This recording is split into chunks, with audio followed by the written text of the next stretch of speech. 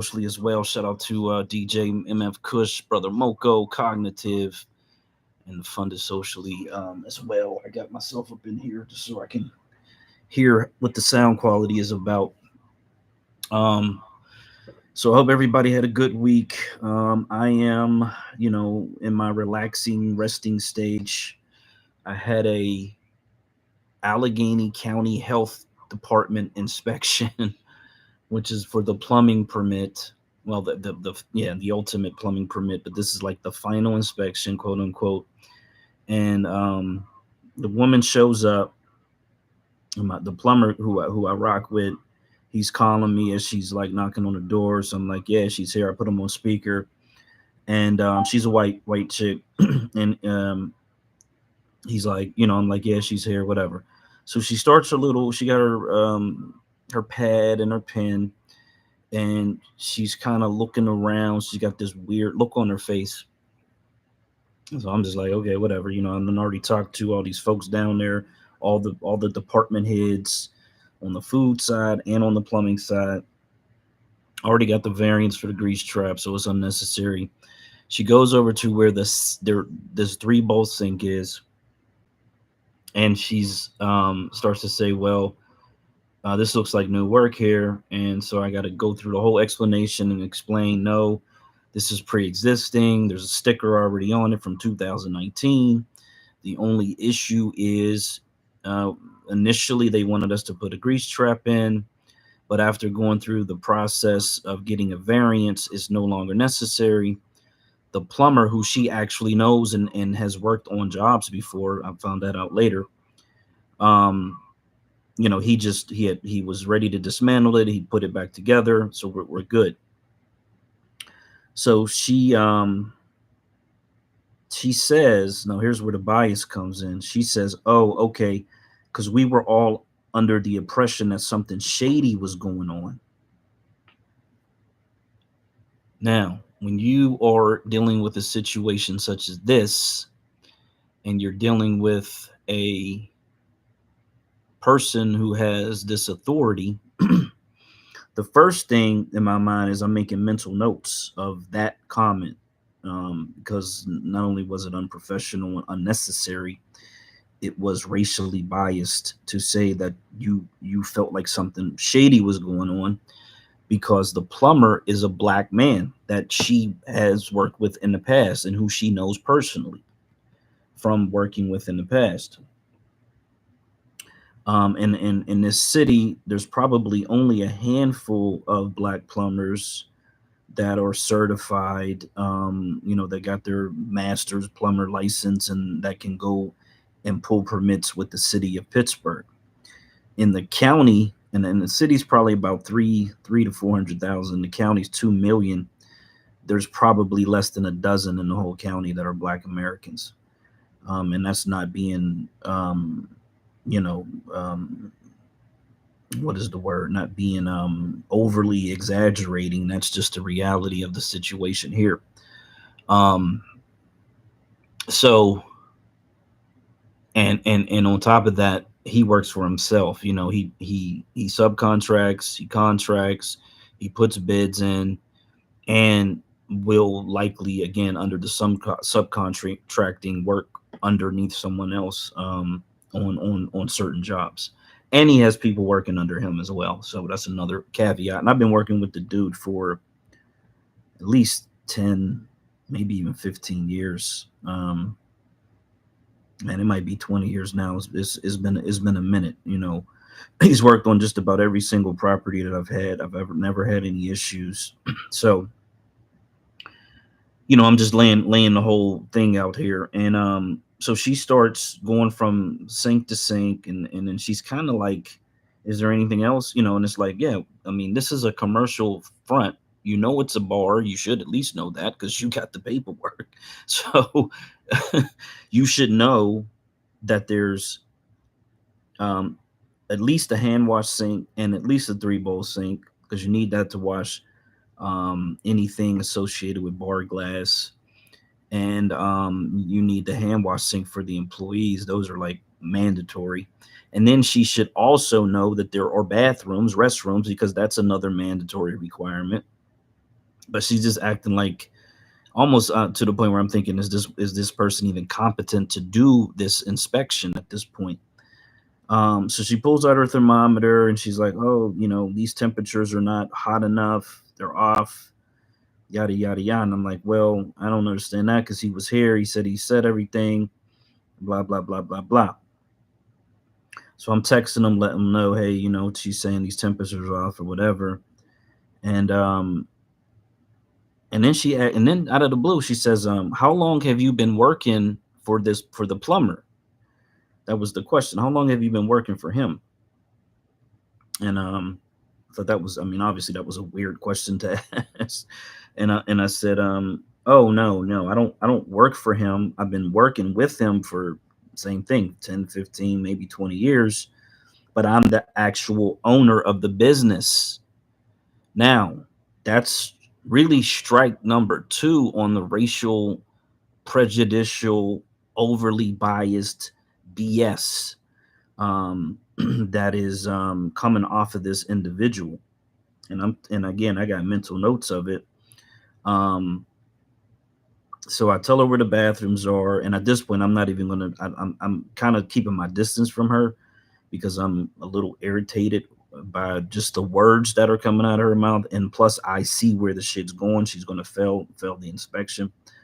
So she checks the bathrooms, doesn't really tell me if they pass or not, and then she's like, well, do you have a basement? Well, it's kind of pretty obvious that you can see the plumbing lines going down to the floor beneath here in every single room. Like, you're a plumber. You know what I'm saying? Like, this should be like basic understanding for someone who's in that trade, that there's got to be at least a crawl space underneath. But yeah, there's a basement. So I show her to the basement, let her go down there, do whatever it is that she's trying to do. And then she comes back up with the well, we got to protect the public, the safety. And I'm saying, well, look, I've been working on this for 3 years, would have actually already been through this process 2 months ago had they not put this extra delay in about this grease trap, yada, yada, yada. So that was last Monday, if I remember correctly. And, ever since then, it's just been like, because he's on a job. He works till 3 in the afternoon. He did get the parts he needed. He did put them in. Now we got to play phone tag with these people to get another inspection, which hopefully will be Monday again, and then I can like get on to the liquor walkthrough. But that's like this is just the constant BS that you go through, simply trying to open a business. It's a predominantly white area, but the customer base is 50-50. And it's a main street, historic street. There's probably a couple hundred businesses on that road, from one end to the other. Maybe, to be honest, because there's a whole shopping district at the other end, there might be 500 or more businesses from one end to the other. And the one black restaurant, which was called Carmi's, I noticed that they shut down. I don't know if COVID is the reason that kind of took them out. But in the window it says, restaurant, but it also says liquor license, and I wasn't aware that they had ever had a liquor license, which you would think in this area, which is a bar crawl area, that they would have had a lot of success serving drinks late at night, food during the day, drinks at night. But for whatever reason, maybe they didn't want to go in that direction. Maybe they just had it as all food and you can buy a drink with the food, but they weren't able to survive. And they're way, like, I'm on the other end, kind of out of the mix of all the bars. They were right smack in the middle of where all the bars are at, and all the traffic really just kind of lingers and loiters. And then on the other end, the restaurant that I had visited a couple weeks ago, Culture, that's a black man who just opened that, so he's on way on the other end, got really good food, drinks. And then I'm on the complete opposite end, and I'm doing drinks at night. I want to do smoothies during the day, and maybe something simple like waffles or something. Excuse me, because it's a really small space, about 1,000 square feet, but and there's no kitchen, there's no really opportunity to sit there and attempt to, you know, haul food and cook food, and I mean it's more work than it's worth unless you're really packed and got a constant flow of traffic. It just ends up being more trouble than it's worth.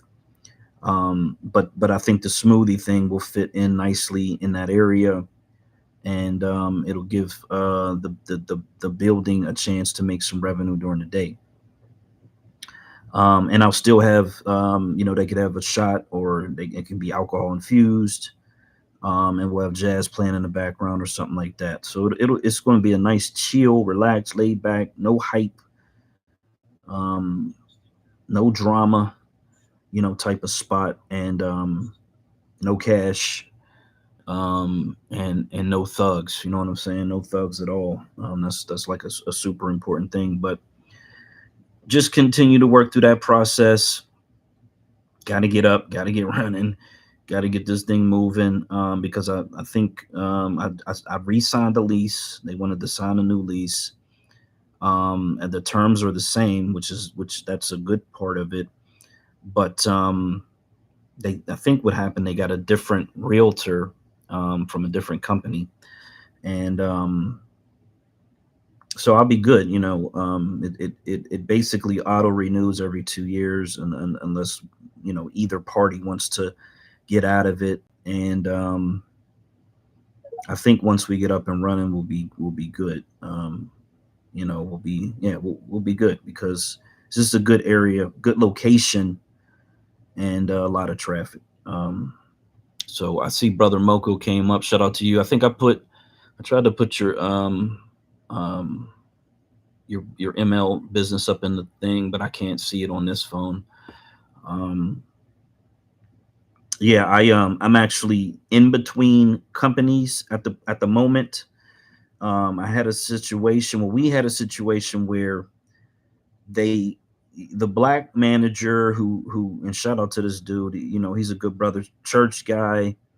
Um, softball coach, football coach. Just love the kids type of dude, and really like. And it's very rare to meet somebody who expresses a love for black people. I just got to be real blunt. In this city, is very rare, especially someone who started as a mechanic, kind of worked his way up through that, and then was given this management position over this terminal.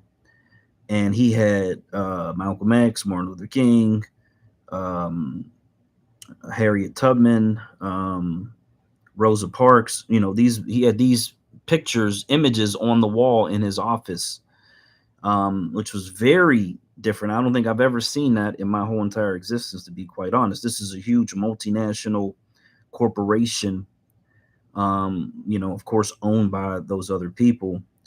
And he just was like really comfortable with being who he is, living in the moment. Got the Bible on the other desk, opened and everything like that. And really looked out, really helped my son get in there, which was like a blessing.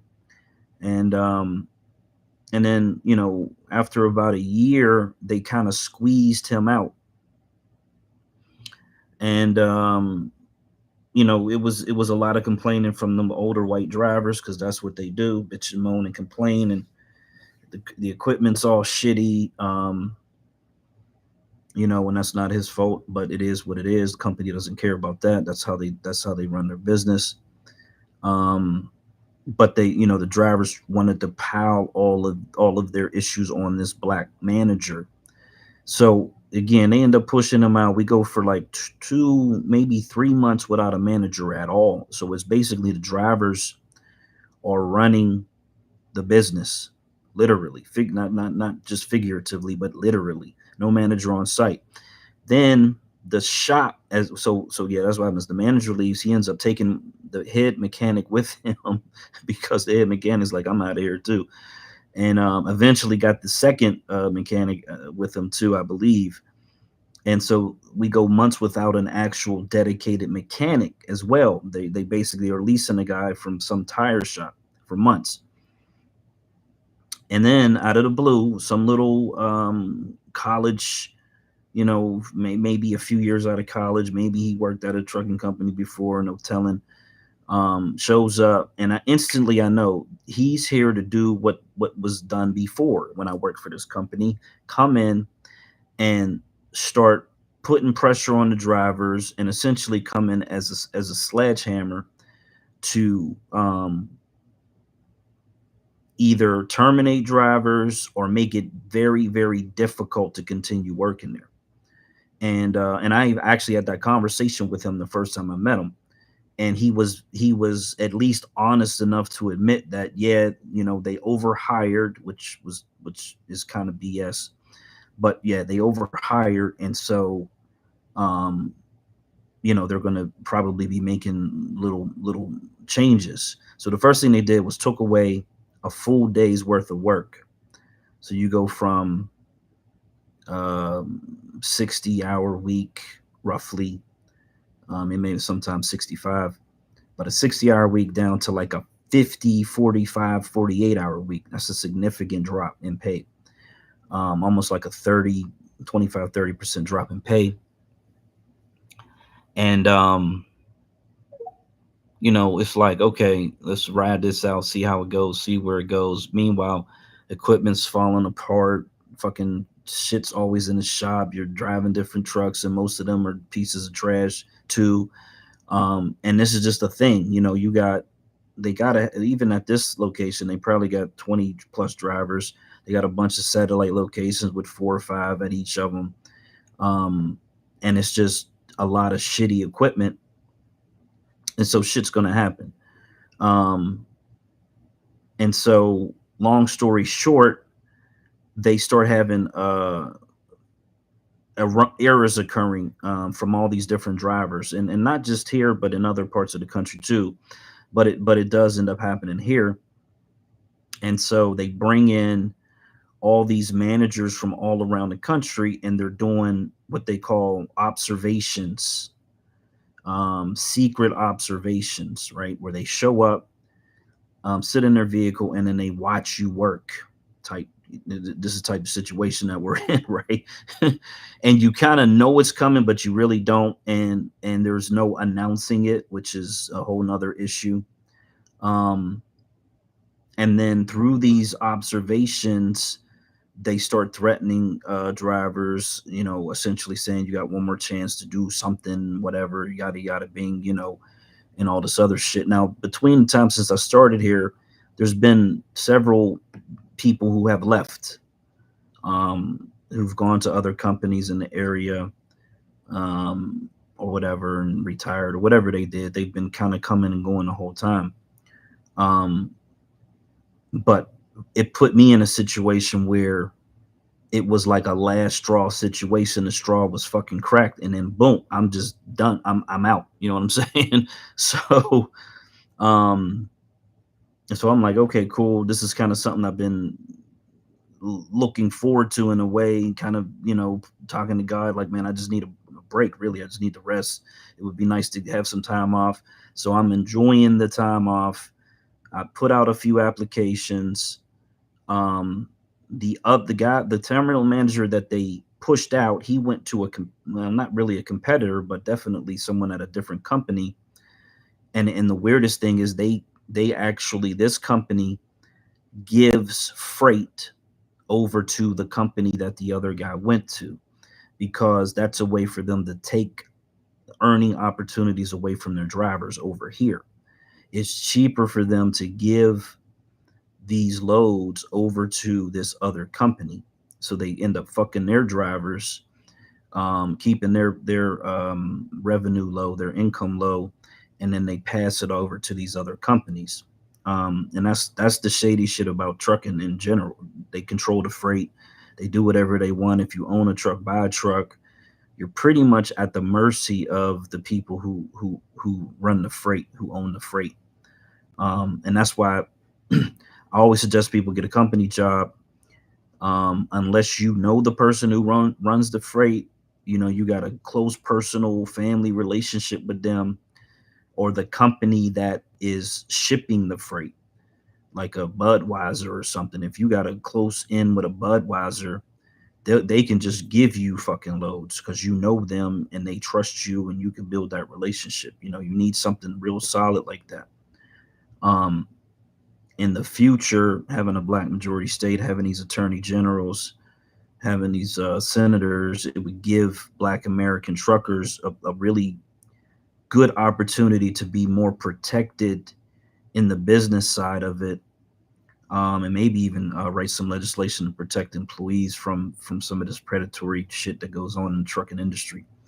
But again, long story short, the black guy ends up calling me. He's like, "Hey, you know, I heard, you know, you separated from them. Let's see if we can get you on board over here." So I'm going through that process with that other company, and at the same time, I'm still gonna put out some other applications because in trucking, it takes about a month of background checks and you know, drug screen, physical, like all the things you got to go through in order to get onboarded. They got to do a 10-year background check. So there's a lot of steps to it. But long story short, my son, he had already put out an application with another competitor, but they didn't end up hiring him, and I guess he did that months ago. I didn't know. We talked about it, but I didn't know he actually did it. So he's kind of looking to bounce too. Um, and it's probably, you know, I told him, man, just do what you feel is best for you, your family. You know what I'm saying? You ain't got to leave because I'm going or whatever. But you know, you got to do what you got to do. So kind of leaving it up to him to work through that. If we end up at the same place, cool. If not, it is what it is. Um, because with this bar business, we still kind of technically will have some connection working together because I'm gonna need him to help facilitate things when I'm in Delaware on the road or whatever. But yeah, that's what it is. You know, it's you got this really racially biased and my plumber dude just calling her incompetent. She don't know what the hell she's talking about type shit.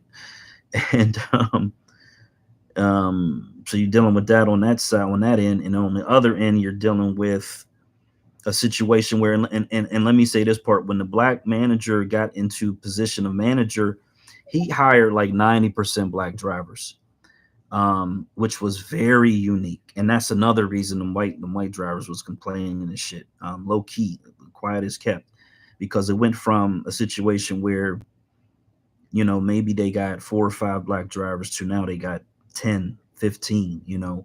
And not only that, but these other companies really weren't hiring black drivers at all, to be quite honest. I think the one got sued about it. And so seeing so many black drivers over here kind of, from what I can understand, um kind of made it okay in a sense for those other companies to start hiring more black drivers, because that's something I did notice in the 2 years, is that you could see more brothers working at these companies, delivering this fuel. um so yeah, that's it. I'm done with the rambling and shit. Shout out to the folks on YouTube. Black American Homeland, I'm gonna bring you up, and brother Moko, you got it. I appreciate the information, the update. I mean, definite success on your new venture. Yeah. I would definitely be up there to support Juice Bar and the nightclub. So, I'm excited for you, bro. I'm excited for you, and to know that you're doing it where we are going to participate together in this black majority state. So that's even more of a love. So, man, shout out to you for that. So yeah, I'm excited for all of us, man. This is definitely, I feel like a time where we haven't been before, and I'm just taking it all in. I'm excited about next week. I'm excited to see everybody. I'm excited to put faces to these avatars for everybody else that's gonna be there. And yeah, man, I'm just excited to get together and chop up how we really going to put the pieces of the puzzle together. I'm glad that everybody is forming like Voltron and collectively getting the job done. So, shout out to fucking not giving a fuck about progress, and shouts out to getting the job done. You got that job done. That white supremacist, I don't say suspect. I'm like you. She admitted in so many ways that she was a white supremacist. Yeah, I thought she was up to some shady business just because the plumber was black. I experienced that a lot in my field of work, which is why I switched my expertise in my field of work. And that's what being a man is about. I'm always harping on men being responsible for their children's skill set. This is one of the things that I mean. Shout out to all the men that had an influence and that poured into you, Black majority state, to get you to the point that you are now. Always give honor to the men in my care unit, present and past, for pouring into me all of the lessons, all of the things to do, but more importantly, all of the things not to do. So I value the drug addicts in my family. I value the killers and the drug dealers. You know what I'm saying? Because they give me lessons as well, what not to do. And we shouldn't lose focus of any of this. I trust that all of those things got you to the place where you are now, just as myself. And that's according to the evidence and things that we know, not according to what we believe. And man, yeah, right now I really feel this is a good. I really feel honored to be part of what's going on now, individually and collectively, and more importantly, I feel honored to be one of the many, you know what I'm saying, ones that are being examples to our offspring and their children, and the ones that come that aren't even here yet. We are setting some serious bars, and that's what has to be done when you are forming a system of justice. Bars are really set high. Bars are really set high for us to exceed them and achieve the absolute most constructive result.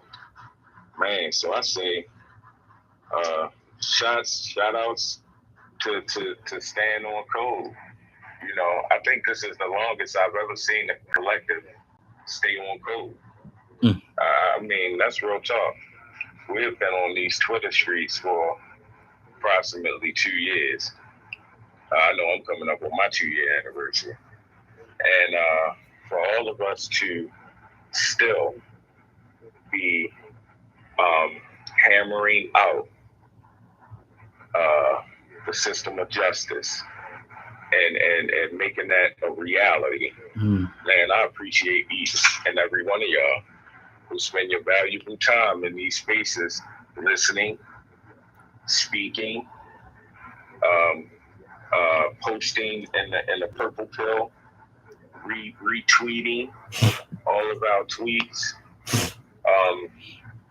And, I know I don't get to retweet as much as I would like or participate as much as I would like on social and on even on X, but more on social. But I just want to say that I appreciate it. I appreciate all the efforts and I appreciate all of the accomplishments that we have set out to accomplish, and still setting goals to be accomplished. That's what success is. When you set a goal and you accomplish it, yeah, you're successful. That's what equals success. So shout out to everybody in their individual efforts, and more importantly, shout out to the collective. You know what I'm saying? For the collective effort. I really, really appreciate everyone for their collective effort and their individual effort to even make a collective effort be possible. So I know I can go on for hours and hours, and we got a co-host that just came up. Shout out to the co-host, and we got very important people that are very important to me, rather in this space. Cognitive, met in person, that's my brother. You know what I'm saying? Thick and thin, always. WPI, that's another brother I met in person. Mel, I'm gonna see that girl so I can hug her. Mm-hmm.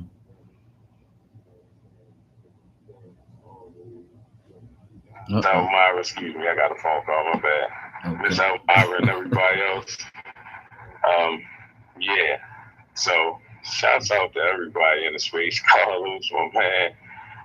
Yeah, let's just keep pounding away and hammering out the way to complete the system of justice and keeping it in place and maintaining it, not just seeing it for a brief moment and letting it slip away, And again, shouts out to staying codified.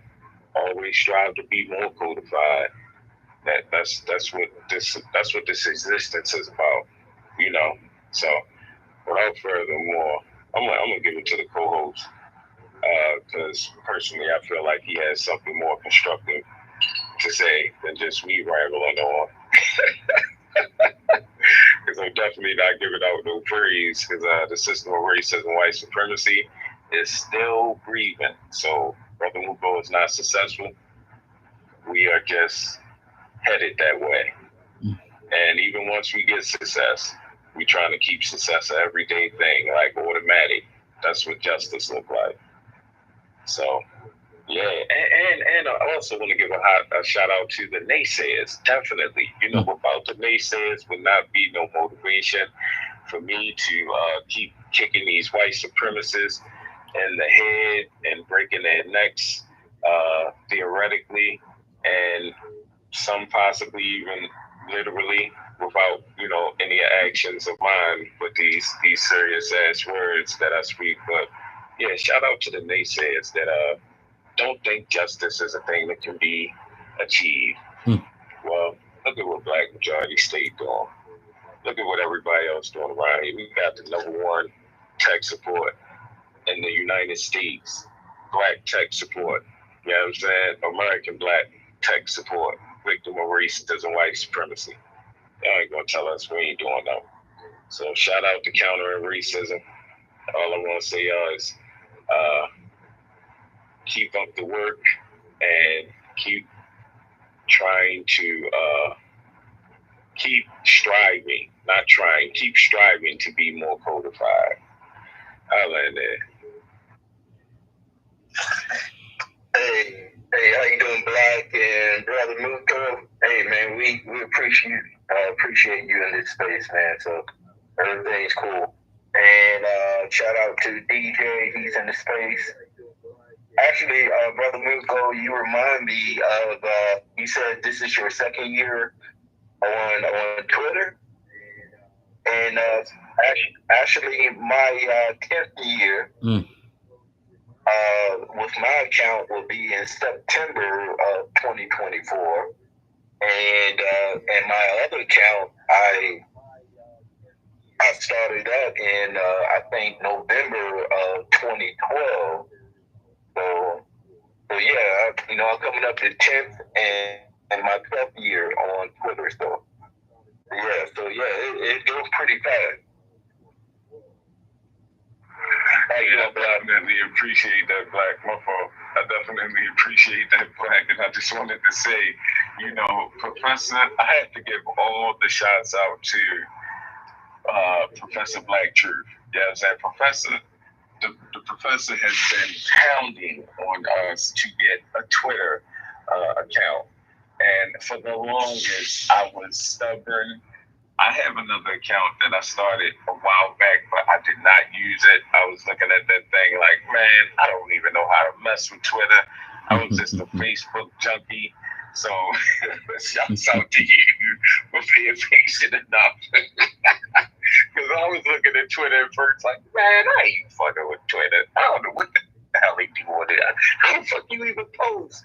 How do you see this? I was just a damn baby to it. So shouts out to you for definitely staying hard in the paint.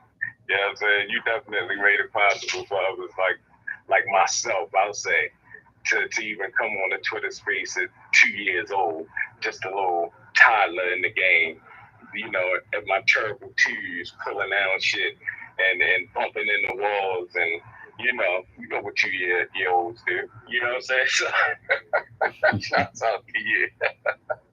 My bad. Okay. So Black American Homeland, I ended up buying the book. I bought it on Kindle, and it took me a minute. I had to figure out what account to log into. But on the Kindle, I was able to copy and paste really, really good, really easy. So yeah, so we can run chapter 5, chapter 6, because I did copy those two, and I'm not having no issues with the different words or whatever. The only thing is Kindle, it doesn't read it, and I thought that was I thought the whole thing with Kindle was it would actually read it back to you. So I don't know if there's something in the settings I got to figure out, but I can still copy it to the text to speech, and it'll read it from there. Hold up. You're saying on Kindle it can actually read it back to you? That's what I thought it could do. I mean, I've never, used it like that, but I thought that was kind of one of the things that made it something you would want to do, like an ebook reader. You know what I'm saying? Oh, right. Yeah. I didn't know it was capable of that. You know what I'm saying? It's like a app that you have to. Well, some Kindles come with the app, and you're right. Like regarding that was kind of like I thought that was like the thing that made a Kindle tablet separate from just like a regular tablet. You know what I mean? Right. Okay. Yeah, I thought you had to I had to actually pay for that platform I've been having a lot of people ask me for the that version of it, and I guess I need to try. But look, what I'm thinking about doing is I was thinking about trying this platform called it's called, I forget the name of it, Human Power or Human Talk. And it can actually, I guess it used like an AI type of a program, and it reads your book back. But you have to do it on YouTube, or you can do it on Twitch or wherever like that. So I was going to try something like that. Okay. Yeah, because so Amazon is a part of Kindle, or Kindle's a part of Amazon, depending on how you look at it. So when I bought the book on Amazon, it went into my Kindle book list. But here's where it gets weird. So here's where it does get weird, I guess. No. Now that I think about it, because I was logged into a different Amazon account. But once I logged into the account that I actually purchased stuff with, when I went to the Kindle app, the two books that I got in there, your book was one of them, was there, and then I could screenshot, a whole page, copy it, screenshot a page. You sound like ready, like walkie-talkie mode, man. Damn it. Okay, I'll try to bounce in and bounce out because we do have a co-host here. So yeah, I'll try to come in and out.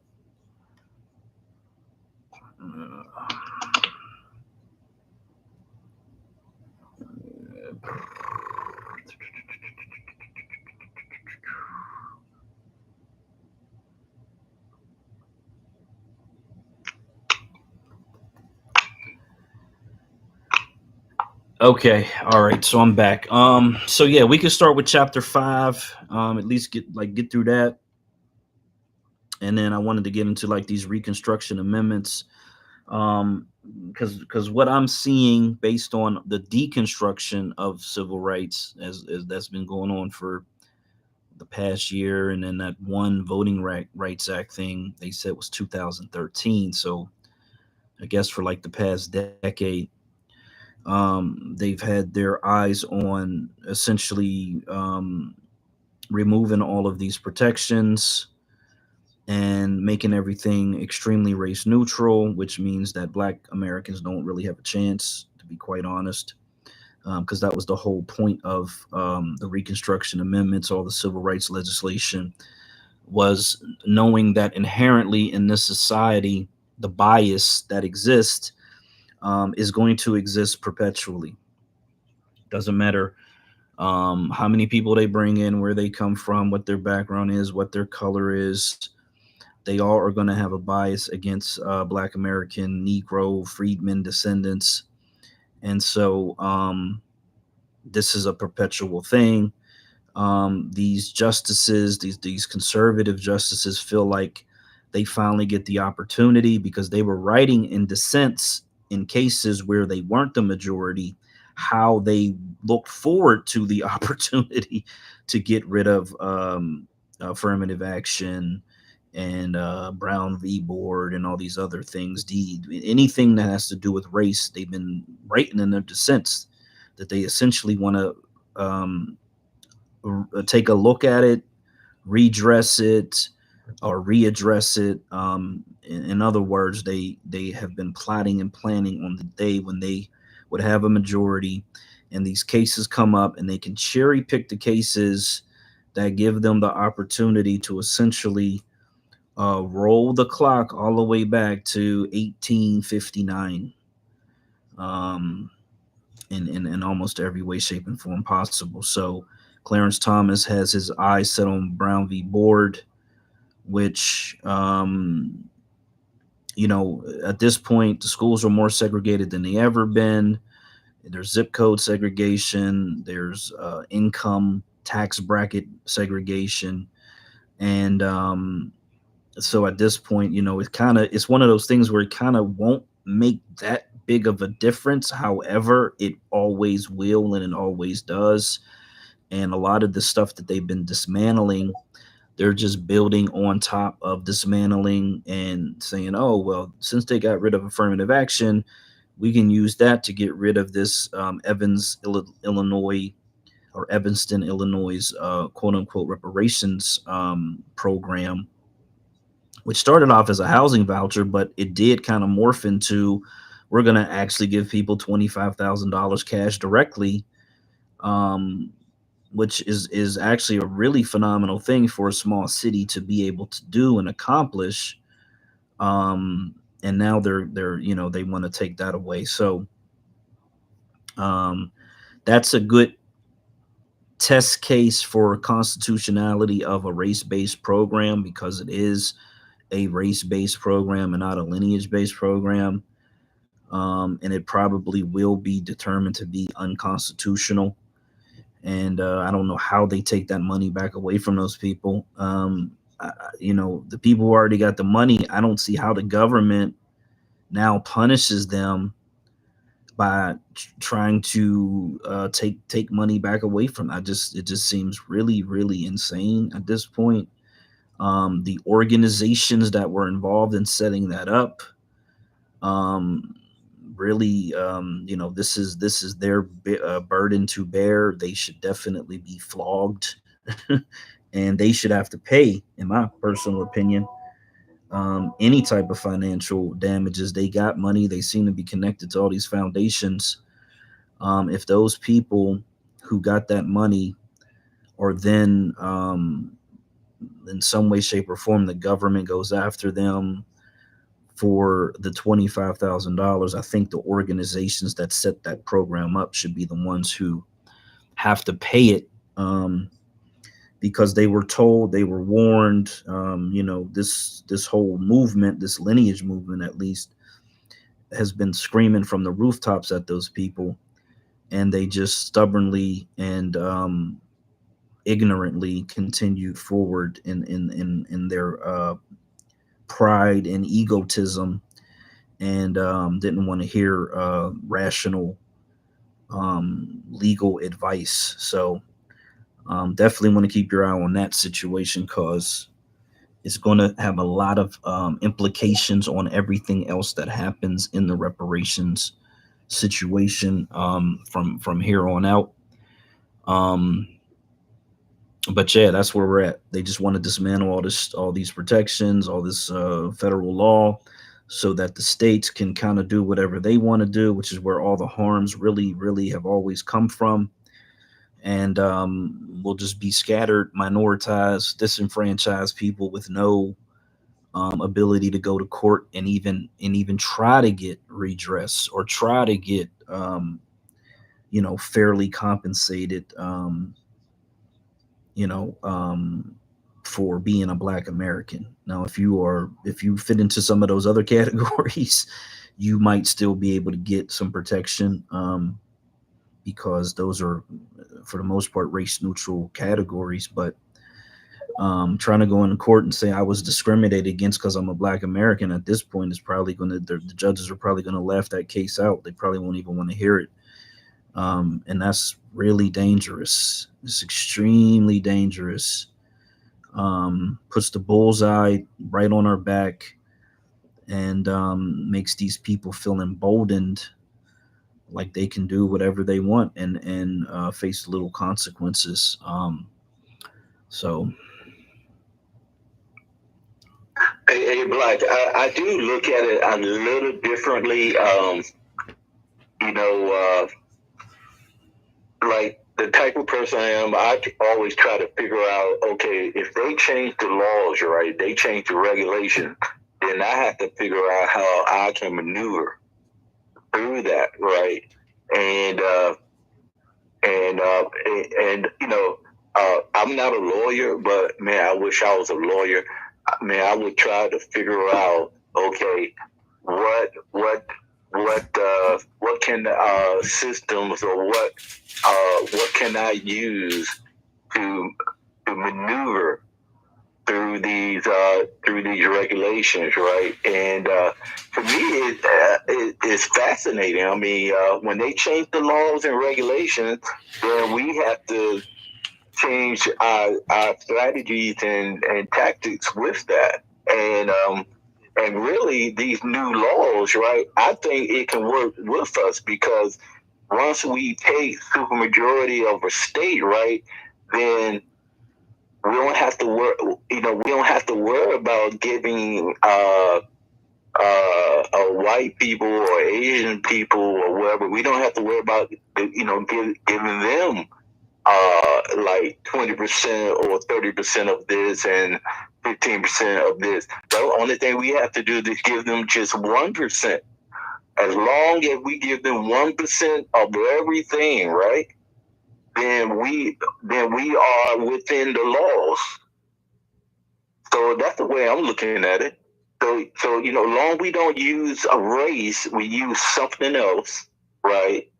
I don't know what that is. I mean, I do have a clue. I do know, but we need lawyers to actually word these things right. But we can use these new laws to our advantage on the state and local law level. What do you think? So okay, so let's start with the white minority situation. They sued HBCUs, the HBCU system, and this is how now 24%, and that's probably going to grow, of HBCU students are non-Black, and that includes non-African. And excuse me, and they get full scholarships in the HBCU system because they basically did a reverse racism type of flip in terms of, you know, them being a minority, even though they're not a minority in the country and they're not a minority in any of these states. At least not at that point in time. But they gained access and they got fully funded scholarships because of it. Right. So I think that, you know, saying, okay, well, let's get to a majority state, okay, like whatever timeline that takes, and then utilize the race neutral laws that they're putting in place to our advantage. There's a built-in advantage by being a majority in any system in this country. At least, I don't know about other parts of the world, but at least here there's a built-in advantage. But they're going to have enclaves, and they're likely, this was very, very critical, they're likely to implement federal legislation that grants them some kind of access as a minority as they continue to be further and further minoritized. Now, will we be in a position to block it with only a couple of states? Not likely. Even with the Hispanics having 5 states, they're likely to align with them against us in many cases. So I think that they will craft legislation and craft lawsuits to make it so that they have access. Because here's what's happening: as they rip apart affirmative action, as they rip apart these minority business district, whatever entities, they're saying white people have to have access. White people have to, and it's whites, Asians, and Hispanics, but you know, we're just going to use white people because they're all basically the same. They all have to have access to all of these minority programs. And I remember either posting or saying when it was like one after another that, yeah, they're setting the table to allow themselves to have access as they become a minority over time. Right. Because that's kind of the trajectory of the population. You know, someone said they'll be the main race, quote unquote, even though they're a conglomerate of all these different nationalities or countries of origin. They'll still have the largest population as white Americans, but, and that's where we really need to be harping on separating them into their individual countries of origin, but as a plurality across the country. But that's not going to be the case in certain states and maybe even certain regions where they will be actual minorities. And you know, if we don't control those states, even those states may step up to try to figure out a way to make sure that they have access. And you know, it's gonna be like living in Bizarro World or the Twilight Zone, how they would be really, really pushing for access as minorities in an extremely reverse world. It's going to be like upside down world, to be quite honest. So I think the majority population is the advantage that we need. Having the authority is the advantage that we need. And then I mean, we just got to deal with these minority enclaves because they're going to be there. Right. They're going to exist. Yeah. Like Black, this is a good example. Okay, in certain states, right, you have to be a resident of certain states for 30 days before you can even get a job. Some states are like that. Almost every state, you have to be a resident of that state to receive university. What do you call it? If you want to pay in-state university fees, you have to be a resident of that state for a few years. Like so, if a white person if a white person lives in Wisconsin and they want to go get a scholarship to a university in a supermajority black state, well, they have to be a resident of that state for a few years before they can even get that scholarship. So instead of using race, right, we use residency, right? If you want to start a business, you got to be a resident of that state. If you want to, of course, voting, you got to be a resident of that state. So instead of using race, we're going to use residency and how long a person's been living in that state. I think that's what we can use to I can't find the word, but yeah, residency. I think that's the key right there. Yeah, and as long as you apply it evenly, so any Black American who would move in would be subject to the same limitations, right? You know what I'm saying? So yeah, I mean, as long as you're doing it evenly, that's probably going to be constitutional. Because the same way that they've been kind of open things up in these sanctuary states and cities to immigrants and even illegal immigrants to get access. The weirdest thing is there was a time when they called us migrants coming out of the South and during those 2 waves of the Great Migration, all across the country, in the South and in the North and in the West, they called us migrants. So they kind of have had this language on the books. They've kind of had this infrastructure already there, and they just kind of, slid it over and started using it for their advantage. It remains race neutral.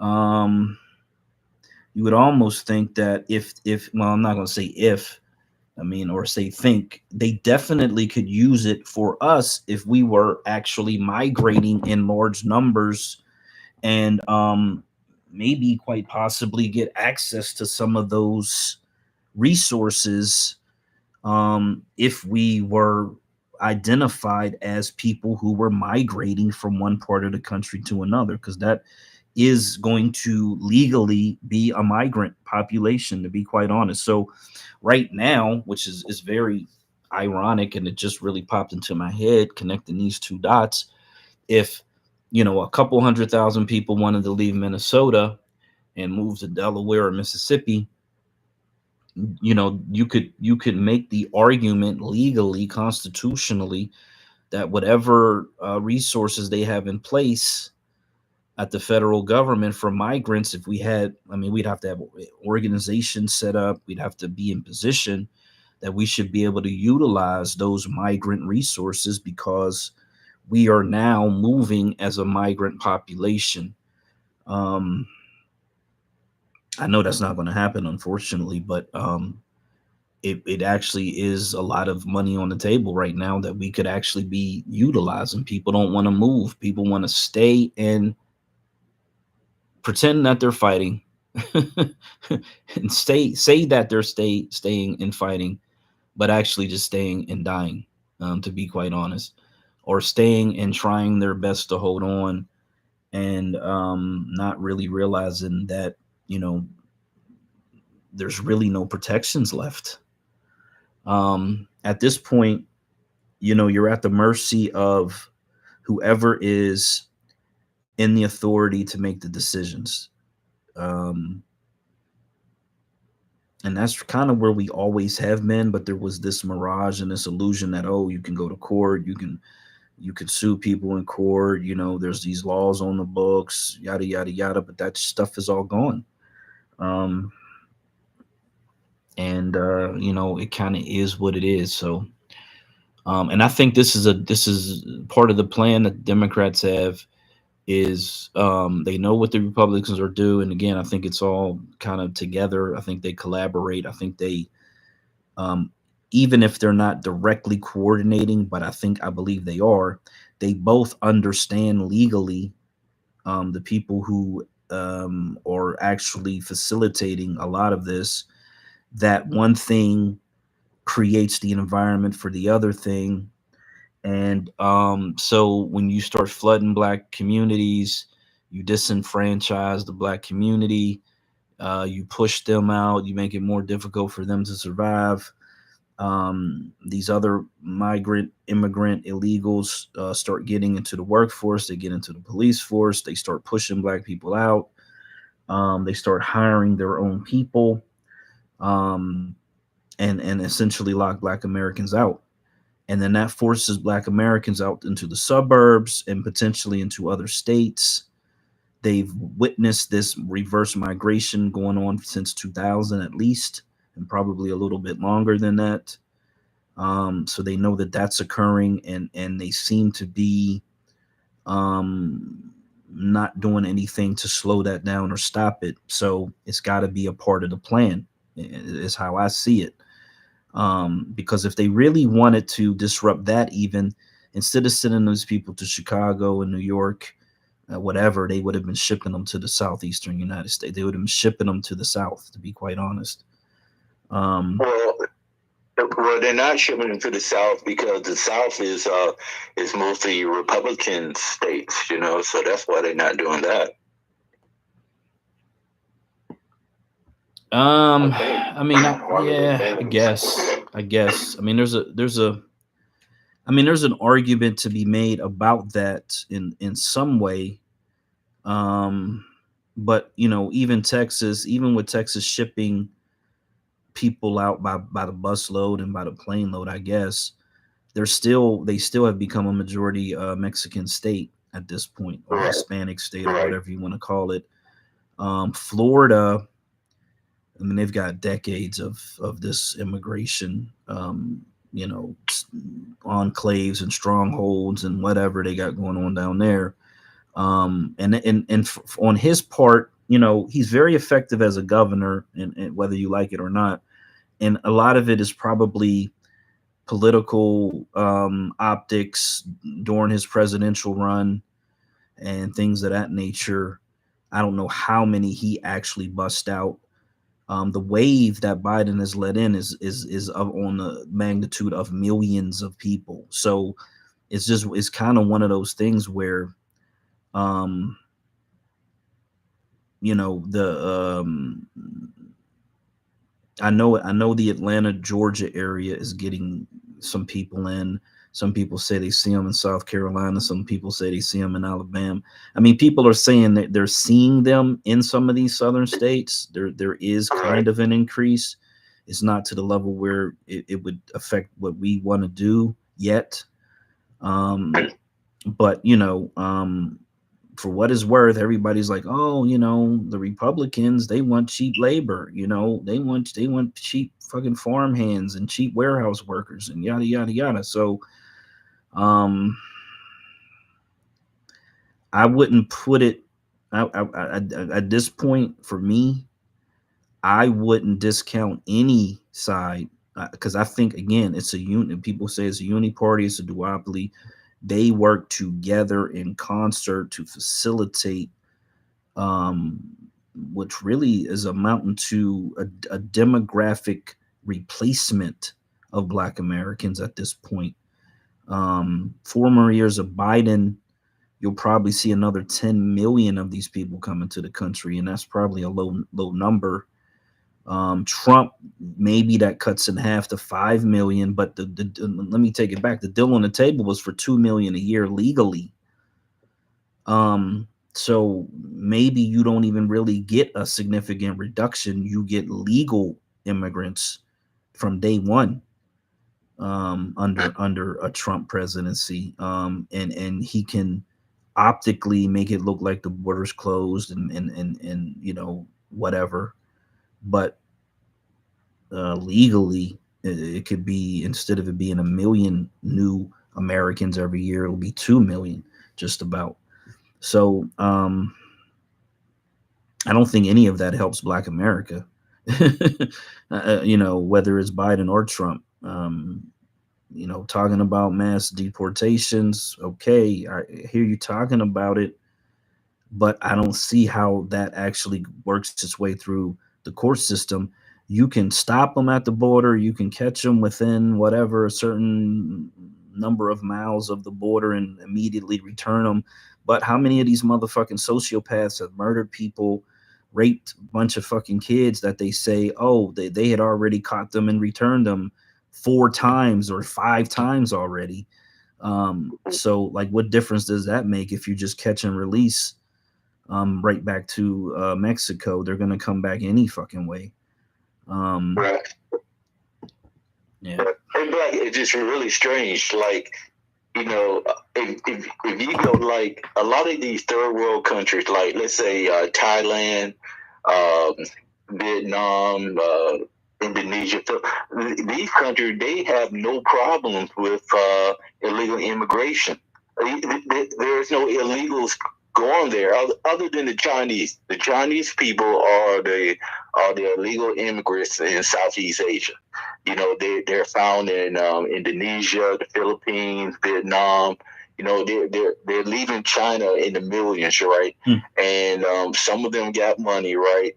And what they do is, they go to any country. They don't care where they go. They just want to leave China, right? And they want to get their money out of China. And once they get their money out, now they have to figure out, okay, how do I invest in countries like Vietnam and the Philippines? Because the Philippines, they have laws where a foreigner cannot own land, or they can't start a business, or they can't get a liquor license, or their laws are so what's that word we're looking for?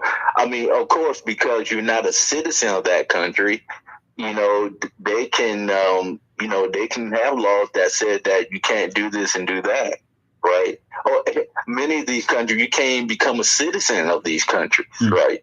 So yeah, it's just really interesting. America is so different, but they can easily, have laws and regulation that says that, you have to be a citizen to do this and a citizen to do that. But they just, only thing I can say, once the white population hit a certain number, let's say 50%, less than 50%, then they might try to, put in propose legislation. I can't even pronounce the word. They might put in some type of laws and regulation to lower the numbers of illegals or legal immigrants. So I land there. Yeah, that's what's up. So I look at those projections as goals, and the I think the projection is over 400 million. We're at 335 ish now, and in order to get there, you have to bring in probably over 100 million, because you're going to have some natural deaths and their population's declining, as is everyone else's in the country, to be quite honest. But the population is declining because we're not having as many kids before, and all these other factors. And so, yeah, you're probably gonna have to bring in 120 million people to sustain 400 million and get to that number, and not immediately decline back down again. So I think that, and I think that projection was either 2050 or 2060. I can't remember. It's not that far away. That's a very 2050. 2050. Yeah, so 400. Yeah, 400 million. 25 years, you're trying to squeeze 100 million people into this country as a goal. That there's like, one, there's so much money to be made if you can figure out a way to harness that. Um, but also there's a lot of carnage to be had trying to effectively add 25% to the population. Um, if you're not already in a good space and a good position, and maybe you got some money saved up or whatever, where you're not dependent on a job or whatever, maybe you can ride it out and be okay.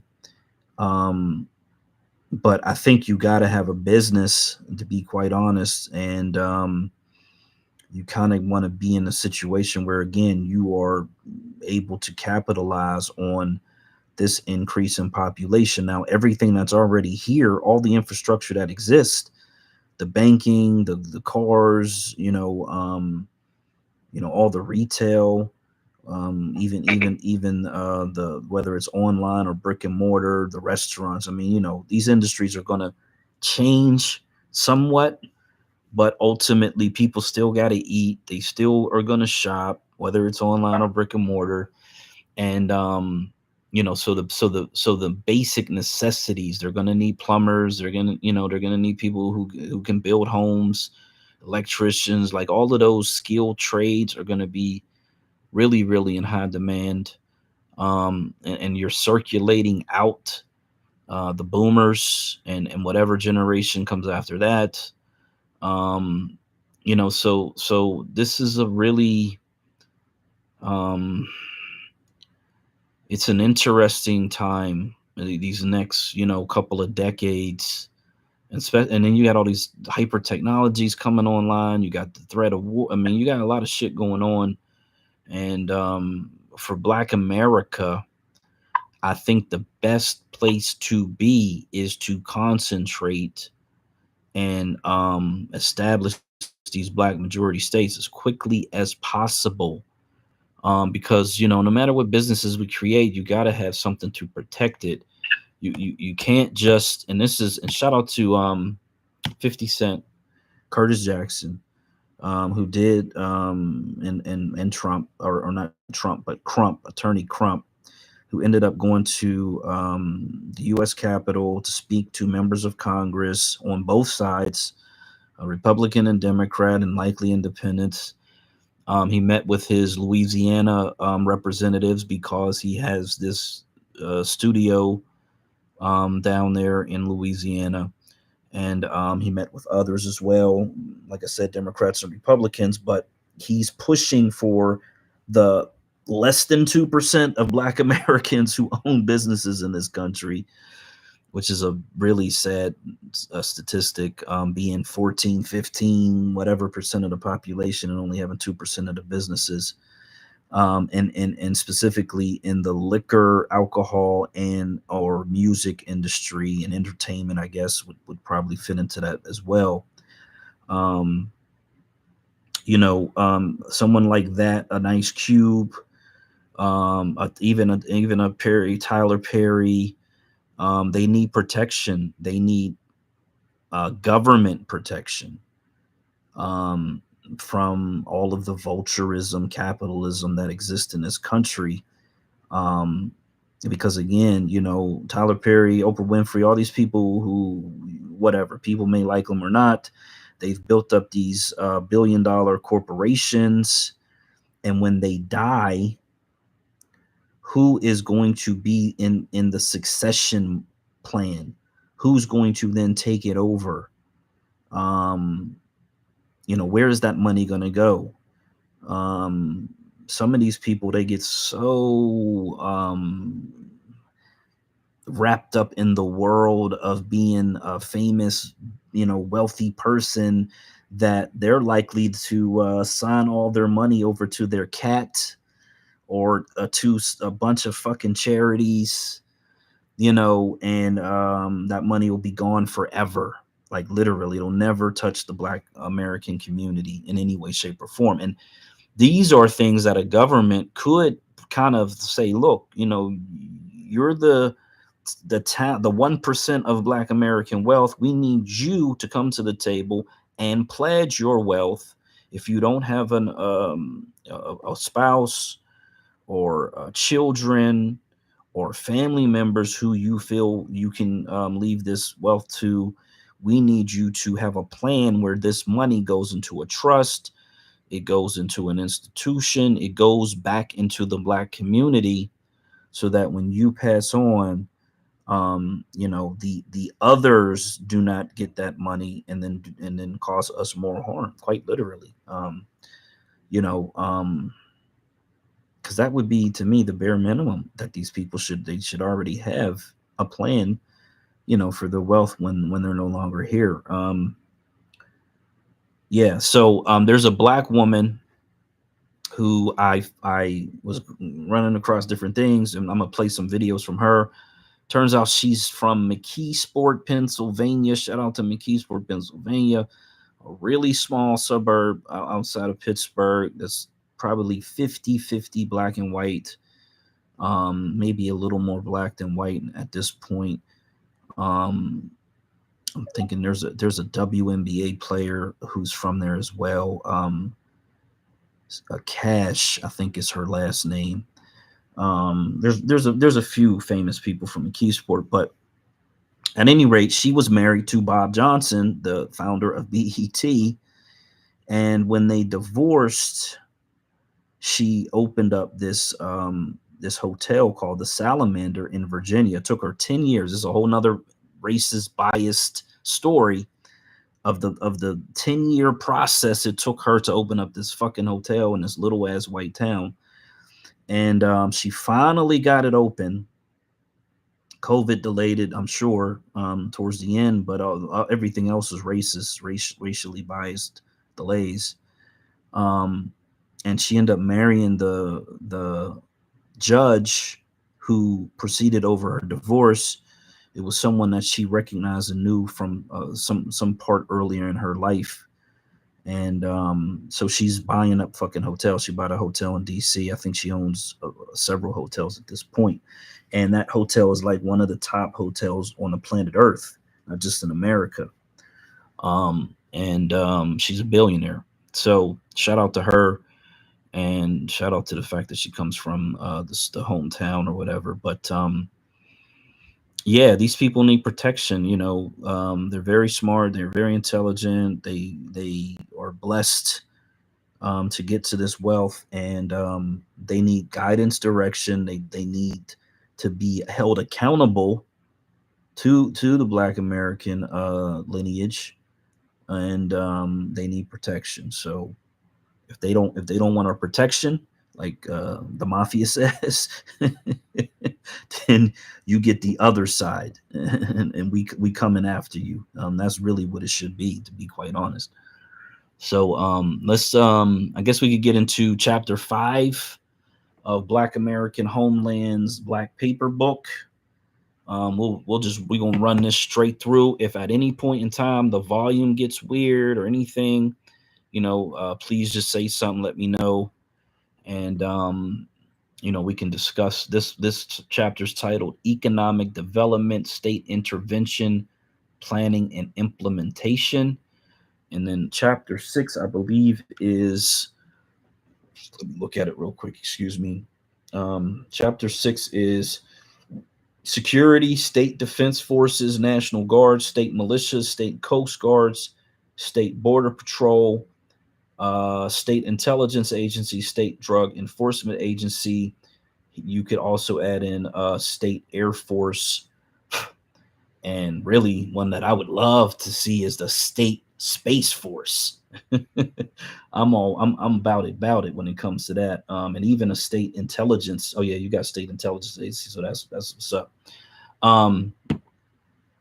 So yeah, let's get into this, because we could probably get through 2 of them tonight, and then I can play again the Black woman who's from my basic hometown area, play her story, and then we can get into the Reconstruction, Deconstruction that occurred in this country and see how they've been basically using these amendments against us.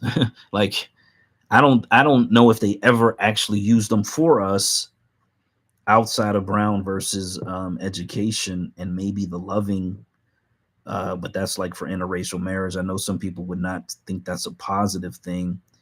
Um, but yeah, Brown versus Board is probably one of the only real examples that you could say, oh yeah, they actually use this legislation specifically to help black Americans.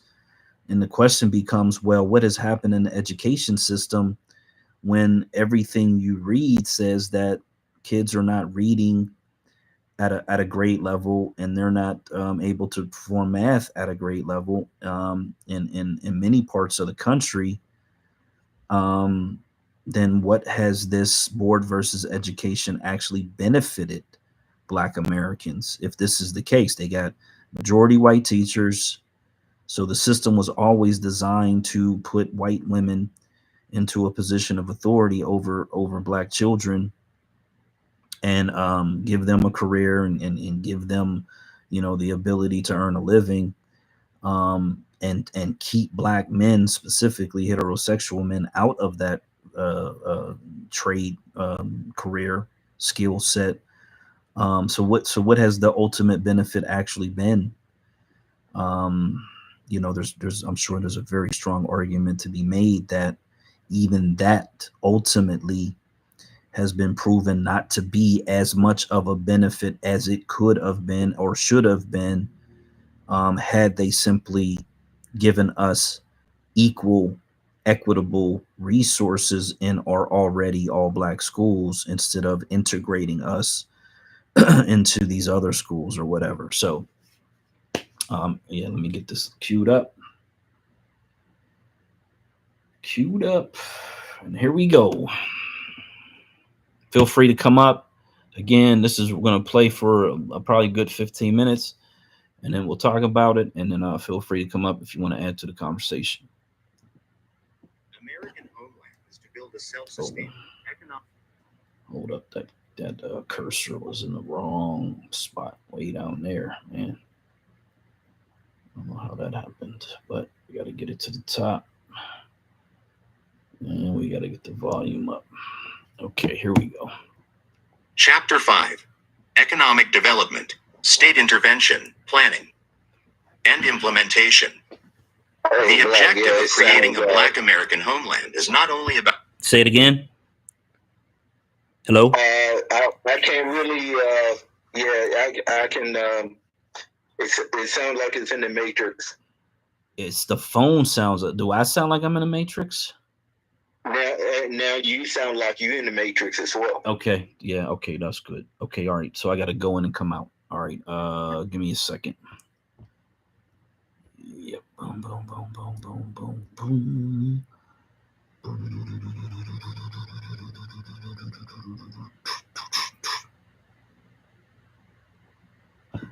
Okay, I'm back. How does it sound now?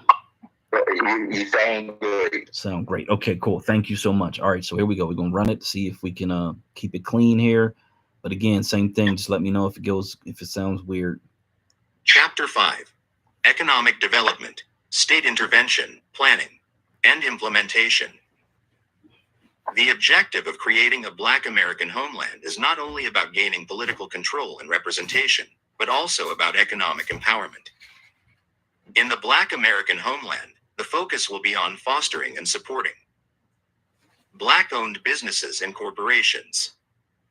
Despite the presence of multinational corporations in the region, laws and regulations will be put in place to grant Black-owned companies and firms competitive edge and advantage. This will enable them to compete with multinational corporations and help them to grow and thrive in the region. An excellent way to support Black-owned businesses is by allocating a lion's share of state and local government contracts to Black-owned corporations, firms, and Black professionals.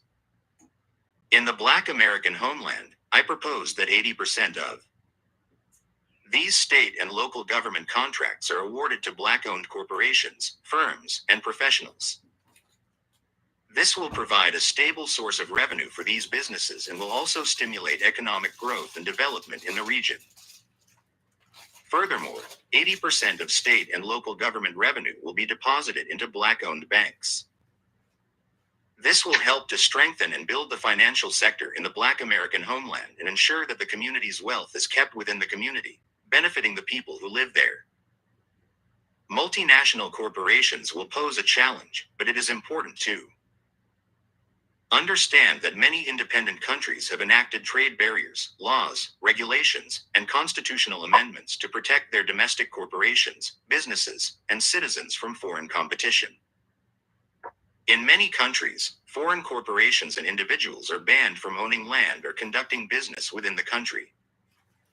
The same goes for foreigners being able to become citizens. If countries didn't have laws limiting foreign competition, U.S. multinational corporations and individuals would own every country on Earth. For example, domestic corporations in countries such as China, Russia, Brazil, India, South Africa, Mexico, South Korea, and the Philippines can't compete with U.S. multinationals. However, each of these countries have laws and regulations in place to protect domestic corporations from international competition.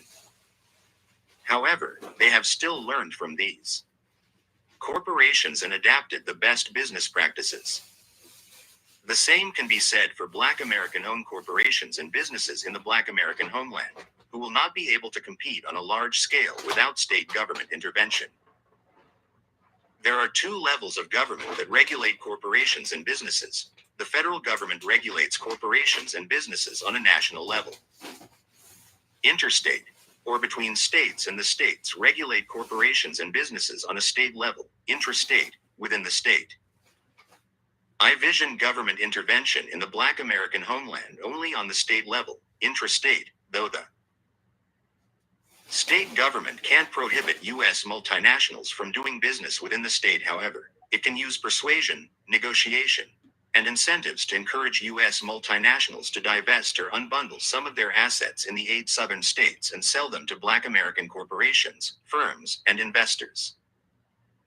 An example of this is Kroger Grocery Company, which is the largest grocery chain in the United States. Negotiations could be made with Kroger to sell their Kroger grocery chain and Harris Teeter chain assets in the 8 states southern region to Black American investors. This would provide a substantial boost to the local economy, as the profits and growth of these businesses would remain within the Black American homeland. Similarly, negotiations could also be made with other chain stores such as CVS, Walgreens, and others. By elevating Black American ownership of these retail businesses, the Black American homeland would be able to maintain control over its economy and ensure that the profits from these businesses are invested back into the community. Incentives could be presented by the government of the Black American homeland to encourage these corporations to sell their assets. This could include tax breaks, financial subsidies, and other forms of support. By doing so, the Black American homeland would be able to advance economic development, increase the prosperity of its citizens, and provide a strong foundation for a thriving and self-sufficient community. Franchises such as restaurants, retail, car rentals, hotels, auto repair shops, gas stations, convenience stores, services, and many others bear a crucial role in the economy, providing a wide range of products, services, and employment opportunities. In the Black American homeland, it is in our best interest to prioritize the ownership and control of franchises by Black American corporations, firms, and investors. The government of the 8 states southern region will provide incentives for franchisor corporations to increase Black American franchisee ownership opportunities in the region. The objective is to reach 80% ownership of all franchises by Black Americans. This can be accomplished through a variety of ways, including grants, loans, tax incentives, and training programs for Black American entrepreneurs. Incentives will also be provided for Black American-owned corporations, firms, and investors to purchase existing franchises within the region. In this way, the Black American homeland can support the growth and development of Black American-owned franchises, providing more economic opportunities and helping to build a more equitable and inclusive society. By prioritizing Black American ownership in franchises, the Black American homeland can help to close the wealth gap and ensure a more prosperous future for all its citizens. RETA and SETA. A possible solution to economic development in the Black American homeland is the establishment of institutions that can facilitate large business transactions. For that purpose, I propose the creation of two entities, the Regional Economic and Development Authority, RETA, and State Economic and Development Authority, SETA. The Regional Economic and Development Authority, RETA, is a regional institution that facilitates large business transactions or buyouts over $1 billion in multiple states.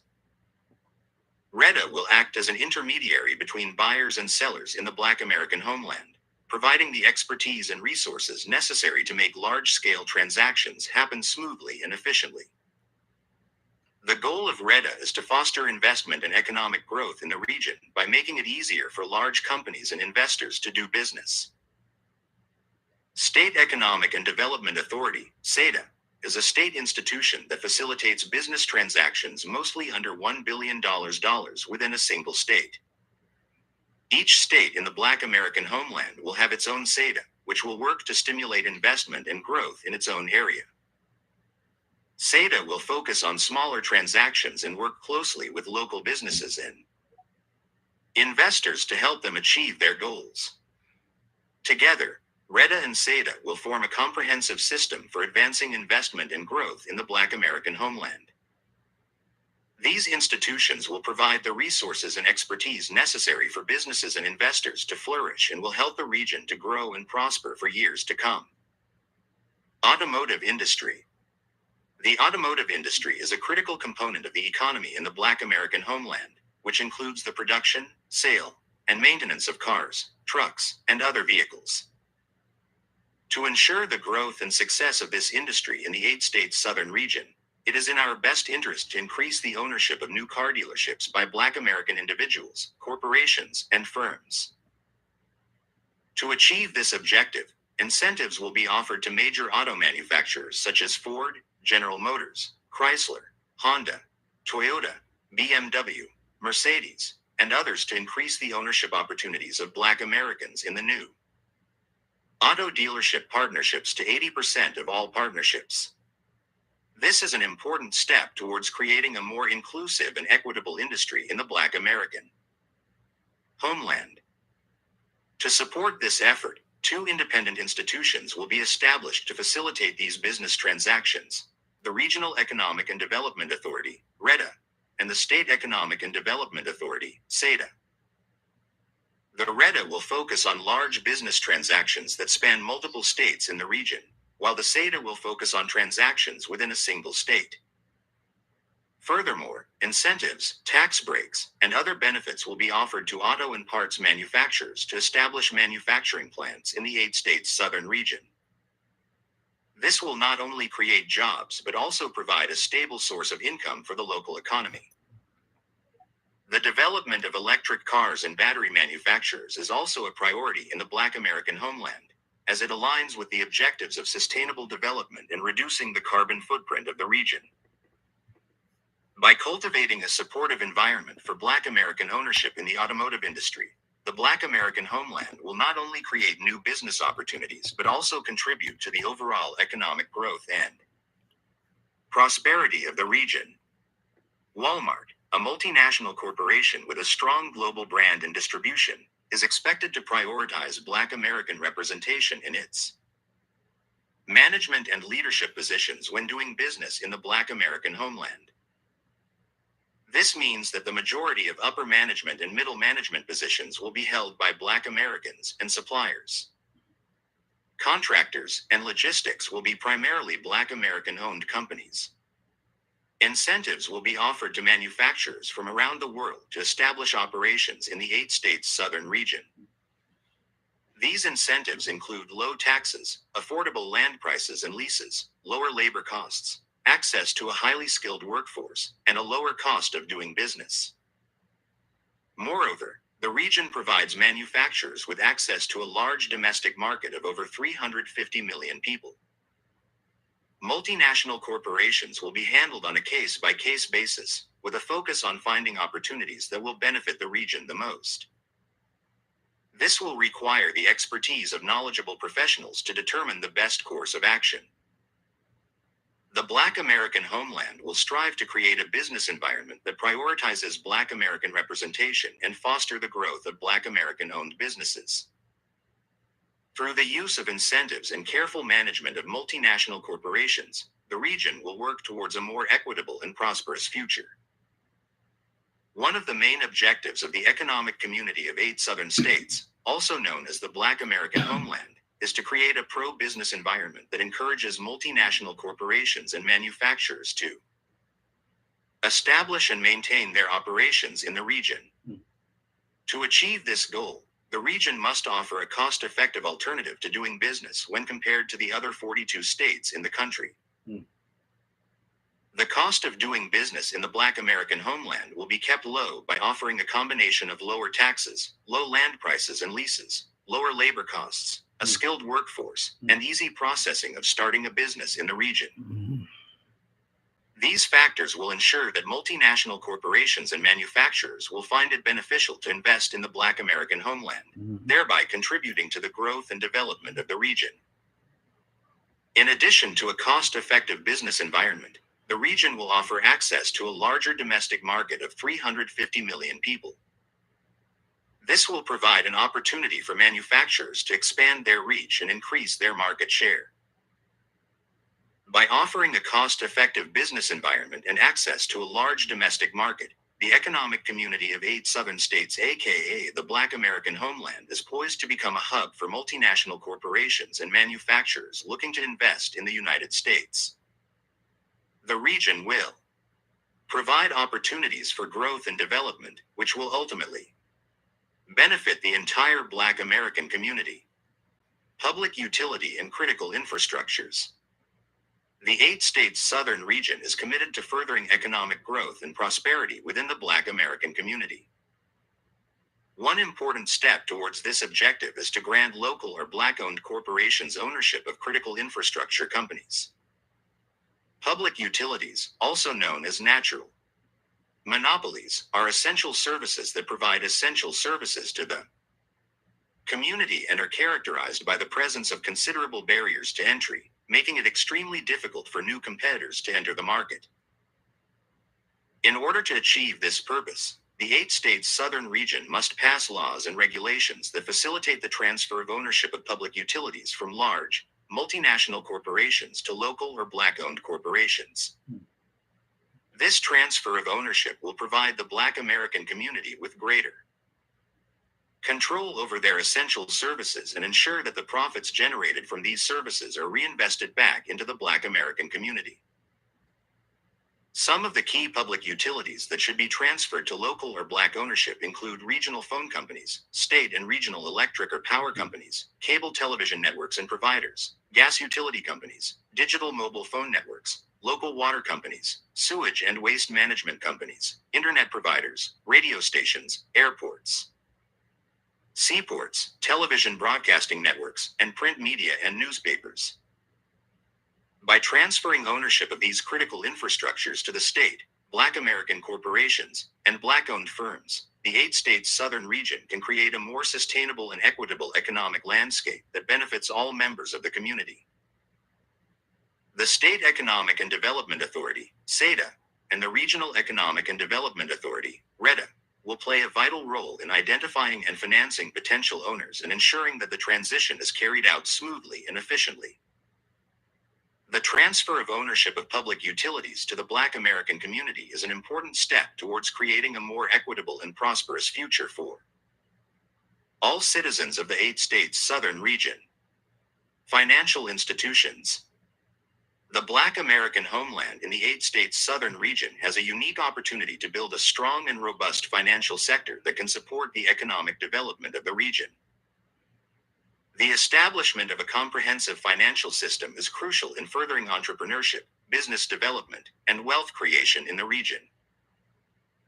One of the primary objectives of the Black American homeland is to create at least 400 Black American-owned banks within the 8 states' southern region, some with multiple branches throughout the region. These banks will play a critical role in providing financial services to Black American businesses and households, thereby stimulating economic growth and financial stability. In addition to banks, the Black American homeland will also prioritize the establishment of insurance companies, mortgage companies, Fannie Mae type, regional corporation, investment firms, and Equifax type regional credit bureau corporation. These financial institutions will provide a broad range of financial products and services to support businesses and households in the region. They will also provide access to capital, risk management, and investment opportunities to individuals and firms in the region.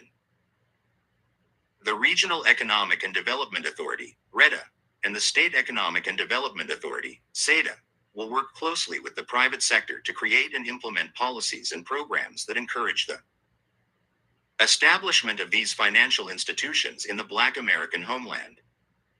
They will also provide technical and financial assistance to Black American entrepreneurs and firms looking to start or expand financial institutions in the region. Creating a comprehensive financial system in the Black American homeland is essential to promoting economic growth, financial stability, and wealth creation in the region.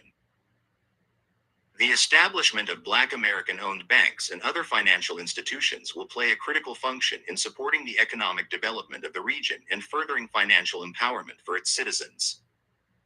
Afro-Latin Stock Exchange. The creation of a stock exchange in the Black American homeland is a crucial step in building wealth and economic stability in the region.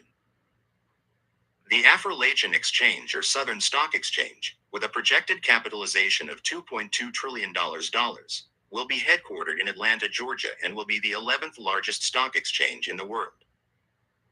The formation of this stock exchange is the result of a collaborative effort between the 8 state governments in the economic community of 8 southern states, ECESS, Black American financial institutions, state pension funds, city worker pension funds, teacher pension funds, individual investors, mutual funds, insurance companies, Black American investment bankers, U.S. investors, and international investors. The main objective of the Southern Stock Exchange is to provide a platform for Black-owned corporations to raise capital for their businesses. By doing so, the stock exchange will help support the growth of local corporations and provide them with the resources they need to buy up assets within the region. This will not only increase the wealth of local corporations, but will also boost the economy of the region as a whole. In the interest of ensuring the success of the Afro-Latin Stock Exchange, cooperation of all stakeholders is essential. The state governments, Black American financial institutions, pension funds, individual investors, and international investors must work together to support the exchange and help it reach its full potential. With the support of these stakeholders, the Afro-Latin Stock Exchange will become a powerful tool for creating wealth and economic stability in the Black American homeland. By investing in local corporations and providing them with the resources they need to grow, the exchange will play a significant role in building a stronger, more prosperous future for the region. Wall Street of Afro-Latin or the South. As the Black American homeland continues to grow and thrive, it is crucial that it has a strong financial and business sector to support its development. This is why Atlanta and Charlotte have been identified as the centers of finance and business in the region. These cities have a rich history of commerce, trade, and finance and have the infrastructure and human capital necessary to support the growth of these industries. Atlanta, known as the Wall Street of Afro-Latin or the South, will be the hub of Black-owned brokerage houses, investment bankers, venture capital firms, and large Black-owned accounting firms. It will provide a full range of financial services to support the needs of the Black American homeland, including capital markets, insurance, wealth management, and investment banking. The city will be home to many of the largest Black-owned corporations and banks in the region, providing a thriving center of commerce and trade. Charlotte, on the other hand, will host many of the 1,000 largest Black-owned corporate headquarters and banks. It will be a hub for commercial and retail banking, insurance, and investment management. The city will be a hub of activity, with businesses, entrepreneurs, and investors coming together to build the financial and business infrastructure of the Black American homeland.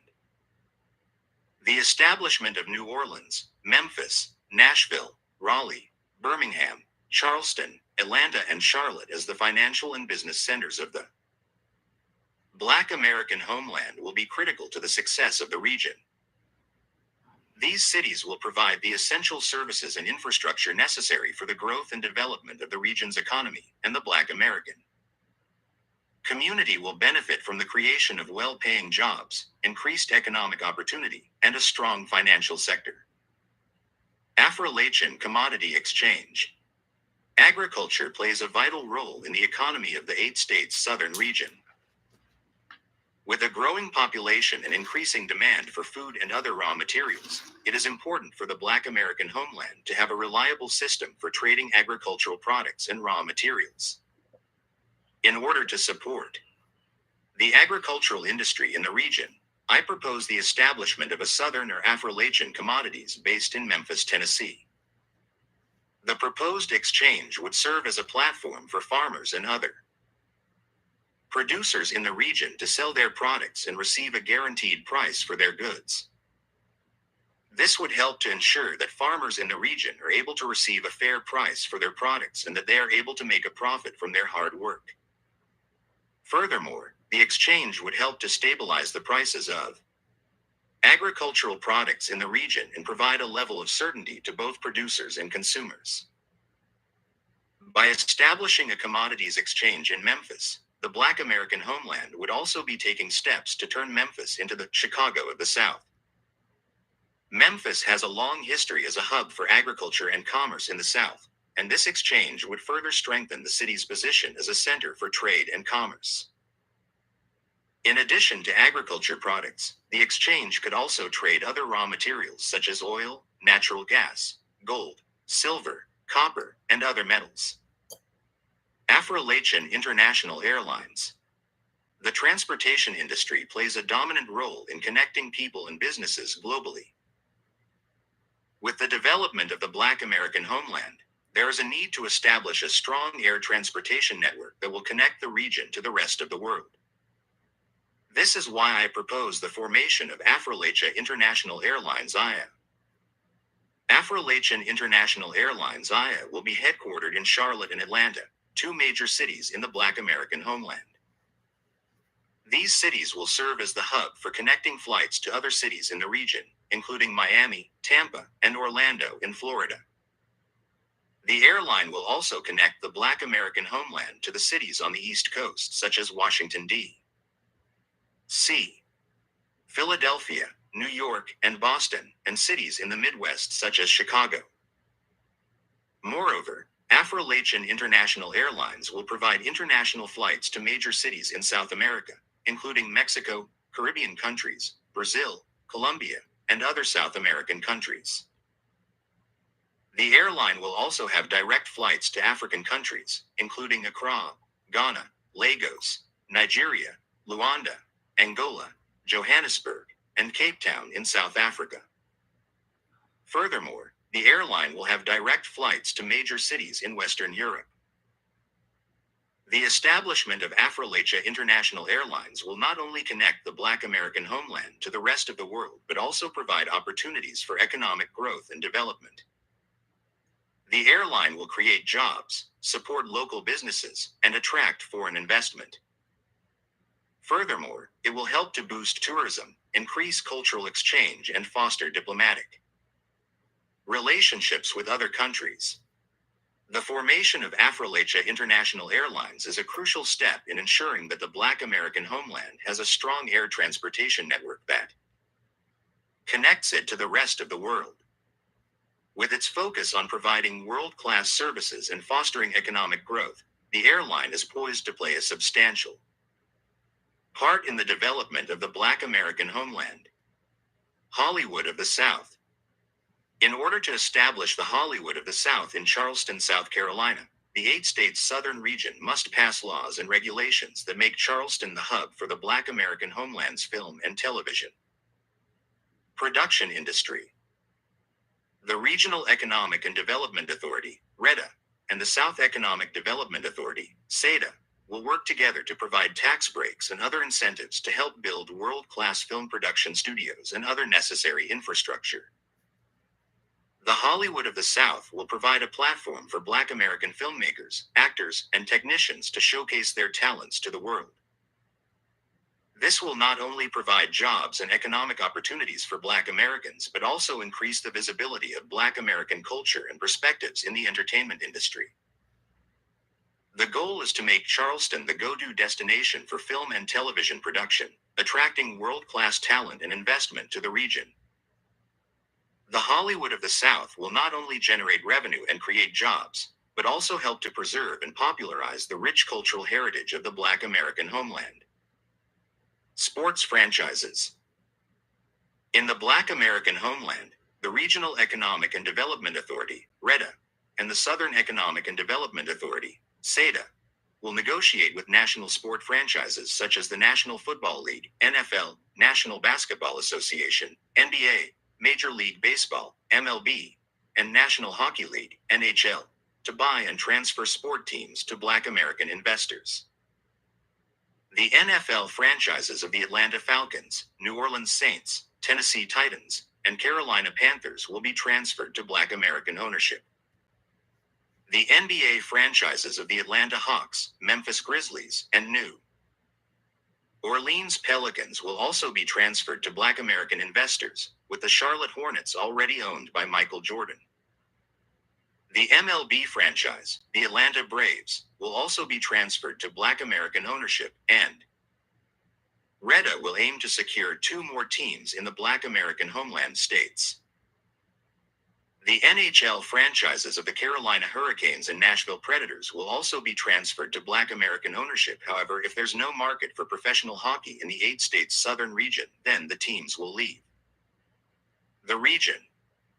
But I think at least one professional hockey team will turn a profit in the Black American homeland because of regional pride, regional support, competition, marketing possibilities. Establishing a distribution network of goods and services. The Black American homeland offers a tremendous opportunity for Black American companies to establish a distribution network of goods and services.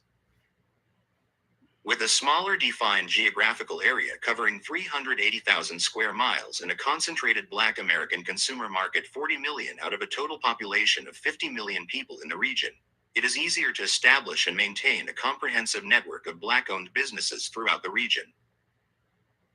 The Regional Economic and Development Authority, REDA, and the State Economic and Development Authority, SEDA, will work together with lawmakers to provide incentives and advantages to Black-owned corporations, firms, and professionals to encourage them to handle most of the production, distribution, wholesale, and retail of goods and services in the 8-state southern region. One of the main incentives that the 8-state southern region will offer is the ability for Black American or local companies to receive favorable tax treatment.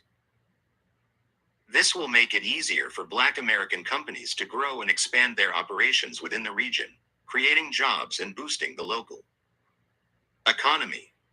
Furthermore, Black-owned corporations and firms will be given access to low-interest loans and grants to help them establish and grow their businesses. Another advantage that Black American companies will have in the 8-state southern region is the ability to tap into the local consumer market. The concentrated Black American consumer market in the region offers a unique opportunity for Black American companies to target a specific demographic, allowing them to better understand the needs and wants of their customers. The consumer's information can then be used to create products and services that are specifically tailored to the needs of the local population, further boosting the local economy. In conclusion, by providing incentives and advantages to Black-owned corporations, firms, and Black professionals, the 8-state southern region will be able to establish a comprehensive distribution network of goods and services, creating jobs, boosting the local economy, and allowing Black American companies to tap into the local consumer market. As a sovereign entity, the 8-state southern region has the right to pass laws and regulations that align with the values and goals of its citizens. While some may argue that certain laws or regulations may be unconstitutional, it is ultimately up to the state legislatures and the courts to determine their legality. Regardless of opposition, the Black American homeland is committed to creating an environment that supports and encourages the growth of Black American businesses and the development of a strong and thriving Black American economy. Incentives, advantages, and support will be granted to Black-owned corporations, firms, and professionals to further this goal. Of course, those who are opposed to the laws and regulations passed in the Black American homeland may choose to challenge them in state Supreme Court or the U.S. Supreme Court. However, it is the understanding that a mutually beneficial agreement can be reached through negotiation and settlement. The ultimate objective of the Black American homeland is to build a self-sustaining, economically prosperous region for Black Americans. By creating a favorable environment for Black American businesses and investing in the development of critical infrastructures, the 8-state southern region will continue to thrive and grow for generations to come. Okay. That was chapter 5 of the Black Paper by Black American Homeland. Let me get the title again to this chapter. Economic Development, State Intervention, Planning, and Implementation. There were a lot of points that were hit. And this is what's so lovely about the breakdown that Brother Black American Homeland did was in many of these conversations in the past, people who are the naysayers and the detractors would often ask me, how? What's the plan? That was like the biggest, it was like people's favorite question when I first got on here. And this book, from what I understand, was written in 2012, at least a decade ago. And so the answer has always been there. But really, most of this is really kind of common sense once you start to think about how you would actually establish government and operate businesses, across a state or a region of states. And so it's really like one of those things where, some people who ask questions or they have no intention of following through. They really don't want to know the answer. They're certainly not going to do the work themselves to get to the answer. They kind of just present questions, and usually, not every time, some people ask certain questions and are really interested, but typically people that ask questions as if we're not capable of it, or if it's or as if it's an impossibility. Sometimes, man, I just, I wish I could smack those people. Just keep it 1,000 on the app. There was the thing about the transferring of utilities. I felt like the Public Utility Commission and or some other civilian public board could, along with regulation and open it up to competition, could essentially create the conditions where some Black ownership could get involved in power generation, versus trying to, I'm not going to say take businesses away from other people, but anything along those lines would likely lead to these lawsuits and things of that nature, which I would think it'd be just another way, because you would want your citizens to understand who owns what, where that money's going, if it benefits the community or not, if it's being funneled back in the community like you stated. And it may be easier just to provide an alternative corporation that has access that people can basically change their service over to. That can include in cable TV and all these other services, mobile phone, cellular service, whatever. As a matter of fact, T-Mobile, I'm not sure what the company is, but I think T-Mobile just bought another cellular company somewhere in the country, if not in Canada. Um, and so, yeah, I mean, those things happen all the time, all these mergers and companies buying companies. But I'd like to see it open up to competition, see if we could just, through or support of a black-owned business, essentially make it impossible for any other businesses to operate, simply because we wouldn't want to, support them, purchase their products, whatever it is. That's more free market. There was one other thing. I think I got to kind of read through it, but overall, 99.99999%. I mean, it's like if someone reads this one chapter, and really the last chapter as well, it's kind of like you can't even make the argument as to or have the question as to whether or not this is feasible, if it's possible, how do you do it, all of those kind of annoying questions. They kind of disappear as far as I can tell. You got it.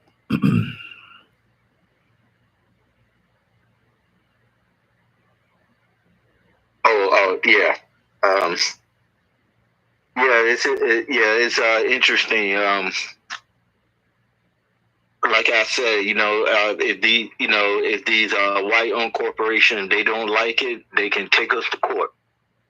And look, and usually when you take people to court, right, the judges, right, a lot of times they will force, these opposing companies to negotiate, right? Like, okay, look, you guys figure out, usually, I mean, this is what I've seen in other countries, right? That, when you have a foreign country that's trying to enter another country's economy, right? And the country has all these restrictions on these international companies, right? What they do is the international company would take would take it to court, right? And then the judges would force the international corporation and the government to negotiate, and this happens all the time, all over the world. And right now, look, 20 years ago, right? Like there weren't a lot of American companies in the Philippines or Thailand. Now there are thousands of American companies in Thailand, Philippines, Indonesia, right? These franchises, I mean, banking. 20 years ago, there weren't any American banks in the Philippines. There's like 3 or 4. So these companies, right? They trying to they trying to expand their markets, right? They trying to get into these new markets because they know that the third world countries are growing, right? And they want to get a piece of that action, so they know they have to get into that market. So yeah, this this is what I learned over the past 20, 25 years. So yeah, I appreciate it, Black. Yeah, definitely. And I, I don't have any disagreement or anything. I'm just pointing something out. The other thing was the lower wages. So there's a story I've been following. I want to say they're in Alabama. It's a Mercedes plant, and they had the union, the United Auto Workers. Now this is a big thing when it comes to manufacturing. The auto workers is one of the bigger unions, but any type of manufacturing, you're liable to be dealing with unions, and so man, this guy is sitting here talking about it. Let me see, how long is this thing? It's the state of Alabama doing. So this is 41 seconds, but ultimately they kind of been going back and forth about this Mercedes-Benz plant in Alabama. And so I got two quick ones I can play. And this United Auto Workers came in, they kind of unioned up, and then they started saying, we want this, we want that, we want whatever. I think Mercedes did put up an offer recently, and I think the union rejected that offer.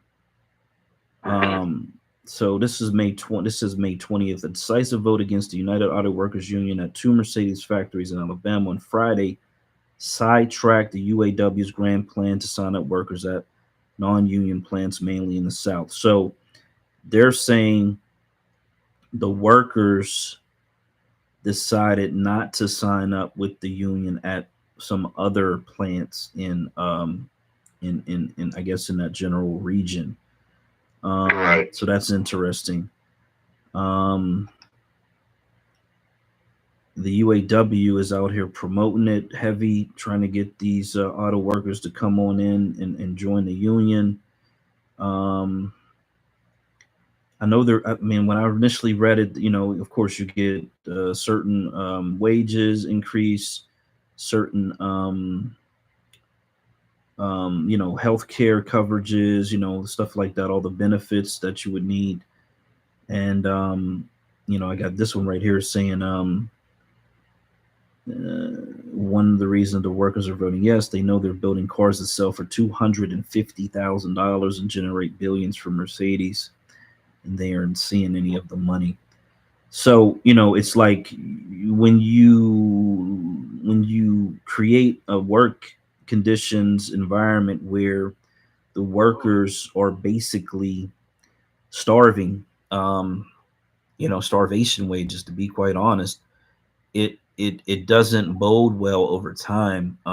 So I think there's got to be a bigger balance between wanting to get just jobs versus high quality, high paying careers in terms of bringing these corporations in, because ultimately, if they're basically coming in and they're just really just fucking leaving with bags full of money, and the local workers are being screwed over, it doesn't necessarily benefit the tax base, the people, everything, and just to give these corporations all these incentives to come in and essentially leave with all the wealth. So I think there definitely has to be a balance in that, and and then these unions, they're like a third tier because they're kind of outside of even, and they actually operate almost as a little government, but they're outside of the government. And typically unions go up against governments, in many cases. So it could be a whole thing. You know what I'm saying? Right. Look, there's a lot of American manufacturers, right, that have their plants in the Philippines, right, and what they do is they promise to invest billions of dollars in the Philippines, right, and to hire millions or hundreds of thousands of workers, right. Now, usually the salaries are much higher than what is usually paid in the Philippines, but it's much lower than the salaries in the United States, right? So in the Philippines, to them, it's like they're reaching a happy medium because they're getting the investments, right. They opening up manufacturing plants, right. There's they're bringing in capital goods. They bringing in resources. They bringing in expertise, right. They teach the locals how to do certain things, and to the Philippines that's all way around benefit for them, right? And plus they get money from taxes, and these companies are they raise the value of land and property taxes. So if you look at the whole thing, right, it just all the way around the Philippines, they benefit from that, right? Now in the Black American homeland, the only thing is that our salary just want to be a little bit lower than, let's say, in Michigan, Ohio, and Illinois. So if the average salary, let's say $40, right, per hour, right, we can make it 30 or 33 or 35, and the reason is because the housing is cheaper in the South. The cost of living is cheaper in the South. So hopefully, that can be a reason why a lower salary is what's that word? Can work in the South, because everything's just a little bit cheaper. So we don't want the company to take advantage of workers in the South, but we do need to find a way so that we can be competitive against the other regions. And if cheaper labor costs, that's one of the ways of being more competitive, then we should take advantage of that. Yeah, absolutely. So let me run through some of these. I found these on Twitter. Some of them I actually, I saw posted and kind of forgot about, but it appears that in Chattanooga, there's a factory in Chattanooga. The union won, so they went union. The two Alabama plants that they tried to get a union in, the workers decided not to, but only after Mercedes increased the pay and the incentives to kind of basically merit bonuses type situation. You know what I'm saying? So they kind of put in some, and those are always horrible. As someone who's worked at companies that got these bullshit ass merit based bonuses, they always figure out a way to fuck you on the bonus. That's just bottom line. That's how they work. They always come up with some fucking reason why you can't get your bonus. So these workers are being bamboozled, and they don't even realize it yet. Because when you have a union, even though you're paying these dues, you have protection, and they can't just terminate you. There's always processes for that, and then you can file grievances. It protects your ability to keep that job. And so the union for the worker is actually really important. But here's a couple of them. These are called Ultium cells, Ultium cells. It looks like it's the electric vehicle battery industry. So last year, these Ultium workers were making $16 an hour, and the battery industry was on a race to the bottom. Now, after this TA and stand-up strike, Ultium workers earn $35 an hour, which is like a $20 increase, and won a just transition that will change the future of entire communities. They joined the United Auto Workers. Record wage increases 30% over 3 years for production quality, SRP, and material handling workers. For workers here before we were UAE, pay will be up 112% higher than in 2022, plus $3,000 bonus upon ratification. Skilled trades raises. Journey persons will immediately be raised to $38.16 an hour. Protecting our health, 4 full-time union health and safety reps, 1 full-time union industrial hygienist. Valuing our time, everyone will receive time and a half pay after 10 hours. Paid relief time, we will now be paid from the time we clock in to the time we clock out. Full pay for bereavement and jury duty. For any regularly scheduled 12-hour shift, workers will receive 12 hours of pay with the appropriate overtime pay. So they went from $16 an hour to $35 an hour, and they got some people making $38 an hour, $3,000 bonus when they sign it and ratify it, and all these other benefits. That was for a electric vehicle battery manufacturing company. The Waffle Houses, they have actually been trying to unionize recently. It says Waffle House announces the single largest additional investment of raises in the company's 68-year history after workers strike, deliver 13,000 petitions to headquarters, and take collective action demanding the restaurant improve work conditions. So, let's see where we got. CEO Joe Rogers announced that the tip wage floor will jump more than $3 an hour for thousands of workers across the South in a series of raises based on tenure, store locations, and other factors. So they organized, and because they were about to go union, the company said, "Oh, let's slow that shit down. Let's give these people what they want before they go full union, because when they go full union, it's a real problem for these corporations." And I'm on the side of the employees. So if the employees want to go union, I'm for it. If they don't, I'm for it as well. They got to make the calculation. But to protect your job and protect your career and protect your ability to earn a living, I think is crucial. In America, maybe one of the only places where workers have that ability.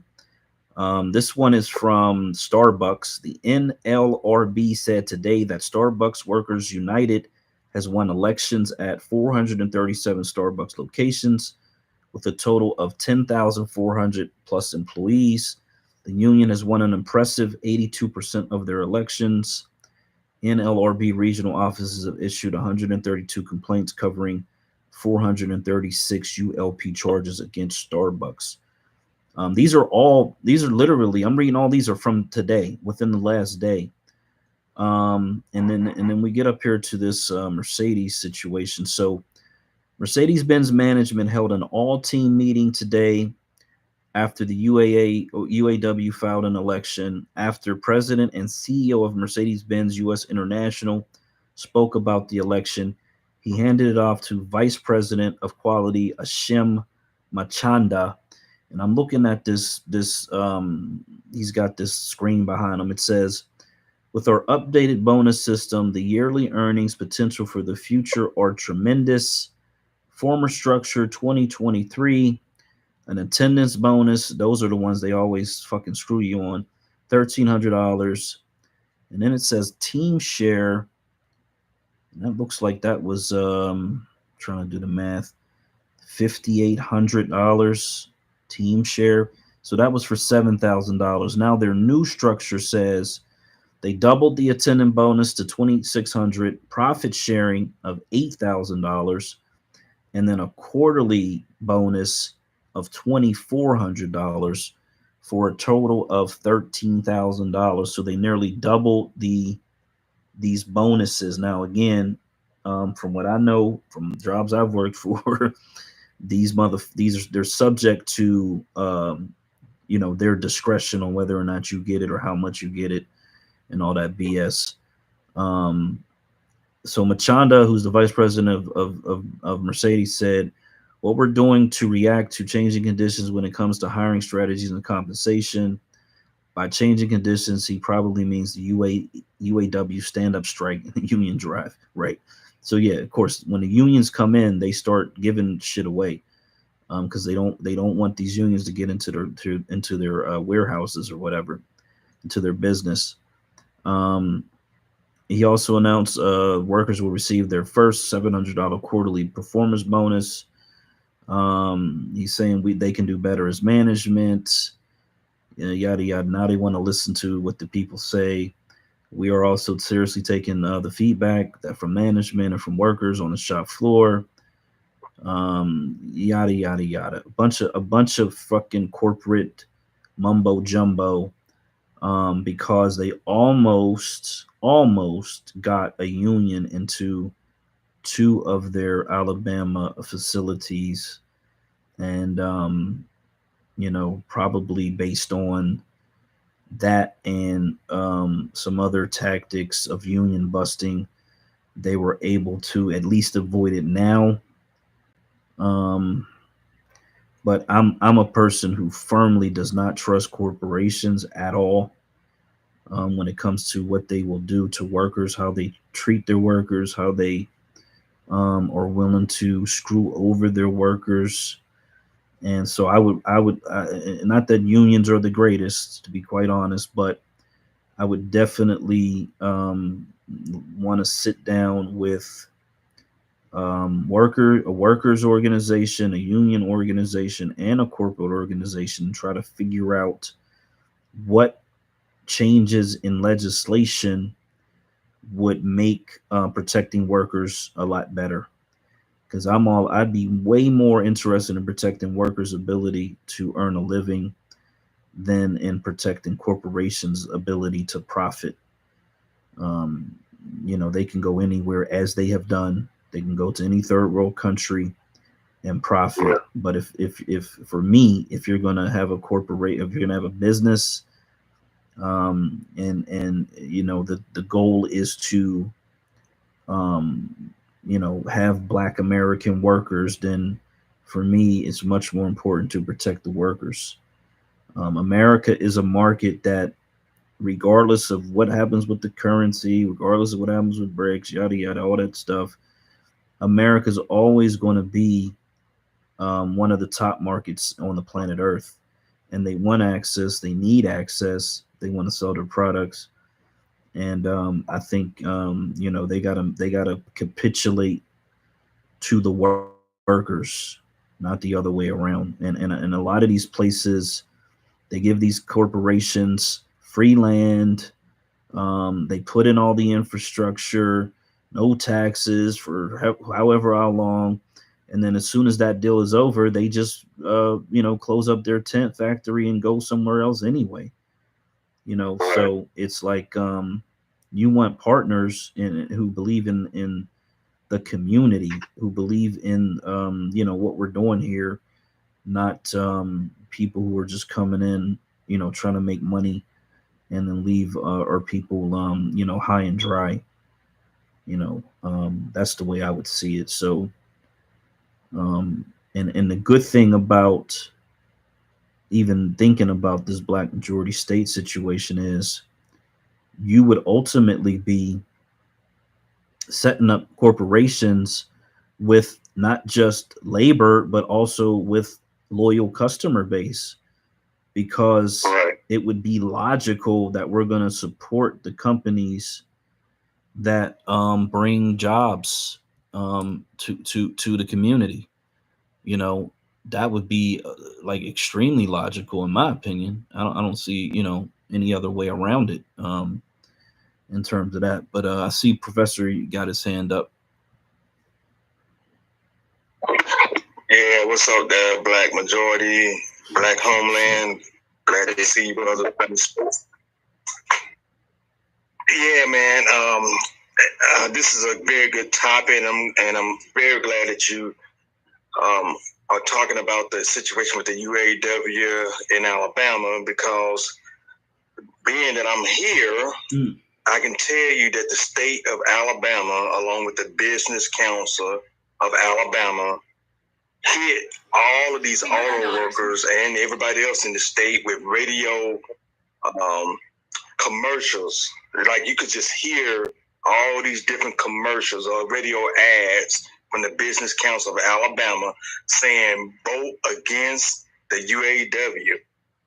Do not let them come into the state to block what you are trying to do. This is the type of ads that they was running on the radio.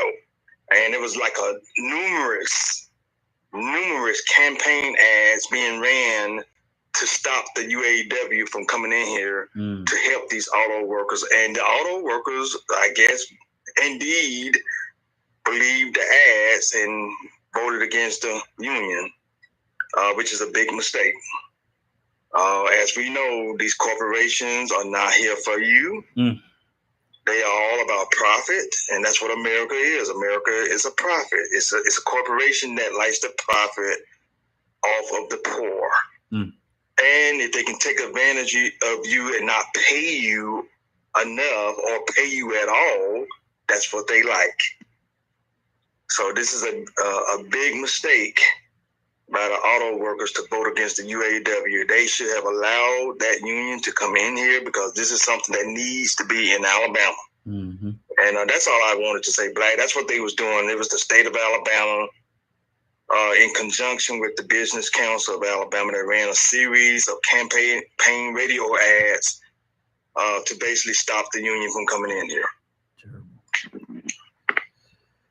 Yeah, that's sad, man. And so, you know, because again, yeah, you're dealing with these Republicans, and they're not on the side of the fucking union, that's for sure. They are anti union and pro corporation, and they probably put the fear of God in those workers, thinking they're going to lose their job altogether, and that's very unlikely, to be quite honest.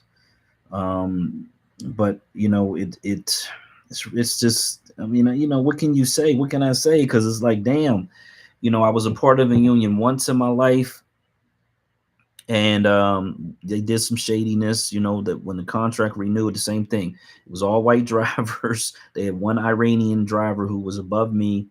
Then the black driver who accepted the manager position after all the white guys didn't want it. You know, this is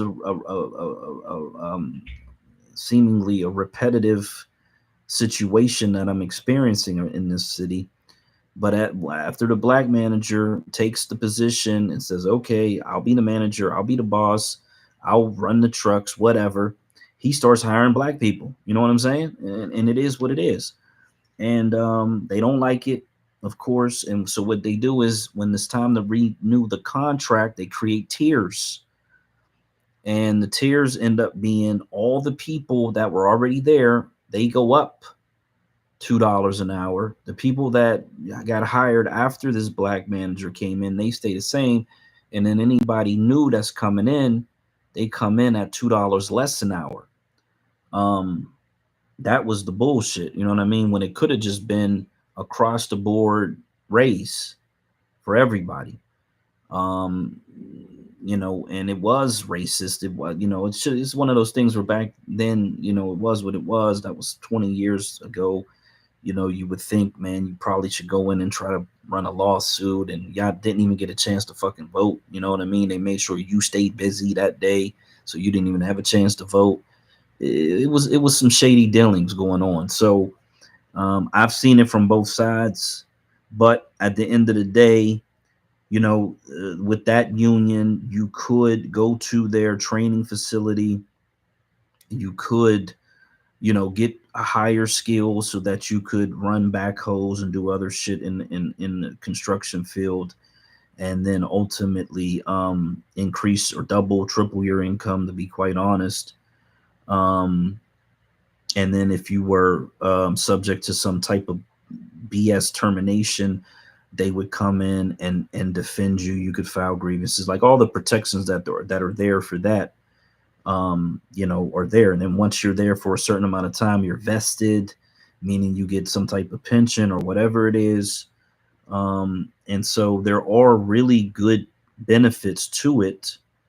It's just, again, they could set it up in a very racially biased way just right from the beginning, and that part sucks.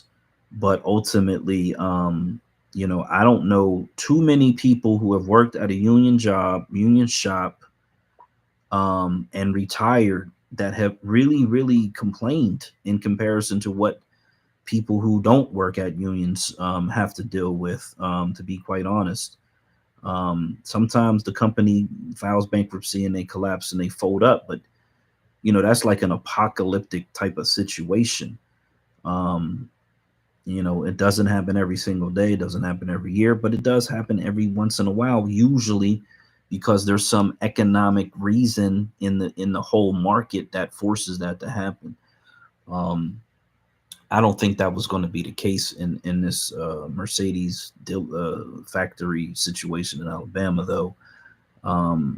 sucks that they didn't put in protections for themselves. They'll probably live to regret it, and then it just kind of is what it is. Hey, you know what, Black? I rarely heard of unions in the South back, back in the 70s, 80s, and 90s.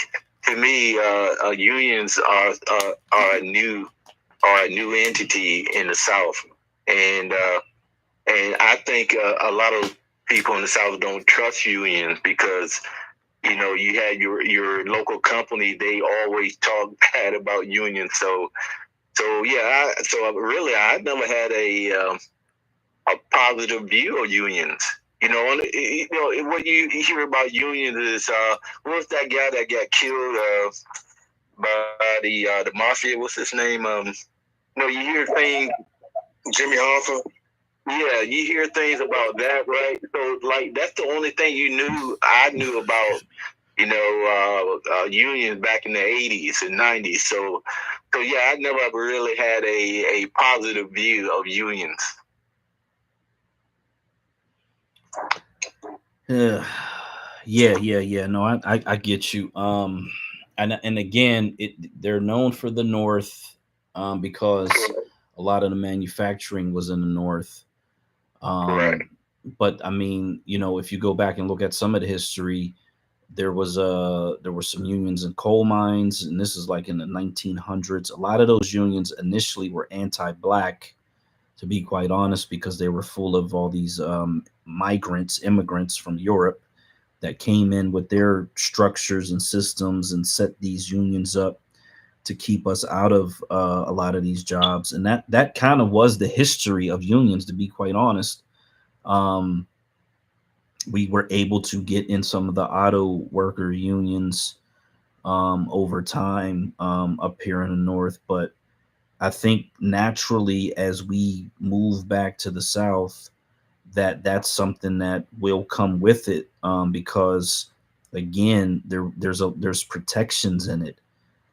Any system that's set up can be for the good of the people. It just is really a matter of who's elected or who's in control of it, and how they decide to operate the system. But I think it's a great system, for protecting workers and keeping their jobs, and making sure that these corporations again are not like just slaving their staff.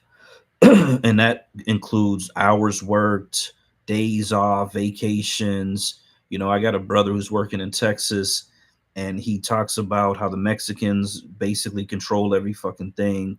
And in this trucking industry, you got to get everything in writing because they're going to forget. They gave you a day off, a week off, whatever. You take your day off, then they calling you talking about, what are you like? Why ain't you at work? All this bullshit. This is what these people do. And if you have a union, then it protects you. It insulates you from all that. From all that bias. There's just so much fucking bias. It's just you can't legislate it out. And having a strong union could insulate you from a lot of that, especially if you get active in the union, you develop relationships with the people. It's the same, like I said, it's really a micro government.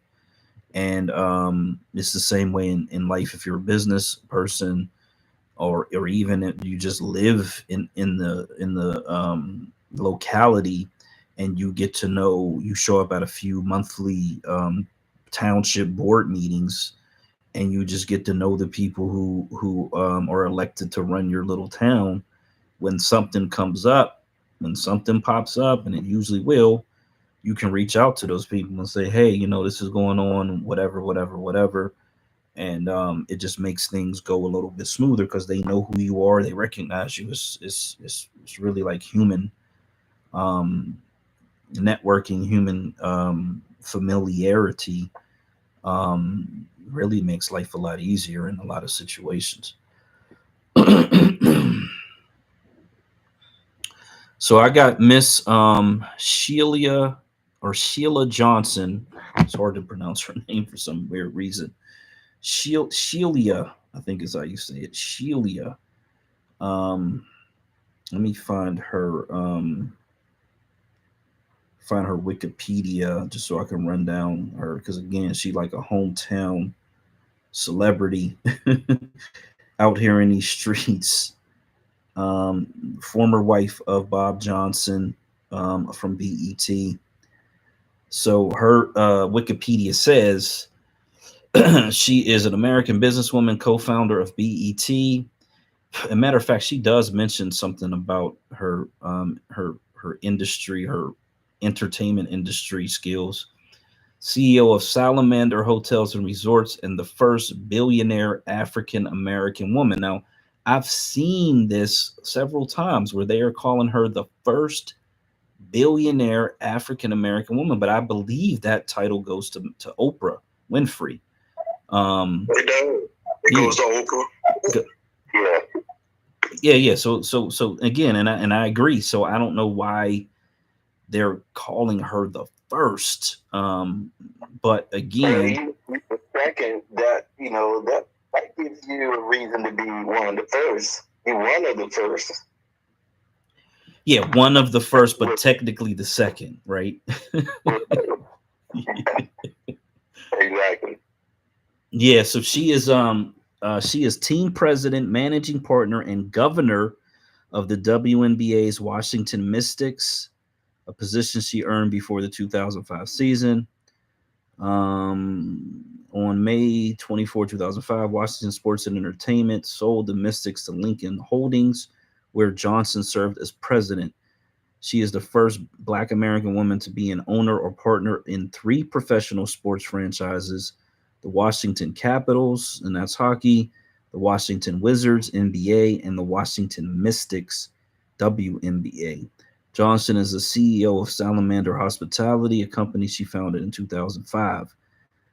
Salamander's portfolios include Reunion Resorts located in Reunion, Florida, the Innisbrook Resort and Golf Club, a 900-acre, 72-hole PGA Tour golf course in Palm Harbor, Florida, Hotel Bennett in Charleston, South Carolina, Half Moon in Montenegro, Jamaica, Aurora and Anguilla in British West Indies, and the Salamander Resort and Spa in the Blue Ridge Mountains in Middleburg, Virginia.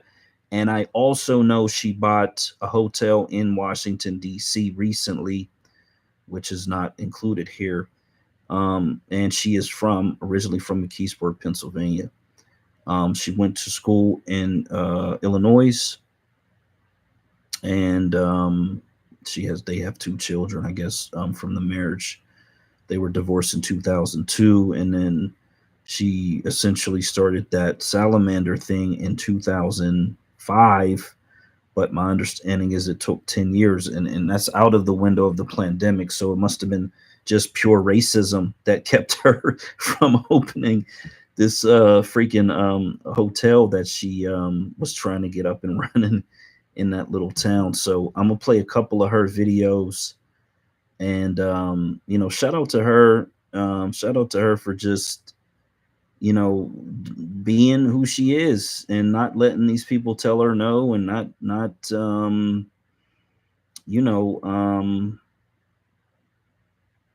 taking no for an answer. I think that's the most important part, because at the end of the day, and matter of fact, this was months ago. We did like a list of Black billionaires in the country, and that Salamander Hotel was on that list.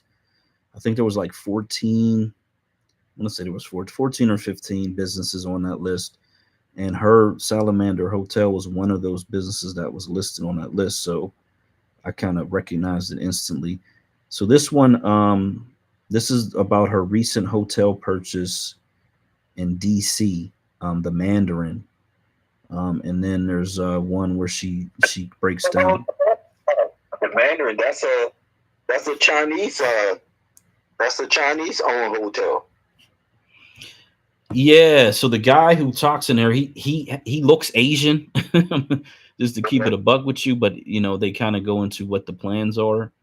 And so now that I know she owns, or has ownership stake in all these Washington D.C. area teams, that kind of lets me know why she bought this in DC, because this is like her stomping grounds or whatever. So yeah, shout out to her for that again. But yeah, I'm gonna play 2 of her videos. The first one's about the hotel, and then the other one, she's kind of being interviewed by Forbes magazine, and she kind of goes into some of the issues she had.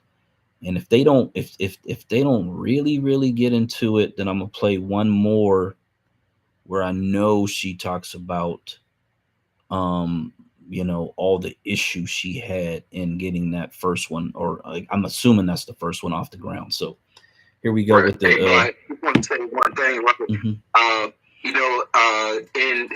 In chapter 5, I mentioned about a black corporation or investors owning a NHL hockey team, You right? do. You absolutely do. She's really the first black person I heard that's part ownership of a NHL hockey team. So so that doesn't put my idea too far off. So yeah, I'm glad to hear that. I was thinking the same thing as I was reading, to be quite honest, because you did bring that up, and I was like, living in Pittsburgh, Pennsylvania, with the Penguins, I think they're one of the teams with most championships. Matrix right now. I'm in the Matrix. Okay, I'll pop in and pop out. Yeah, I'm in the motherfucking Matrix. Yeah, I'm in the motherfucking Matrix. Okay, I'm back. So yeah, I was saying, I was thinking the same thing when I read that she had some ownership stake, and who knows what it is? It could be 5%, whatever. But that's important because you're on the board and you get all this experience and yada yada yada. But I was thinking the same thing that you just said, and living in a hockey town with the Penguins, which is like one of the winningest franchises in that sport. There have been a few black hockey players, and some of them have been really, really successful. I think we've all heard the story that Black Americans in Canada, some of the refugees, if you will, essentially created hockey or whatever. And I know there's a documentary out there about that, but yeah, I mean, it sounds like an exciting thing. I grew up watching it occasionally, but you always want to see people that represent you, and the idea that one day there would be a majority black hockey team going up against all these other teams actually is something that kind of is something to think about. You know what I'm saying, on some level. So. But yeah, I'm gonna play 3. So I'm gonna start with let's start with the one where because this is a short one too.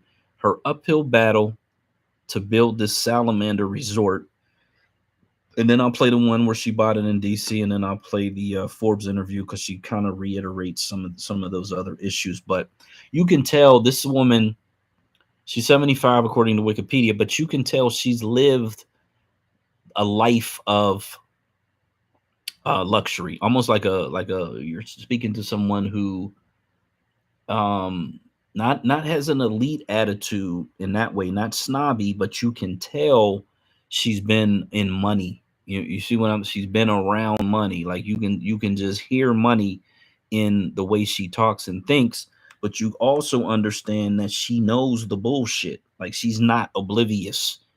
She's not running around saying, life was better during Jim Crow or no shit like that. She really has a finger on the pulse. So let me start with the first one. Try to spend some time in a place called Middleburg, where you had bought a house. Middleburg was not the most welcoming place for African Americans, was it? No, not at all. Where did the idea come from to build a resort hotel there? Well, read the book, but anyway,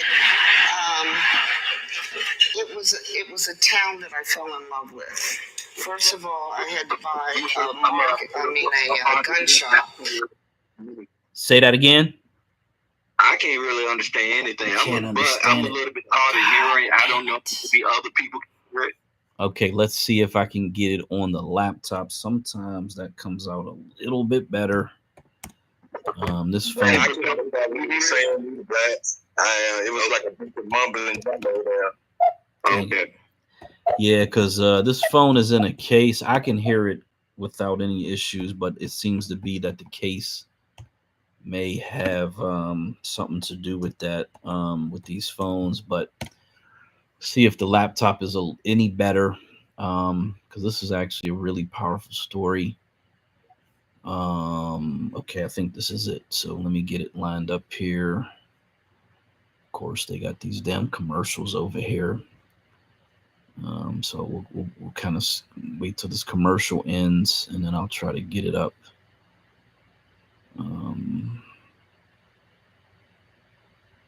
Okay, here we go. Dismiss, pause, volume. Okay. Later, you decided that you would try to spend some time in a place called Middleburg, where you had bought a house. Middleburg was not the most welcoming place for African Americans, was it? No, not at all. Where did the idea come from to build a resort hotel there? Well, read the book, but anyway, it was a town that I fell in love with. First of all, I had to buy a gun shop that had a Confederate flag in the window. I wanted to get rid of that, so I bought the building. Right, Sandy? There were some tweaks I had to make there to make it livable. And I built a performing arts center for the Hill School. So there were just some things that needed, you got to build a foundation there. And so then a broker came to me and said, look, Pamela Harriman has passed away, as you know, and this was the last of the estate. So there's 340 acres there. And they said, would you be interested? I knew the town was financially bankrupt. And I said, I knew if I could do something as a businesswoman, I needed to put an economic engine in that place and an anchor. So when I went up on the land, I knew immediately what I needed to do. And that was to build that. I was very naive about it. I remember having a vision of what I wanted to do, but I also had a party up there to introduce my idea and my vision. The next morning, was on my way to Dulles Airport, and there were signs on both sides of the roads that said, don't be E.T. Middleburg. And I called my lawyer, who's sitting here, and I said, you know what? We've got a problem. And that went on for the next 10 years. It was the fight of my life. And I will tell you, with everything that I went through, it was all in the newspapers, everything. But when the final vote went down, I won by one vote. One vote was the right to build the hotel you wanted. That's right. Okay. So you started building it, but then what happened? The recession hit. I got a call from the bank, and they said, you better mothball this for a while, and we'll give you the green light when to start it again. But the other thing I want you all to know, as a woman, even with all of my money that I had at the time, I could not get a bank loan to build it. I had to use my own money to build that resort because I don't know, I was a woman and I just could not get the bank loan. So ultimately, though, you went ahead, the recession kind of went away, and you decided to build it with your own money. Yeah, then the bank called and said, you can proceed now. Okay. But I still had to use all my own money to finish that off. Okay. So you built it. How many rooms was it initially? Was it up? Well, we started with 68, and then it grew, and it grew, and it grew. So now it was a 168, and that's where the town put the plug on me, that's what I do. However, I was able to get out of that to build 49 homes, which are going up now. And I was able to also broker a deal where the town hall, I was able to lease a piece of the property to the town. They have a town hall, and I have got the police department on my property. Okay.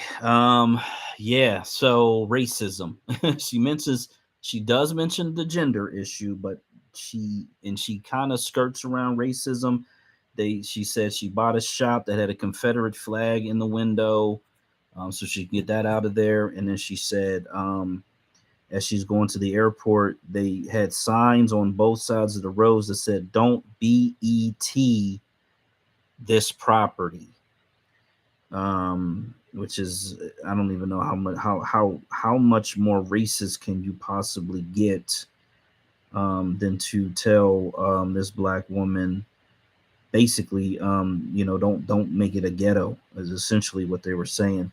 But again, that property is one of the top rated hotels in the country and on the planet at this point. So shout out to her again for persevering and going through. Let me get the next one, which is the DC Mandarin deal.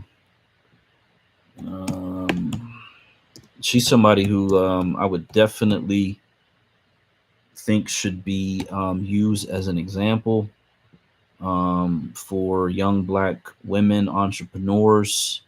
Her life, her story, the success of it is just on a whole different level. And she got a book. Obviously, she talked about her book. So that would probably be very inspirational for a young entrepreneur, male or female, doesn't really matter on that part, but certainly it would be very inspirational for young black women who are entrepreneurial to know her story and understand how she never took no for an answer.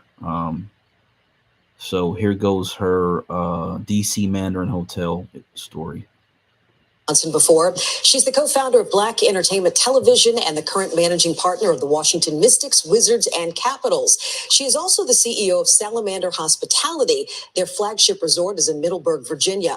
Well, Johnson just expanded her resort portfolio with the purchase of the Mandarin Oriental Hotel in Southwest D.C.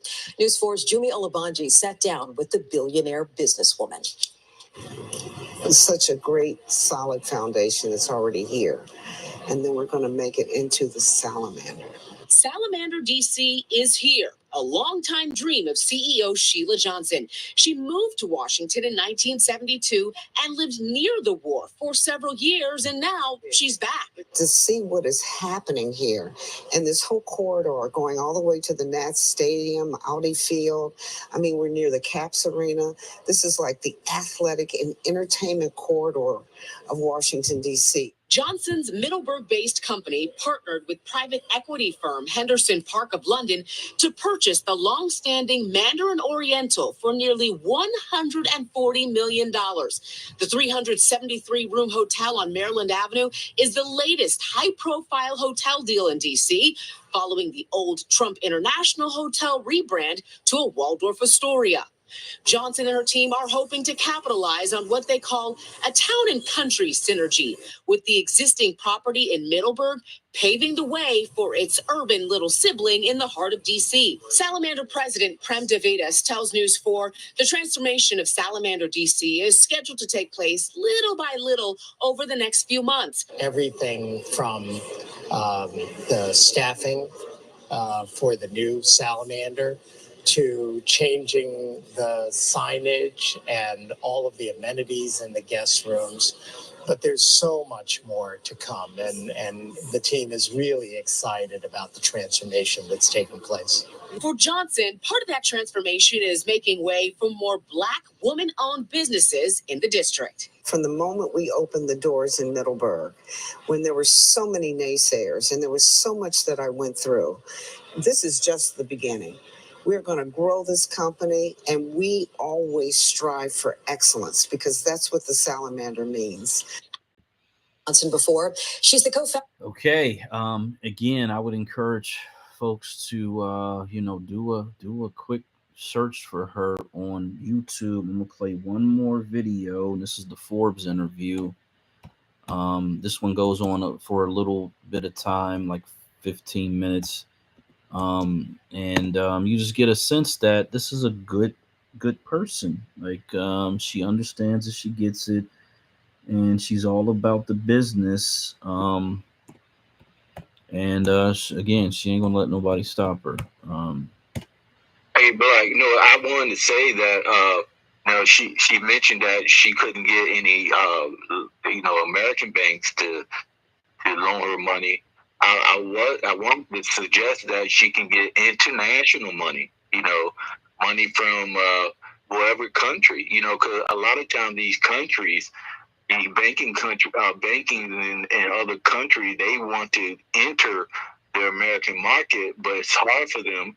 But if they can partner with someone like this lady, then they can easily get into the American market. So she did the right thing to partner with I think it was a London-based bank, investment banking. So that was smart on her part.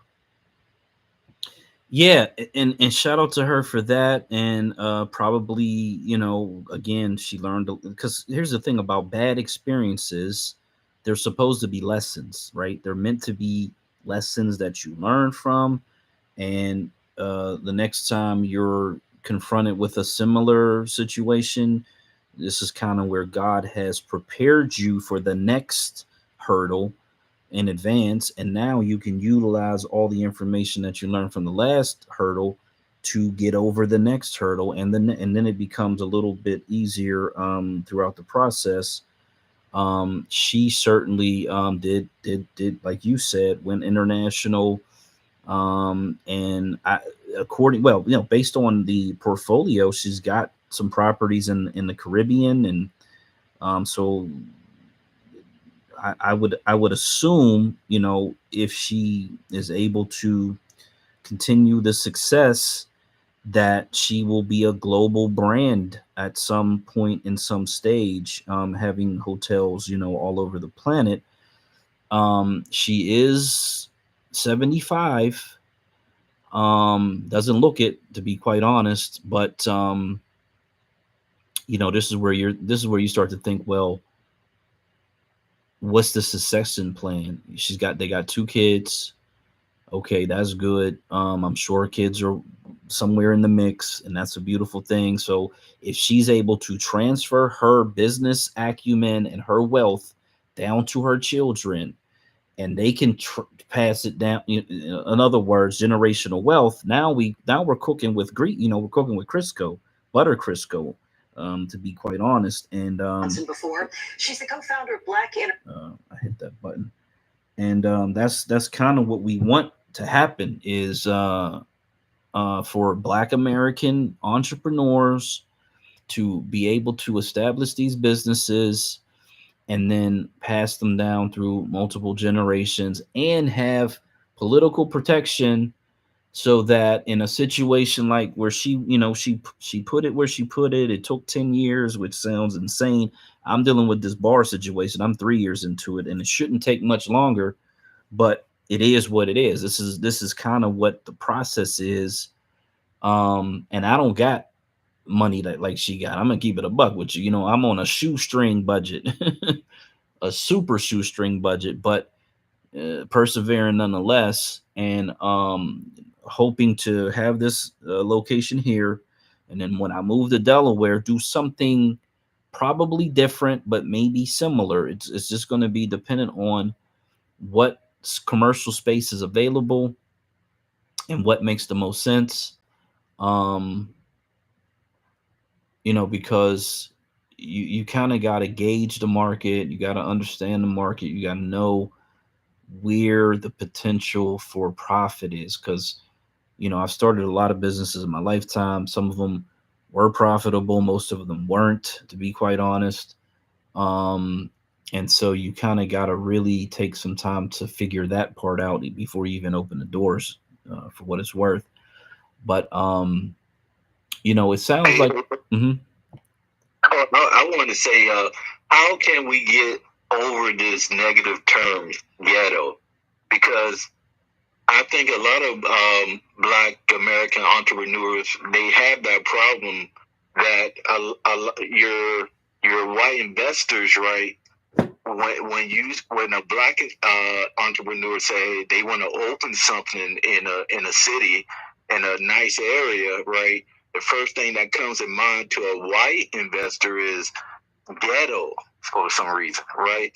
And it's very interesting because, you know, when these white company, when they invest in Thailand or the Philippines or Indonesia, you know, they never mention the word ghetto, even though these countries are way, way poorer than, you know, than the black community, you know. So I just find it really interesting that they always push that term ghetto, you know, that negative term ghetto on Black Americans, but they don't use it on other nationalities or ethnic groups. Yeah, but you know, saying don't BET, don't ghetto is they're really saying the N-word. Let's just keep it like 100. Let's keep it a buck. So that's inherent racism and bias, and you really can't get rid of that. Unfortunately, all you can do is, like she did, is persevere through it, or you know, her other alternate thing was to simply take her money and her business and her time and her efforts somewhere else. That always is an option, you know, for people. Sometimes it means that it may delay your ability to open your business as quickly as you hoped, but she had hoped to open her business 10 years before she got it open, you know. So one of those life lessons could be, hey, you know, maybe I should have just, you know, after a year of dealing with the BS, I should have just walked away, sold the property, and did the shit somewhere else. I mean, and maybe she could have got it open in 3 years at that point. You just never know. You know, life is one of those things. You can't get time back, though. That's the problem. And as you get older in life, you know, you kind of got to really start to look at time as a very priceless, invaluable thing. And you just can't play these games with these people, because delaying is a tactic. Delaying is definitely a tactic that the cities, counties, states, federal government, they all use delays because they realize that a lot of people are going to just run out of money. You know, you're trying to establish some business, something, whatever it is. They figure you're going to eventually run out of money, and so if they can delay you long enough, they'll stop you from opening up your black business. I mean, that is a definite strategy.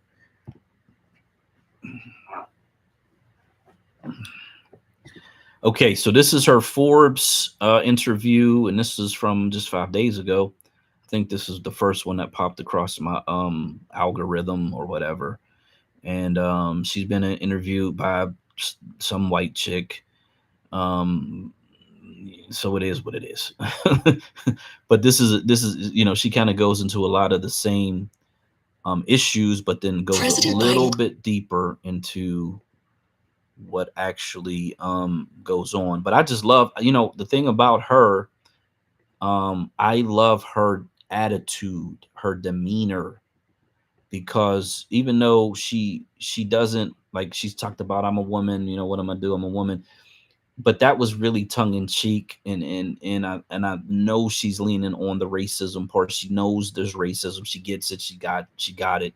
She's had to live this life her whole life, but she navigates through this maze without calling it out by saying the word racism.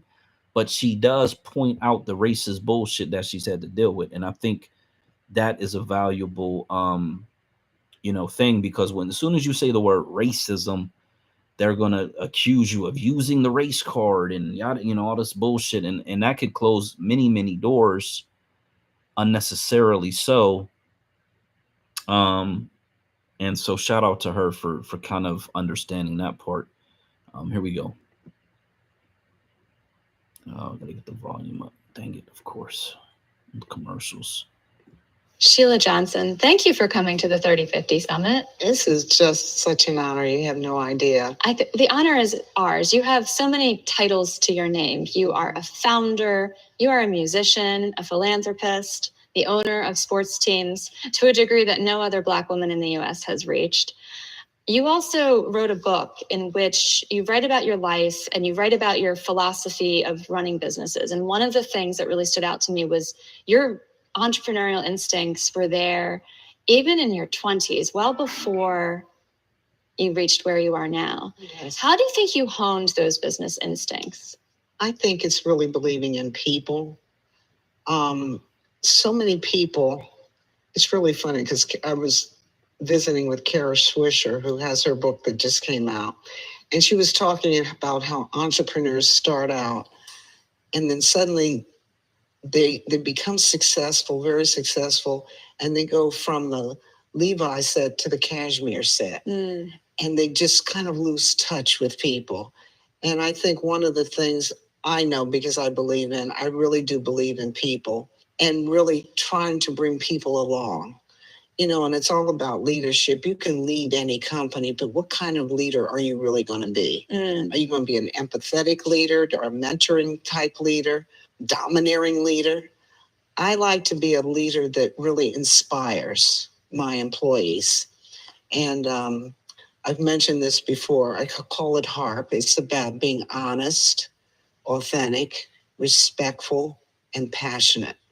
And to be able to clearly be able to communicate to my employees my vision of how I want to grow my company. And I have to teach them and work with them on how to buy into that. And you have to be very careful with whom you hire, because if they come in with their own agenda, you don't want to keep them. They need to buy into the vision and into the teamwork and be able to work as a team to help you build your company. And you've had experience with people who had their own agenda. Oh, yes. Early days of one company, you even caught someone stealing. Yes. So the philosophy there is you hire slowly and you fire fast. Hire slowly, fire fast. Yes. That's good advice. You've also shown the ability to have a remarkable commitment to the long-term vision, while other people might be tempted for the short term, optimizing for the short term. You write about the BET IPO and what some people, and like your co-founder, wanted to do with the company. Right. And you had a different vision. How did you manage to stick to that vision and convince others that what you wanted to do was the right path? Well, I'm not sure if I was able during that time to convince them. I just knew what I needed to do and the value system that needed to be built within the company. Some people didn't believe in it. My co-founder didn't believe in it. And it was a case where even when you're doing an IPO, because our IPO didn't last very long, there was not enough patience to really understand how to grow the company and have the patience to make it work. There are too many people that are always interested in the bottom line and how they're going to make money fast. And when you do that, the money doesn't last very long. So you've got to be very strategic on how you want to grow the company. And there were just so many mistakes that I could see that were happening, like not really identifying the ages that we really wanted to strategically hit with our programming. So our programming never could grow. Braden has quick commercial break, of course. I'm gonna slide these in here. Okay, let's get that. Boom. Because of that, we got into the video market way too fast because MTV did not want to promote Black videos at all.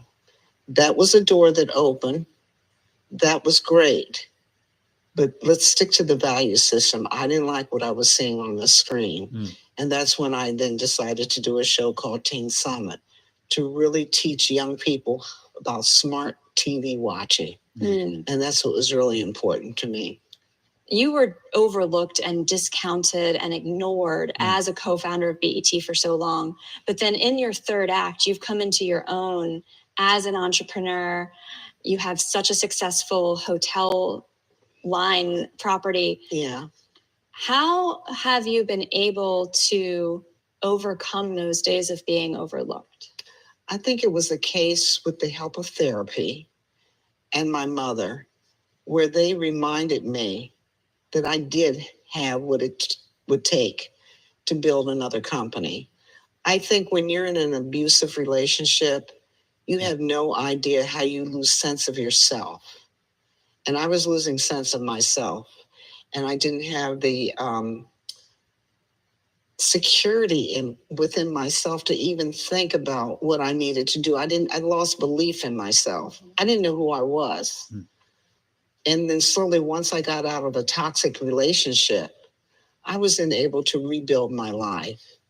And it took time and lots of help from a good doctor, and was able to then really strategically put together a path in which I needed to start going on. Mm-hmm. And when I decided, I've had no intentions of going in the hotel business, and I knew nothing about it. But what I did know, what I had to do, if that was what I was going to do, I needed to hire the smartest people out there. And they had to be smarter than me. Mm. And I was going to learn from them. And the fine line that and I still every day work on this.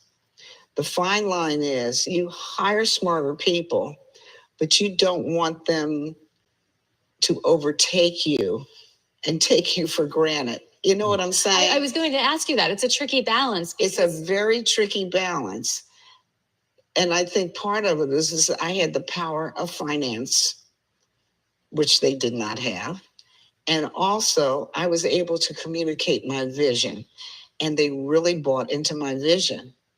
And because of that, we're probably one of the most successful luxury hotel companies out there. Mm-hmm. We're recognized by Forbes. We won this award last week. Our hotel in Middleburg is one of 13 in the world to receive 15 stars. And all of our other hotels are Forbes 4 stars. So as I told the company, I said, okay, don't sit back on your laurels. We have got to keep those 15 stars, and we've got to work on the rest of the resorts to get the 5 stars. So we are very wedded to Forbes, to the training. I've actually sat in on the training myself to understand what it takes to get the Forbes awards. And that's important. I was learning the whole time, but still able to communicate what I wanted. And I knew my design. I knew exactly what I want the hotels to look like. I picked the furniture out. I've designed linens. I do all of that, but that's all from my arts background. So all of that has built in to where my vision takes me. There's so many details in the book that illustrate the ways in which you've invested in yourself. And this is a small detail relative to the other important lessons, but you used your own art collection to decorate your property. Oh, yes. And I just thought that was so fitting. It felt so full circle because these were pieces you had invested in with a property that you had to fight the local municipality. You had to negotiate. You had to be strategic. And then when it came time to decorate it, you were looking at your own art collection. Yes. And there were times when I, wanted to cut the budget a little bit. So I did all my own photography. The photography's in all of the rooms. And as you get off the elevators, there's my work there. So I've done even my own personal work. And I designed the linens. And I made the mistake. They were all coming out of Italy. And I said, I can't keep this up. I got to go on a cheaper route. But the same design is still in the linens. It's just that I use another manufacturer.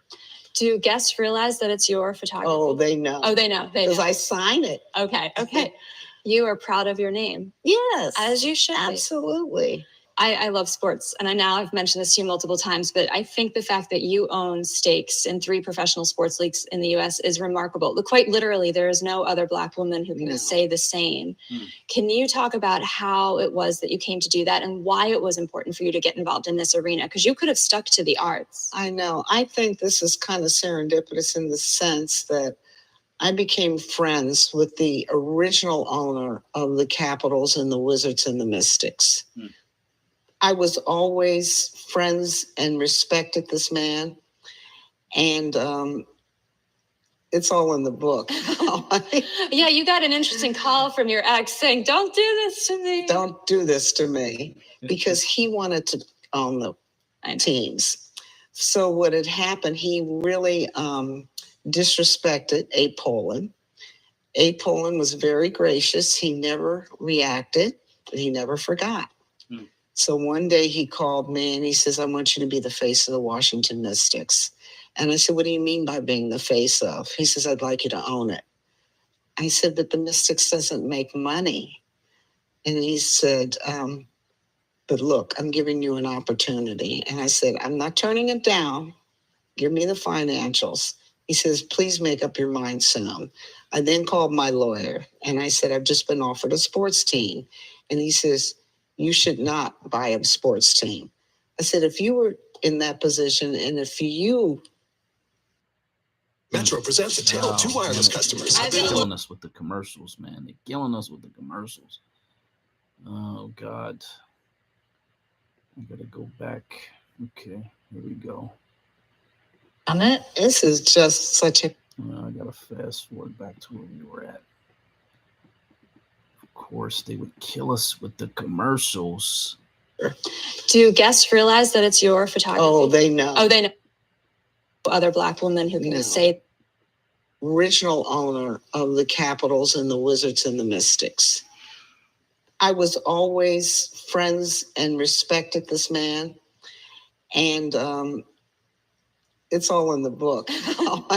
Yeah, you got an interesting call from your ex saying, don't do this to me. Don't do this to me.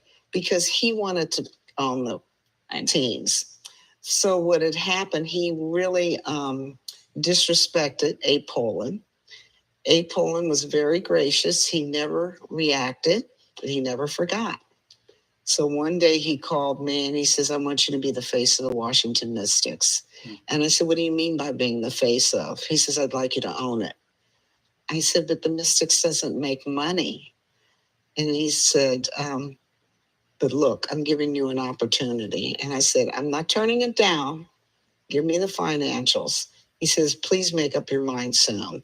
I then called my lawyer and I said, I've just been offered a sports team. And he says, you should not buy a sports team. I said, if you were in that position and if you were offered a sports team, what would you do? And he got very quiet. I said, you just answered my question.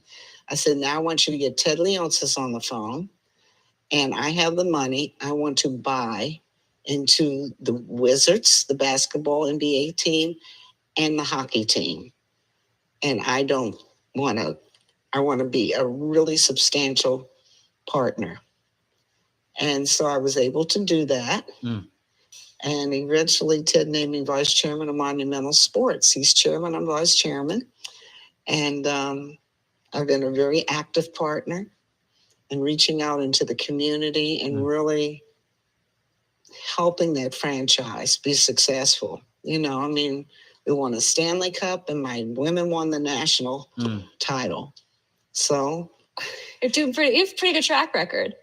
Pretty good. Yeah, now we're in a rebuilding process. Whenever you win titles, it's a refresher course again. As a Philadelphia Eagles fan, I know this entirely too well. Oh, yeah. But what I wanted to come back to is a theme that I've noticed in the way that you talk about your business decisions and your personal real estate decisions is you seem unafraid to say, that's not the right value. I want this. Or that can't make money, but this can, and I want that. I will speak for myself. That's something I have trouble doing. I think a lot of women can struggle with being very open about financial decisions and financial moves. And I know you've also been involved through your philanthropy with girls' economic empowerment. So we could probably have a 5-hour conversation about how to empower women economically. But what do you tell to women and girls around the world about better optimizing their own financial power? First of all, you really have to get out in the world and understand the way the world's working. If you're not worldly in the sense and you're watching other deals going down and what's worked, what's not worked, there's more startup companies, even in the tech industry, that fail immediately. You need to hone your instincts. And not only that, just don't keep it to yourself, but you bring advisors in. And they will school you, whether it's smart or it's not smart. And sometimes I will do things and I will say, I know this is going to work. And there have been a couple of investments I'm like, I should have done it. Like there's this company, Framebridge, that this woman started. And she asked me to invest in it and people told me not to do it. And I'm really To this day, I regret it. And I use her all the time. I just think it's one of the most brilliant companies that she's been able to start. You have to really keep your eyes and your ears open. And I'll tell you a story. I was in the owner's box and I hear my partners and they're talking to each other about investments. And there was this one investment that one of the partners wanted to start. And he says, I've gotten X number of thousands of dollars from Michael Jordan, and they're naming these names. And I'm like, well, if they're going to invest in that, why couldn't I? And I said, wait a minute, what are you all talking about? And they said, what are you talking? I said, I'm listening to you, and I want to be in this conversation, and I would like to invest. Well, it may be closing. I said, no, open it back up. I want to invest in it. And to this day, I'm an investor in this company. But you have to have, the perseverance, the gumption. You need to get in there and express your feelings. You need to say, I want to be in this conversation. And it's the way you communicate that with strength and confidence. And it'll say, I want to really, no, I want to be in there with you. I hope we hear more women say that. It's hard, though. It's hard when the boys do the boy thing and go off in a group, and we don't have enough women in these spaces. Yeah, it's really interesting. The students that I put through school, especially through the Kennedy School, when they graduated, I gave them all a set of golf clubs. And they're like, why? I said, because there's more decisions made on the golf course than any other place. And so they've all learning to play golf, and they're going out there to play with their. It's a good life skill. Yeah. And you also own a golf course. Oh, boy, do I. I'm part of the PGA Tour. And the only Black woman to be so. Yeah. You're breaking barriers left and right. Okay. Wow, what a life, man. I swear to God. What a life. The only thing I didn't like was when she mentioned about being in an abusive relationship. I mean, I don't understand why she had to mention that, right? Because when she said being in an abusive relationship, the only person I can think of was the Johnson guy, right? That's who she was married to. Yeah. He had. Let's keep it a buck. Now, I'm gonna say this. She said she had very little say in what was going on at BET, and that led to the downfall of BET. To be quite honest about it, they had naked women on after midnight, and I forget I think it was BET After Dark. I am under the impression, listening to her, that if she had more input and her desires were valued, that he would have never sold the company. It would be a great positive Black American institution, which we all talk about in these spaces. And many people talk about how degenerate BET had become. And so I think that was a microcosm of their relationship, like an outward expression of it. And, there's different types of abuse, whether it was physical, mental, or just the fact that, like she said, even later in life, where there's this opportunity for this sports franchise owner to offer a piece of his business, he's trying to backdoor her. Right. And so that is a testament to what he was about. He ended up, now here's the thing about that guy. From what I understand, when he sold it, he bought into an airline, or he attempted to buy into an airline, and I don't think it was successful.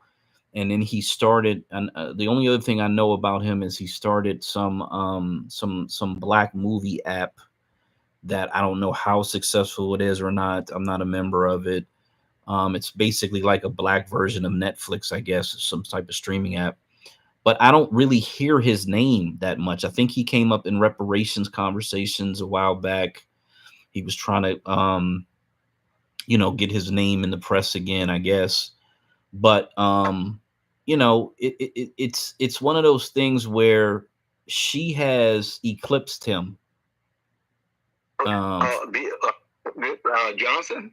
I believe, yeah, I'm gonna say she's eclipsed him. I think she's on a trajectory. This is how I look at it, right?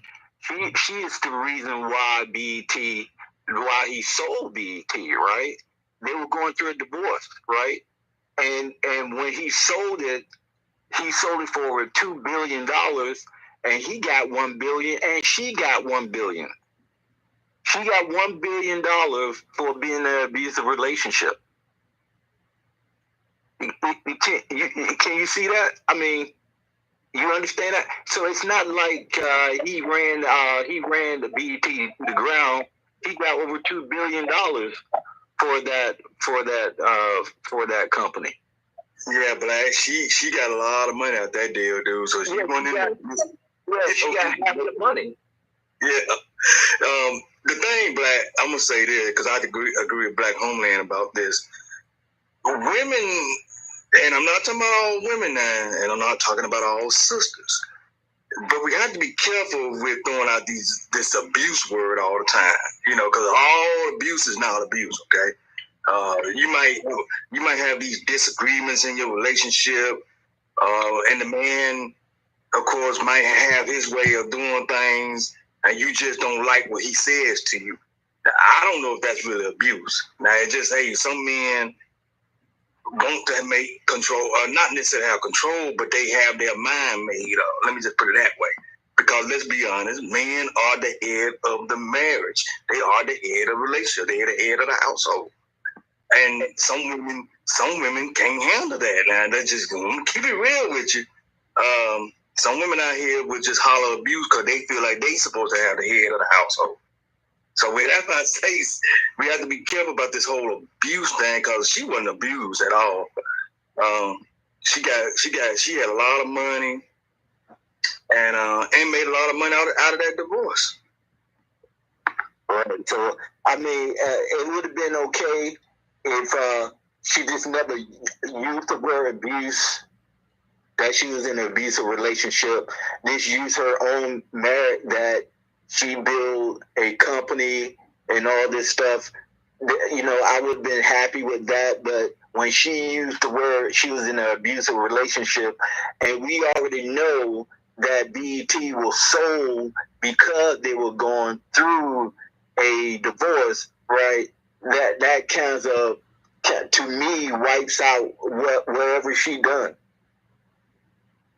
That's the way I look at it, man. I mean, you know, if you got $1 billion, man, you can make all kinds of mistakes.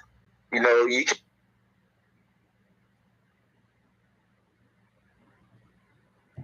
You still there?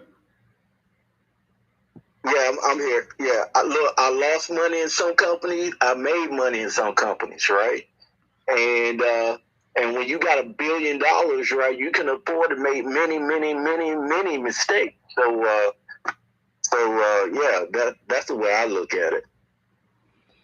Okay, so let me give you what actually happened here. And this is from her Forbes article from 2015. It says, in 2001, the Johnsons sold BET to Viacom in an all-stock deal for $2.9 billion, including debt. Now, they were married the entire time. She was a co-founder the entire time. That company was her company just as much as it was his, period.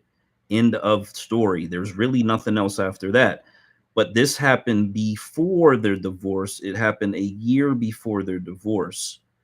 So it was her company as much as it was his. If he didn't want to share that company with her, he should have never married her and then built the company with her. You know, in this country, in this country, she was on the paperwork. It was her company as much as it was his. There's no disputing that. She says she was disappointed in the current programming. Right. It's not part ownership of Berkshire Hathaway, right?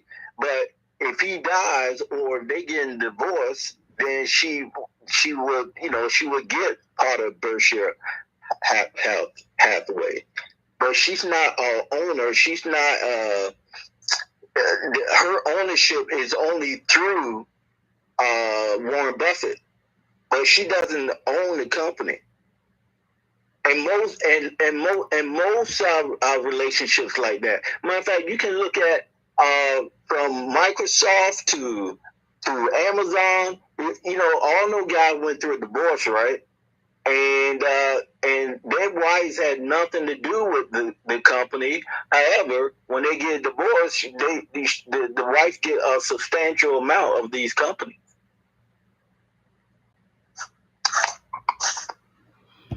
I hear what you're saying. What I'm saying is that's not the situation here. She was actively involved in the company. She was a co-founder right from the beginning. And he didn't start the company till after they were married. So she didn't marry into this company. She was there from the beginning. She helped found the company, and she was a part of the direction of the company right from the beginning. But you heard what she said. She said that her ideas weren't being accepted or whatever, right? And so to me, that tells me that she wasn't part of the company I'm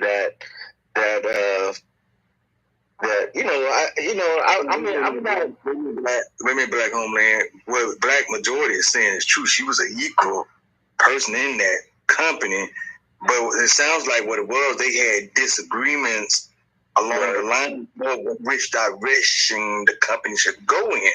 And I think Bob just kind of, maybe he just told her, hey, look, this is how it's gonna be. This is my say so right here. And see, she took that as, well, that was abusive. See, some women would take that as when a man laid a foot down on them as being abusive when it's really not abuse. Okay, let's just keep it real. That's not abuse. That's just the man saying, hey, this is my idea. This is my shit. I don't like your idea. It's probably what he was telling her. I don't like your idea. I like this idea for the company right here. And she didn't like it, of course. And she gonna say, well, to her that felt like abuse to her. Right. Is that black? Is that what it is? Black majority? Is that what you think it might be?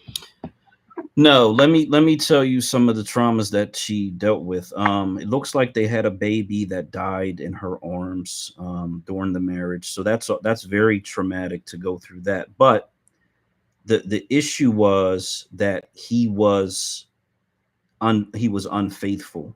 He was sleeping. Oh my God! Come on, Black. Come on, Black. I mean, Mike, come on. That's any billionaire, man. Are you serious?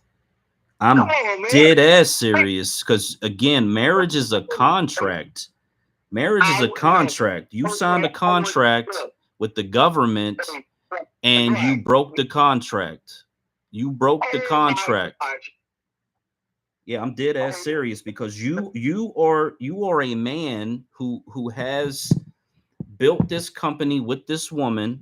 We're not talking about people that just, you go to work, I go to work. We pitch in on the bills. No, this is a totally different situation.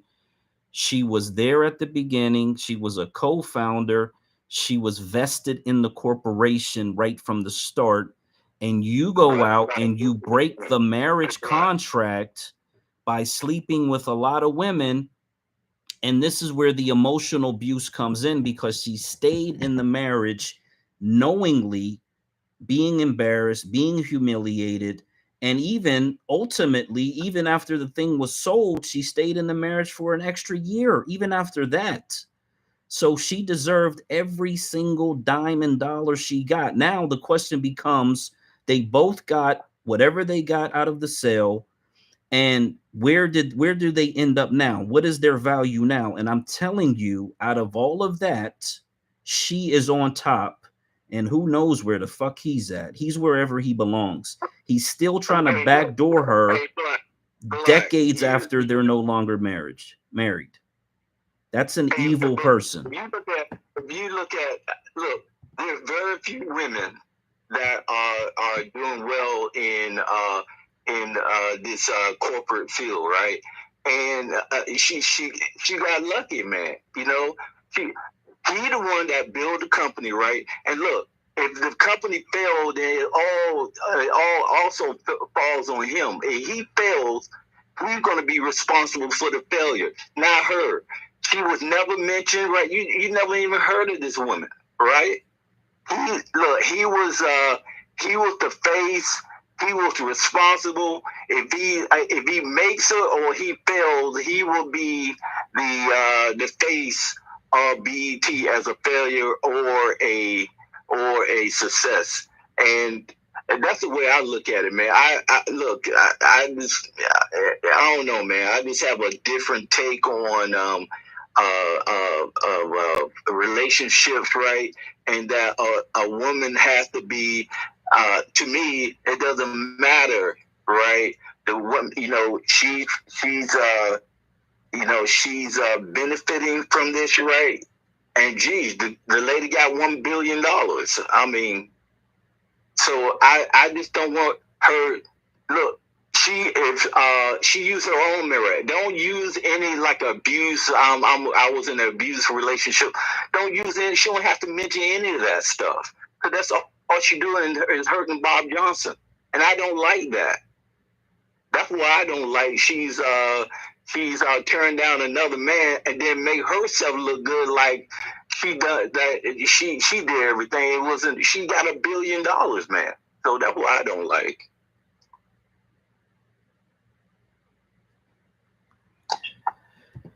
I get that you don't like it. Yeah, it was called BET Uncut. Thanks to the person on YouTube.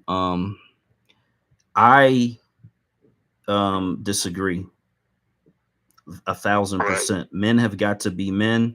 You make an agreement. You make an agreement with the government when you marry someone. And if you are going to break that contract with years of infidelity, this breaks the soul of a woman. The fact that she was able to still stand on her own and come out of that situation not completely broken and shattered emotionally and mentally. Some people, she talked about a therapist. Some people end up in a damn crazy house, to be quite honest. Some women end up so broken that they can never, ever, ever fully function in society. So shout out to her for having the strength to survive all of that. Wow, Black, I didn't, man. You almost sound like a feminist or something, man. I mean, Black Homeland, wait a minute now. What Black Majority is saying is true, though, because it is a contract between the two people. If a man goes outside of the contract, outside of the marriage, sometimes for a woman that's very traumatizing, because she looked at that man as being one with her. You know, that was a partnership that was special to her. There was a lot of investment involved in this. You know, we built this business together. We built life together. You know, so much involved in it. So she, of course, in her mind, feels like that's abuse. Even though for some of us, we might not see that as abuse. We see that as, well, he went outside of the marriage and had him some extra women or whatever. Right. And we don't see that as abuse. But for some women, they do see that as a form of abuse, because it's like a mental form of abuse, I guess is what some women would refer to it as. Hey, look, man, Professor, if you look at all the 1,000 richest men in the world, right? A lot of these men, they got children with other women, right? And the wives never leave. The matter of fact, America and Western Europe are the only two countries, regions where I wanted to get a divorce and get half of everything. Any other culture, the Middle East, India, China, Japan, wherever you go, the women can't get anything like that. And to me, Bob Johnson would have never divorced her, right? He would have never divorced her. So, but she took the opportunity to divorce him, even though he was the first and only black billionaire for many years, right? I mean, he was the only black billionaire for many years, and she still took the opportunity to divorce him. So so whatever she says, man, I don't, Look, I was 100% with the lady, but when she said she was in an abusive relationship, that look here. took me off. Well, Let me. Black Homeland. Go ahead. She, and I'm sorry, Black, because y'all I was going to respond to Black Homeland right quick. She see it as abuse, even though in our world we don't quite see it that way, but that's how she see it. So we have to respect how she view it because of the fact that she was involved with the man. But like you said, we know many men that have gone outside of their relationship, and many women don't let it bother them really. Like I know a lot of women that have had men to cheat on them. Guess what? They still with the dude and still. So let me, because it can be a middle class, it can be a rich man, or a billionaire. This is actually kind of disrespectful. This is disgusting. So let me throw this in here. Let me add some more information. So as it turns out, she is the first black billionaire because in 2001, when BET sold for $3 billion, that's when they gave her the designation as the nation's first black female billionaire. So I guess it's a matter of timing. Was Oprah Winfrey a billionaire before 2001? I don't know. In 1993, I was hearing this when I was living in Australia that she was a billionaire. Okay, so we'll have to go back and see if that's the thing. I don't know why Forbes, because this is a Forbes article, or this is CBS rather, but why they are throwing that title on her. Are they saying that Oprah Winfrey is a billionaire on paper, like Diddy was at one point, or whoever else was? Kanye at one point was a billionaire on paper. I don't know, but essentially they are still throwing that title on her. But here's where the abuse comes in, and this is kind of interesting to hear. I'm a brother, I'm a grandfather, I'm a son, I'm an uncle, I'm a cousin of women, of black women. So I'm not looking at any of this from the perspective of me being someone's husband, but even if I was a husband to a woman and I signed that contract, I know the responsibility says, especially when there's a business involved, because now you're actually involved in two contracts, to be quite honest. But the one contract has priority over the other one, and that's the marriage contract. So as a businessman with intelligence, I know if I fuck up in the bedroom, I'm fucking up the money. And it is very clear to me that this person, because all these years later, he's still trying to knife her in the back with these behind her back business deals, trying to keep her from achieving wealth and achieving her potential. It's disgusting as far as I'm concerned. But this is the quote that she has. It says, Johnson has accused her husband of infidelity and emotional abuse and said she used to see herself as a failure. Now, I read that I saw that in the other thing. This caused her to believe that she in the Matrix. Fuck. Okay, I'll pop back in, motherfuckers. Right when I'm in the mix of saying the shit that I really want to get off. Okay, all right, I'm back. So, I'm an extremely conservative person. Look, to be honest, man, I don't even believe in divorce, right? I don't think it should be even, that should even be a option. But the thing is, that's American,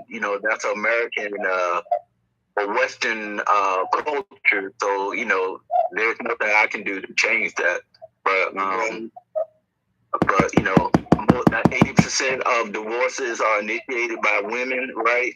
It doesn't matter if they poor, middle class, rich, or super rich, right? So, even if the woman, if she cheated, right, and he wanted a divorce, he still got to pay. So there's no way out of it. If you're a rich man, ain't no way out of it, man. So that's why I don't like that. yeah, let's get to Mel Cruz, but let me explain her position. She says, she has accused her husband of infidelity and emotional abuse. She said she used to see herself as a failure.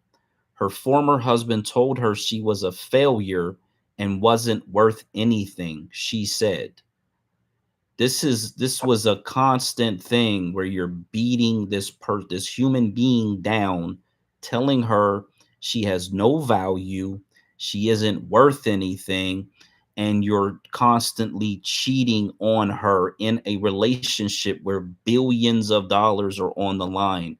To me, I have no sympathy for him. If he walked across the street and a tractor trailer smacked him on his way to his next hookup, I would not shed a tear for him. He gets what he deserves because he put this energy out into the atmosphere. That's just the reality of the situation. Look, Black, to be honest, it's none of our business, right? The thing is that BET was sold. Everybody like, why did Bob Johnson sold? He's people even call him a traitor because he sold BET, right?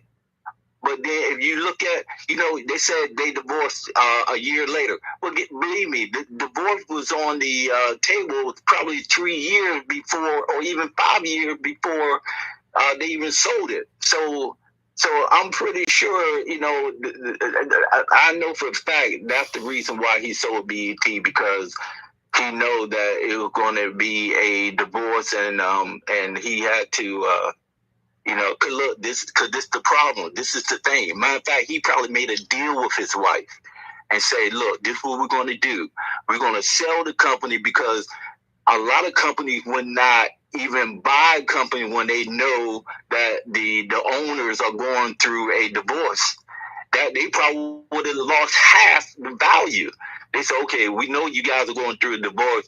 We'll buy it for $1 billion instead of $3 billion. So it was probably either some lawyers got together or whatever, but they probably advised them not to mention anything about a divorce or a troubled marriage during when they're trying to sell BET. Makes sense. Yeah, that makes perfect sense. And I agree with that. That's because you're in a business. A marriage is a business. Plus, they had a whole nother business. So do the proper thing, or the business is gonna crumble. That's just how I see it. You got it. The only Mel Cruz. Hey, shout out to everybody in the room. What's going on, y'all? I don't expect them to change any minds as far as Homeland and, of course, the professor. But because the space is recorded, I said, let me jump up in here real quick. You know what? Y'all a trip. Homeland and Professor. Trip. Because Professor, he agreed with Black majority. Me. No, Professor's a trip, just like you, Homeland. And I still love both of y'all. But here's the deal. More than likely, Johnson's wife probably provided 50, 60, 70, maybe even 80 to 90% of the acumen to make BET what it was. Amen to that. And for married men to not acknowledge that the wife plays, in most cases, plays critical roles in your success as men. Men come home from a hard day's work, bitching and moaning about shit, and rightfully so. And because the woman is so far removed from the day-to-day scenario, she can look at the situation with a whole different set of eyes, a whole different perspective, and be like, oh, well, shit, all you got to do is this, and boom, there it is. You know when wives benefit their husbands in that way all the time. Mm-hmm. And so to now somehow on this space attempt to say that all she did was stand around? I mean, come on. You guys aren't giving her any. I mean, shit. Come on. I'm more than that. I'm giving her a lot more than that. Not much to not even fathom that she played a critical role. If all she did was rub his feet when he came home and listened to all his bitching and moaning, if that was her role, it allowed him to go back out day after day, refreshed and ready to fight that battle. And why is it that when women say that they were in an abused situation, why do men always try to qualify it to their perspective? If you love a black woman, why isn't the response, well, damn, baby, what happened? I mean, if you're married to a man and you're giving your all, and every time she looks up, this man is somewhere fucking around. That's abuse. That she can't spend the money, or she can't do this, or she can't do that, but somehow miraculously he's out there doing it all. And then what Black said clearly is emotional abuse about you ain't shit, you're never gonna be shit, blah blah blah blah blah. Come on, y'all. Why would you minimize a black woman like that? Like, why are black women supposed to protect the black man, support? But then y'all turn right around and just kick us all in our ass. Why can't y'all? Motherfuckers can't live like that. Yeah, go ahead. Oh, I can't hear. No, I'm done. I'm landing. I just wanted to, put that out there. I'll land. Yeah. The thing is, right, this is my first time hearing it from her, right? And when you got the first black billionaire, right, and a person is putting all these different accusations against the first black male billionaire, right? It just she killing it. I mean, Sister Mel killing it, she man. She don't have to say anything. This is this go her way. She don't have to use the word abuse, or she don't have to say anything to nobody. This go her way. She got the divorce. She got what she wants. She got $1 billion, right? Okay. Because he's still fucking with her. This go her separate ways. Because he's still fucking with her. That's why. Why she have to tell everybody that he's the fucking reason. He won't go away. I have never heard these things. I have never. This is my first time hearing about this. Oh man. So if she made him, and I know as a man you won't be able to digest this, but if she literally made his black ass in terms of being everything he needed in order for him to go out and, as the face of the organization, make it do what it do, and you're telling me that she can't speak her truth? She has now walk around and keep that shit bottled in so she can have high blood pressure and diabetes and shit. Well, just because your sensitivities won't allow a black woman at that, to speak her truth. Like, so slaves shouldn't have said shit either. I mean, are you serious right now, Homeland? Okay. How many black men in this world have become billionaires, right? How many black men have become millionaires, right? Look, it's so rare. is so rare. I think, man, And you then might she has love to money. beat You might up love money a little on bit too a much, man, the man. You first gotta black have love billionaire in the for whole world. humanity. Where's your love for Bob Johnson humanity? was the first black billionaire in the whole world back in Life ain't all the back about in the money, man. 90s. Swear to He God. was the first. He was a billionaire before Oprah Winfrey. He was the first. And she was married.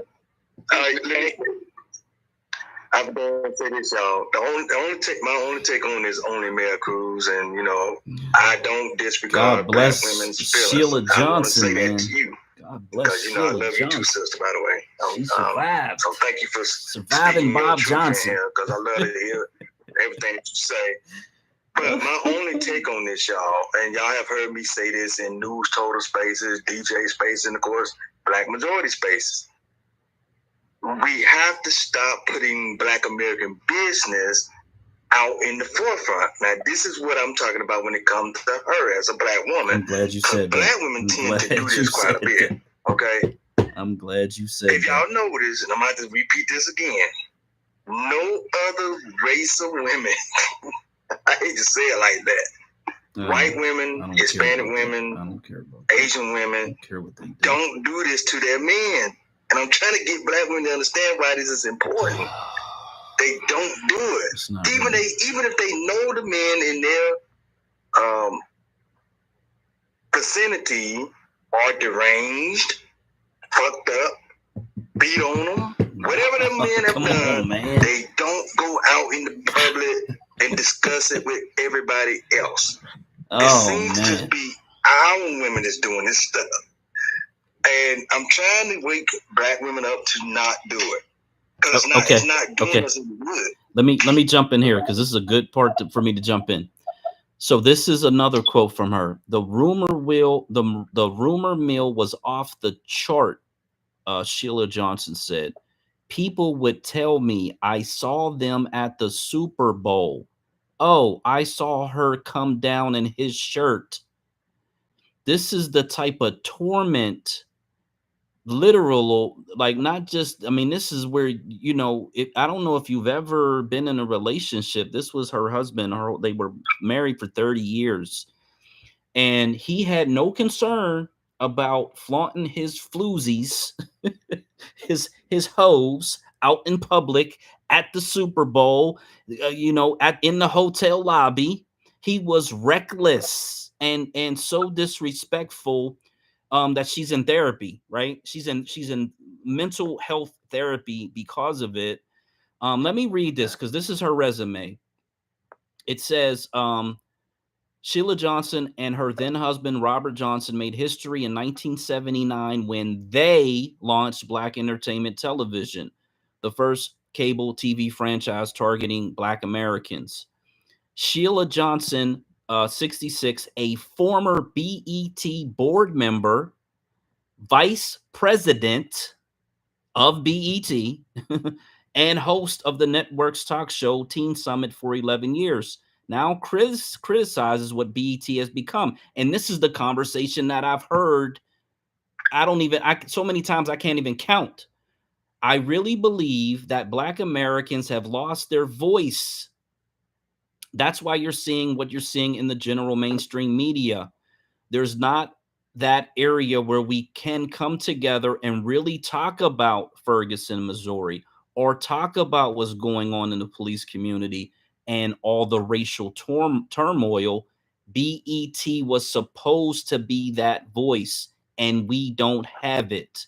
She is bitter because her husband was a piece of shit. That's the bottom line. Yeah, it's men in the world of people to grab then because every man is doing it. Every single man is doing it. I'm gonna say wealthy men. I'm gonna say wealthy men. Wealthy men I know. He was a piece of shit, but look, my own take on this, y'all, is that, okay, prime example. This situation that just came out about Vince McMahon, right? Vince McMahon, you know what I'm talking about. Vince McMahon owned WWE, or he used to own WWE. He's no longer a part of WWE now. But all the storylines that have come out about what he was doing with other women in the WWE or the WWL, the entire time that he was there, you know, they went to Linda McMahon and asked her about y'all all gonna of love these this. accusations and anything else she had an opinion on when it came to her ex-husband. I saw the video, man. Do y'all know that lady didn't say nothing? She said, she said, I just wish Vince the best of luck. I think is all she said. That was it. She left it at that. Man, I'm pretty sure she's been through, like only Mel Cool saying that, right? Women have that mental abuse from being cheated on and all that. And she went through all of that with Vince McMahon, right? She didn't speak on it to the public. Now, behind closed doors, she probably doing all kinds of shit to Vince McMahon. But she ain't putting it out in the public. And that's what I'm saying. Well, you know, Professor, I see what you're saying, but you know what? That holds no water, because then maybe Mr. Johnson should have kept his Johnson in his own damn crib, and then it would be nothing to put out.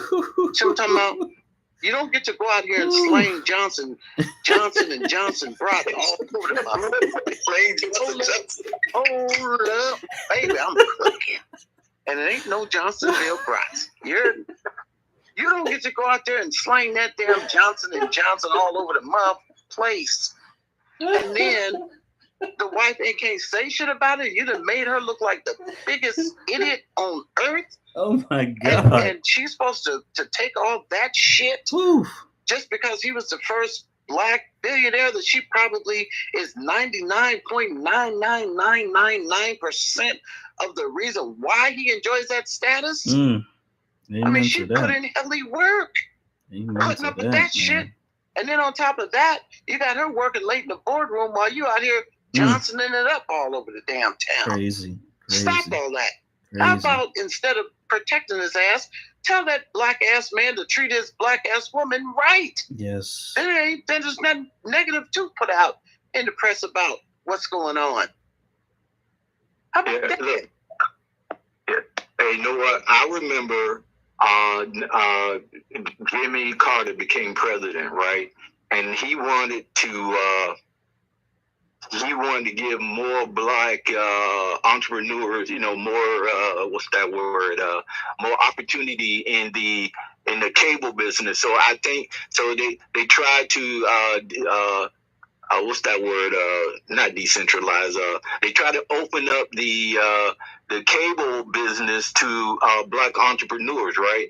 And I don't know how Bob Johnson got it, but he was lucky. He actually was given he was the only black person that was given a cable TV franchise in 78 or 79, and that was the reason, and that was because of Jimmy Carter, right? And you know, and he took on the opportunity. Look, most people would have had faltered because you know, sometimes when people are giving something right, they don't make much of it. But man, you know, this boy loose. He turned BNT to a successful company. He sold it for $2.9 billion, right? And you know, that's all I got to say. You know, it's just you know, he was lucky. They were lucky.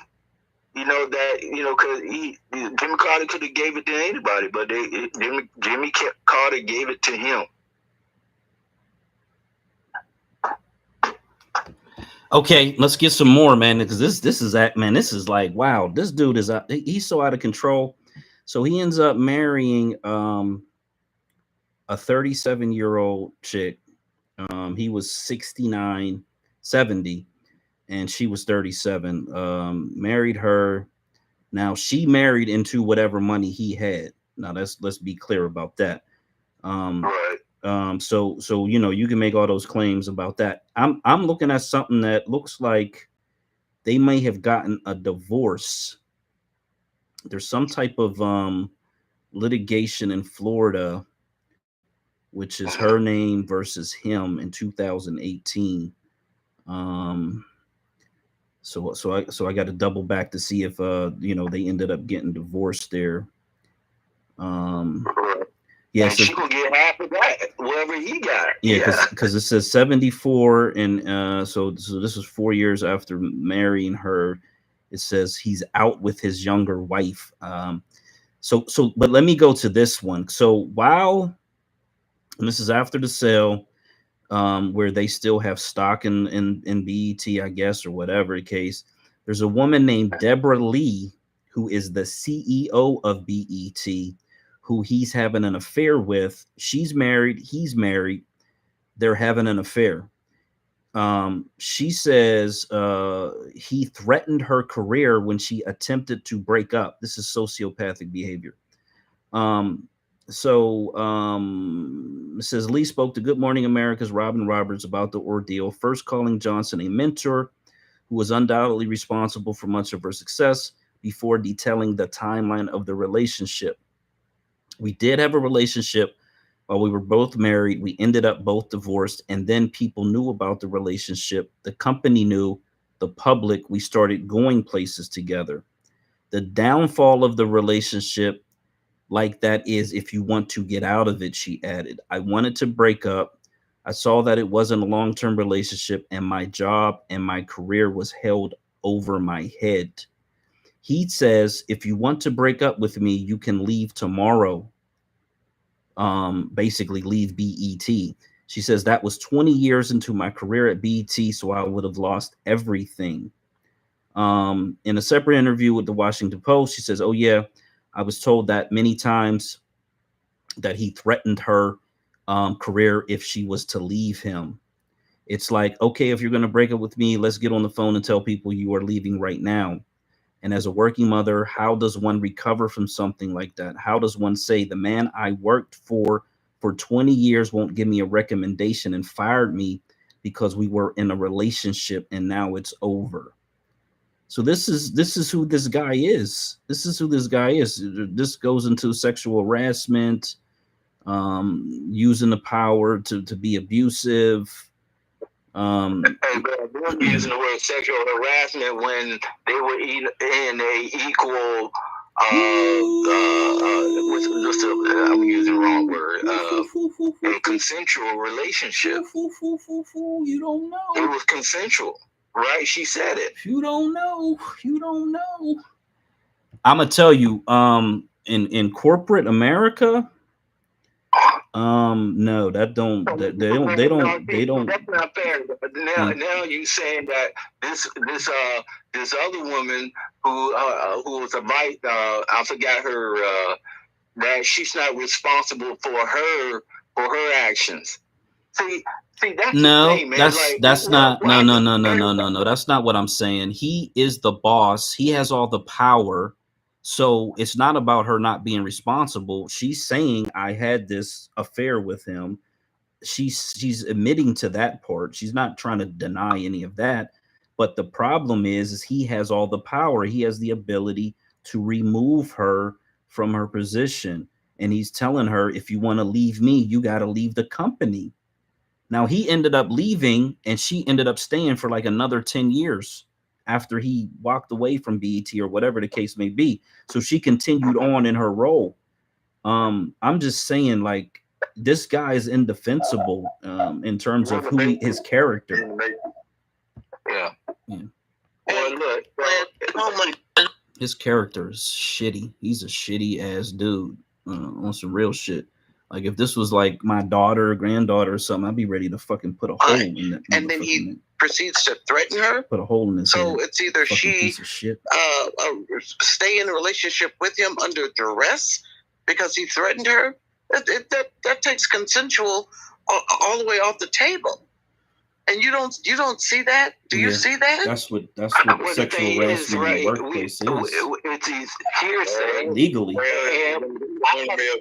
I have never heard anything like this. I have never heard Bob Johnson being in any type of things like this. Because you never heard it.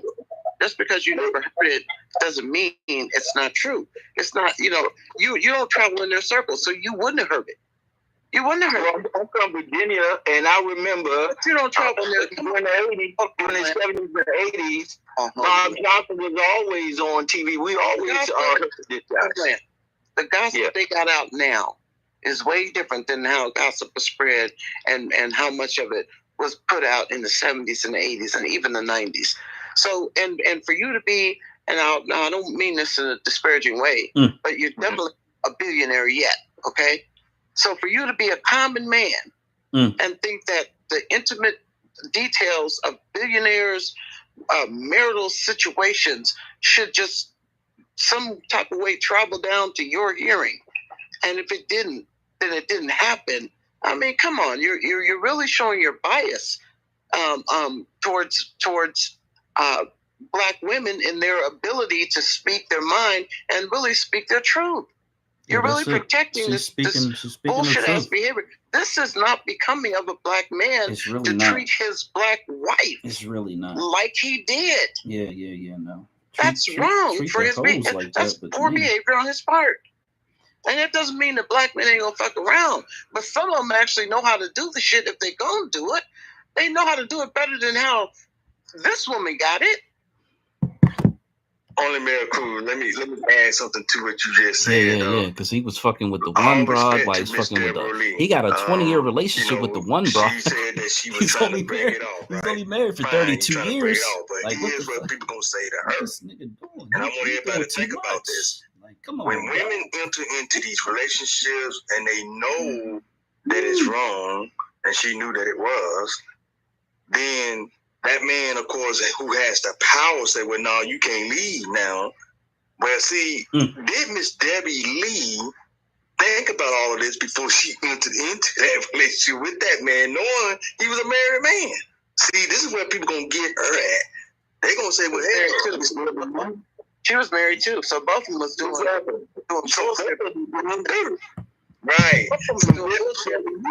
So Miss Debbie Lee don't get no sympathy neither, right? So then I guess if you look at it from that perspective, Professor, then what she should have done was, she and you know what, she couldn't have, because while they were both married and messing around with each other, she had the same amount of power as he had.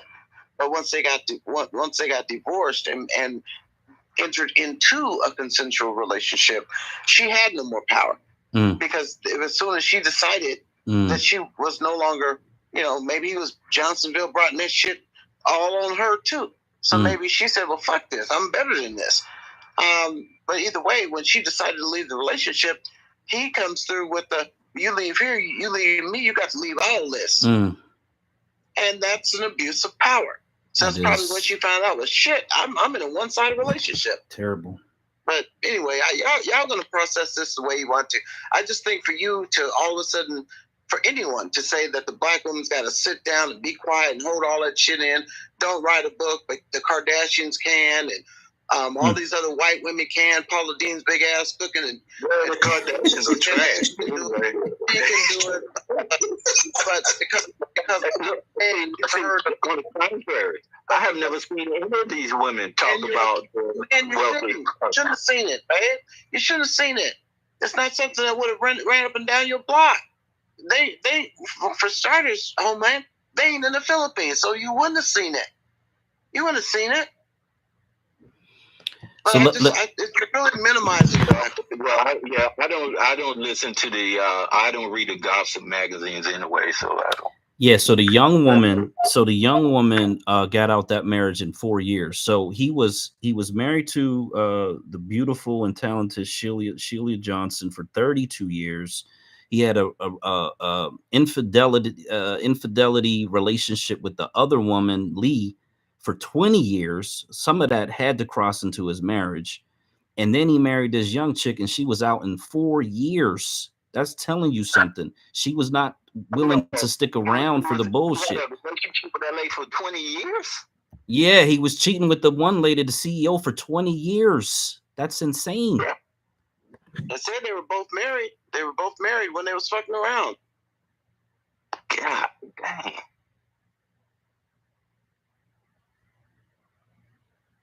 Yeah, he just need to get his. He need to. Man, that is crazy, man. It's crazy. It's crazy. It's crazy. It's crazy. But shout out to her, man, because again, I think she's just ultimately proven that she's. This is what people will conclusion people will make, that black men, we don't have the Maybe we don't. the mental mentality. Once we become worth 100, 200 million or a billionaire, that maybe we can't handle this power and this money, and all over the place and that's the reason why we shouldn't have all this power, because we'll abuse the power. See, that's what. Gotta keep it in your pants. This is what is coming. This is what my conclusion is when I hear all this stuff. When you hear about Kanye West, right? You hear about all these other black $100 million that they abuse all their relationships, right? So if they abuse all their relationships, right, like P. Diddy, then maybe black men shouldn't have power because they can't handle it. See, this is what white people will say. Look, we're not gonna give black people no more power to control this and control that, because they will abuse it. They'll do this. But to me, that's what white people can come up with that. So, are you saying? I just want to understand. Are you saying that in order to prevent white people from saying that about black men, that the women that they fuck over real good should just keep their mouth shut?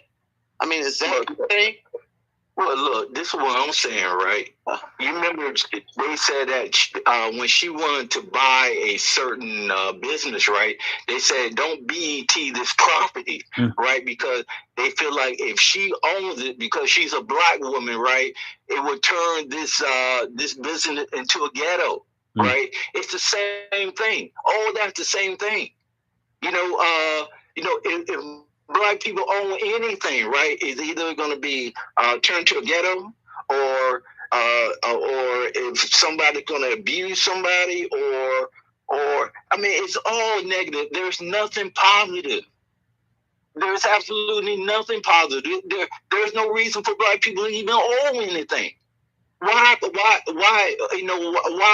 should black people own take supermajority of a state when I was hearing from this conservative black dude, right? He said, "Oh no, I don't think this will be good. Black people take a state because this will happen. This will happen. This," and I've been hearing it for 15 years, right? Even longer. But the thing is, I mean, that it's all negative. There's nothing positive about black people having any kind of power. Not even in Nigeria. We hear about the Nigerians, Mobutu in Zaire, where he will steal $5 billion from the Zaire treasury, right? And then he'll abuse his power. He abused the people. He doesn't build critical infrastructure in his country. It's happened all over Africa. It happens in America. It happens everywhere. It's like, let me ask this question. So, is what you're saying that the black woman should take all the man's bullshit and take it, be silent? Because if she opens her mouth or seeks mental health therapy, that it will make the black man look bad? The truth about his actions will make him look bad, so the black woman got to take it and hold it in. Is that what you're saying? That's it. It makes everybody look bad. It makes me look bad. It makes you look bad. Everybody look bad. Wait, Homeland. One last question. That's a sad state. That's a sad state of affairs. Should the black man maybe conduct himself in such a manner that no matter what the fuck he's doing, the black man should he's got to take responsibility for it. Yeah, be a man. Right. Be a motherfucking man. Okay, because damn, your scenario is the black man gets to Johnsonville brought the thing. He just gets to go through life Johnsonville Broughton. And there's no accountability, and everybody else has got to be held accountable to the highest level. While he just goes out and does whatever the fuck he wants. Come on, man. Come on. Well, the thing is, right, people not reporting this. People didn't report this back in the 80s and 90s that not even his wife didn't report that he was cheating on her, or he was doing this and doing that. I mean, she could have maybe put a stop to it abuse, back in the 80s, but she didn't do it. Or maybe she didn't know about it. I don't know. But the thing is, right, a lot of times when men get away with something for such a long time, and he's at on a pedestal, right? Bob Johnson probably thought he can do anything he wanted to do. He probably thought he was like the guy from Zaire. He's like the dictator. And maybe black men have a hard time dealing with all this power and all this stuff, because it's such a new thing. Black men, we didn't have these powers before the 1960s or the 1970s, so it's such a new thing that black men really probably don't know how to handle all this stuff, right? So, but the thing is, it's interesting. I just feel really bad about it. I never heard of this about Bob Johnson, right? And it's really hurtful that a black man of his stature would do something like this. But he's responsible for it. He's responsible. His wife in he's such the one who did it. In such deflecting his fucking shit embarrassment, to somebody else. Not only that, he embarrassed the whole black community. She's just a witness. She's a victim and a witness. She's a victim and a witness. Man, so it's just hard to take. Bob Johnson was a guy that I had a lot of respect for. Yeah, he was and it is very hurtful. And if this happened, man, maybe Bob Johnson, he should take the wrath of this, but it is terrible, man. Hey, look, I'm gonna apologize, right? But the thing, like I said, I don't know the full story, but I apologize if I seem biased to the situation. But the thing is, it is extremely embarrassing and difficult to take. And I land there.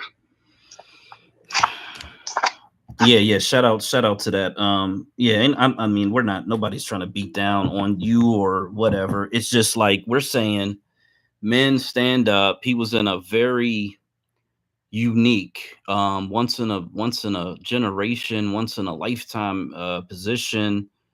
And I think part of it is, she says she wrote this book. So this is where all this stuff is coming. She wrote this book to kind of heal herself, and some of it comes out in these interviews. But I think part of it is that he's still like messing with her, and that's probably the part where it comes out, where she's got to say, I'm doing a business deal, and he's trying to backdoor me on a business deal, decades after we divorced, decades after our lives are completely apart. And that is the part where, you're just dealing with this long-term pain. It's like fresh wounds every time he does this snakish behavior. So, he went out and married somebody, and again, the 20-year affair, who knows who else he was, who knows what his whole thing is. It is what it is.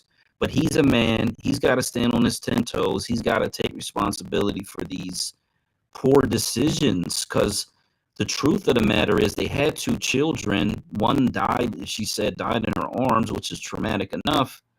And if that's happening while he's cheating, you can just only imagine the levels of trauma that adds to that situation. But they could have really had like a king and queen. Matter of fact, they were called the king and queens of BET. They could have had this king and queen fairy tale, existence. And obviously her business acumen, for what it's worth, is levels above his, because he hasn't been able to grow his wealth. He's stagnant and she's growing her wealth.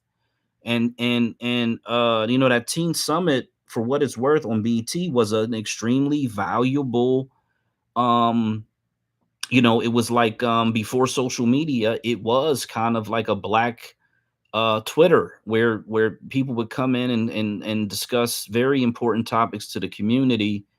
And she said, when I guess this was around the time of George Floyd, where she was disappointed that they didn't have that black media, which everybody talks about. We need black media. Imagine about this reparations conversation.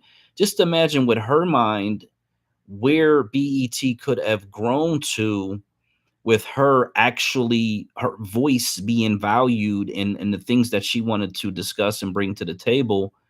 I just think, it was, we all lost something when they sold BET. But to your point, it probably was the smart business decision prior to a divorce. Let's do what we need to do, and all of those things. So I appreciate that part. They were at least, professional enough to do that.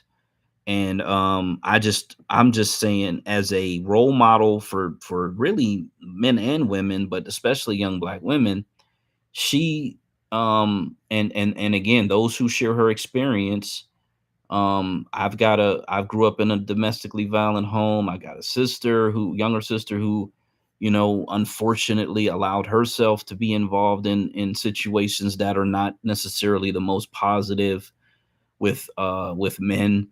And so I think we all have somebody that we know, who's a woman who's dealing with some type of abuse. Again, my neighbors, these motherfuckers, all they do is fuck, fight, and smoke weed. And sometimes it's like, do you need immediate 911 assistance? Because the shit sounds like extra crazy. You know what I'm saying? It's just, if you want to be a man and be respected as a man, you gotta act like a man. And it's a difference when you're just dating women and whatever, it is what it is. But when you're married, you build a family, you build a fucking empire, and you're still running around like a moron. That to me is just karma, is how I look at it. So I don't wish no negative things on him or anybody else, but I do acknowledge that the universe does what the universe does. You put out negative energy, and eventually it comes back. He's 74, divorced twice, and alone at this point. And that's probably something he'll always regret, to be quite honest. So but I want to flip to something else. We could do chapter 6, because it's a 2 a.m. It's not that late. That's a short chapter, and it does deal with the military aspect of the Black majority homeland, or Black American homeland. And I kind of glanced over it. It looks like a really good chapter. And then I will just do like these deconstruction amendments next week, because this was a valuable conversation, to be honest. I think it was very important to have this conversation and just understand what actually happened, because all we kind of hear is that they sold it, or he sold it, and that's unfortunate that she wasn't really a part of or understanding of what was really going on there. But I'm sure wherever there was award dinners and ceremonies, she was right there, and she was in that circle of wealthy people, and people who worked at BET. She was vice president, so they understood her role in the company. But at the same time, he was doing too much. That BET Uncut was like a pornographic. I mean, the women were naked. Let's keep it a buck. They were half-ass, butt-ass naked. And was that necessary? Probably not. Probably not. So whatever. But yeah, shout out to her. She's moving forward. She's doing her thing, and I salute any black woman who's just doing their thing. Dealing with they got to deal with in all areas of life, mother and warrior and all of that, and still going out and making shit happen. Sometimes it's a little easier for women to get into those rooms, and because they don't tend to look at women as a threat oftentimes, and so there is this built-in what's the word I want to use, almost like not really infiltrator or uh, man, I can't think of the word, but essentially women, because they're women and because men don't see them as a threat, they can enter into rooms and spaces that men maybe wouldn't or would be locked out of. And so the advantage to a couple, a married couple, is that your wife, especially in American society, could open some doors for the marriage, for your children, for your legacy, for your grandchildren, for your generations. And I just think it's all valuable. I think it's all valuable. If you're going to get married, you need to kind of be all in with what that means, especially if you're dealing with an intelligent woman. But if you're kind of just looking at a woman as a baby maker, a baby or a housekeeper, a babysitter or whatever, then I don't know what the point in being married is if that's all you see in this other person. If you're not looking for a partner, then why even bother getting married? To be quite honest, um, everybody's got to do what they got to do. This was a very unique couple, unique relationship, but I value her. I value what she's doing, and I don't see much out of this guy. Like I said, only the last time I remember him talking was something to do with reparations. He was all off code with it anyway, and it just sounded like he was trying to grift off the shit to be like 1,000 with it. You know what I'm saying? And so it just is what it is. You say I'm in the matrix here, there, where, everywhere. I'm in the matrix over here too. God damn it! Yes. I'm in the matrix on YouTube or on Yeah, but like I don't know what to say, man. I'm extremely disappointed, man. I don't know what to say. Yeah. I want to hear Bob Johnson's side. I want to know what was going through his brain. What was he thinking? What did he feel like? He was the dictator that he was so high on the pedestal that there was no black man in the world that can definitely answer to dictating him, that can say, hey, Bob, you can't be doing this, like right? a motherfucker. It's like he was so high that no black man can say anything He to didn't him. have A white man can say something to him, but a white man not gonna say anything to him. They're gonna just let him do what he want to do. But yeah, it's very disappointing. Yeah, you're right. Them white men probably they knew they could see what was on the horizon, and they probably got a little bit of joy out of knowing that he was fucking everything up. But he didn't have a mentor circle or men to hold him accountable, and he whatever. I mean, I don't want to spend the whole time talking about this guy. They did a beautiful thing with BT, and it just. Whatever. There. I hope again that she's able, and really to be quite honest, if he still got some money and she's building her wealth, they got 2 kids. all signs point to they should be able to transfer this wealth to the next generation and kind of learn the lessons of what he did and hopefully self-correct when it comes to that. And then our great grandchildren will see the fruits of their labor is really what it boils down to. um so let's just wish for the best when it comes to that. Right, to be honest, this is my last thing about this, and I'm gonna shut up about this. I remember, I always read about people like the Vanderbilts, the J.P. Morgans, the Rockefellers, the Fords, that family, right? Where the family, right, they're in business for over 100 years, right? 150 years, right? The same names, right? The family, the wealth is passed down from the first, the second, the third, fourth generation, right? And to be honest, in the 90s, I thought Bob Johnson was going to be something like that. Like, wow, for the first time, we have a person that his name, Bob Johnson, can probably be around for another 100 years. But because he was unable to handle that type of power and wealth, right? He just went off and just started this messing with every woman that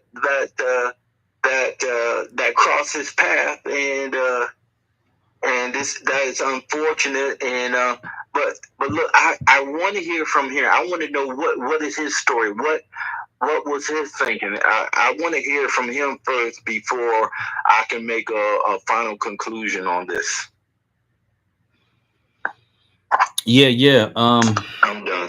Okay, so I'm thinking about the Ebony Jet Essence Johnsons. They were very well held together, tight knit family. They were able to do some generational wealth. The Bronner family down in Atlanta with their hair care products, they've been able to transfer a lot. Unfortunately, some of these newer entrepreneurs who have gotten some wealth, they end up selling their property, their brand. They build it up to a certain amount and then they sell it off. And so you can only hope that when they do make that sale, that then they're able to get into something else where they can keep the money growing and then again sell that, or not sell it but transfer it down to generations. I was trying to think of some more historic Black companies that we all would kind of recognize from whatever they had going on.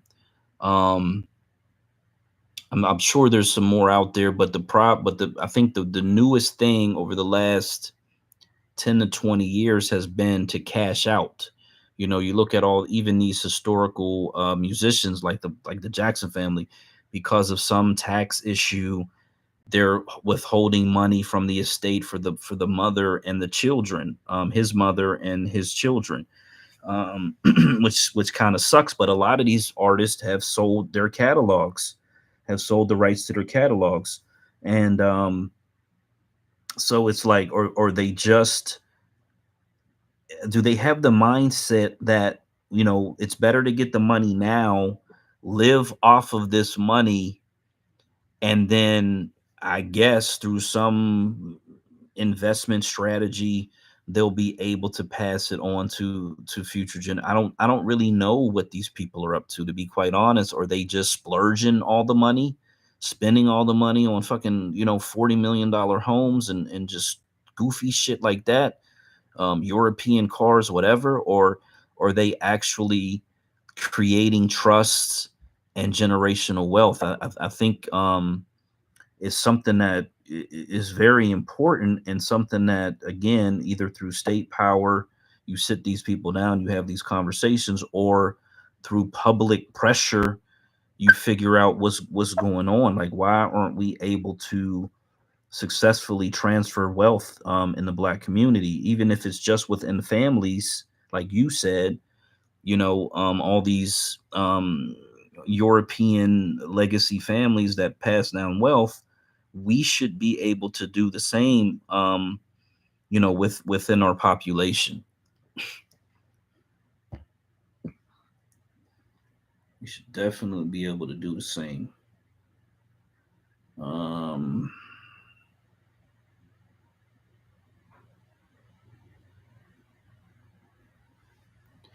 so I got some Delaware stuff because I got a Delaware account. So I'm gonna just go through some of my bookmarks. Some of this stuff is actually was I was like, wow, wow. Some of this was pretty shocking.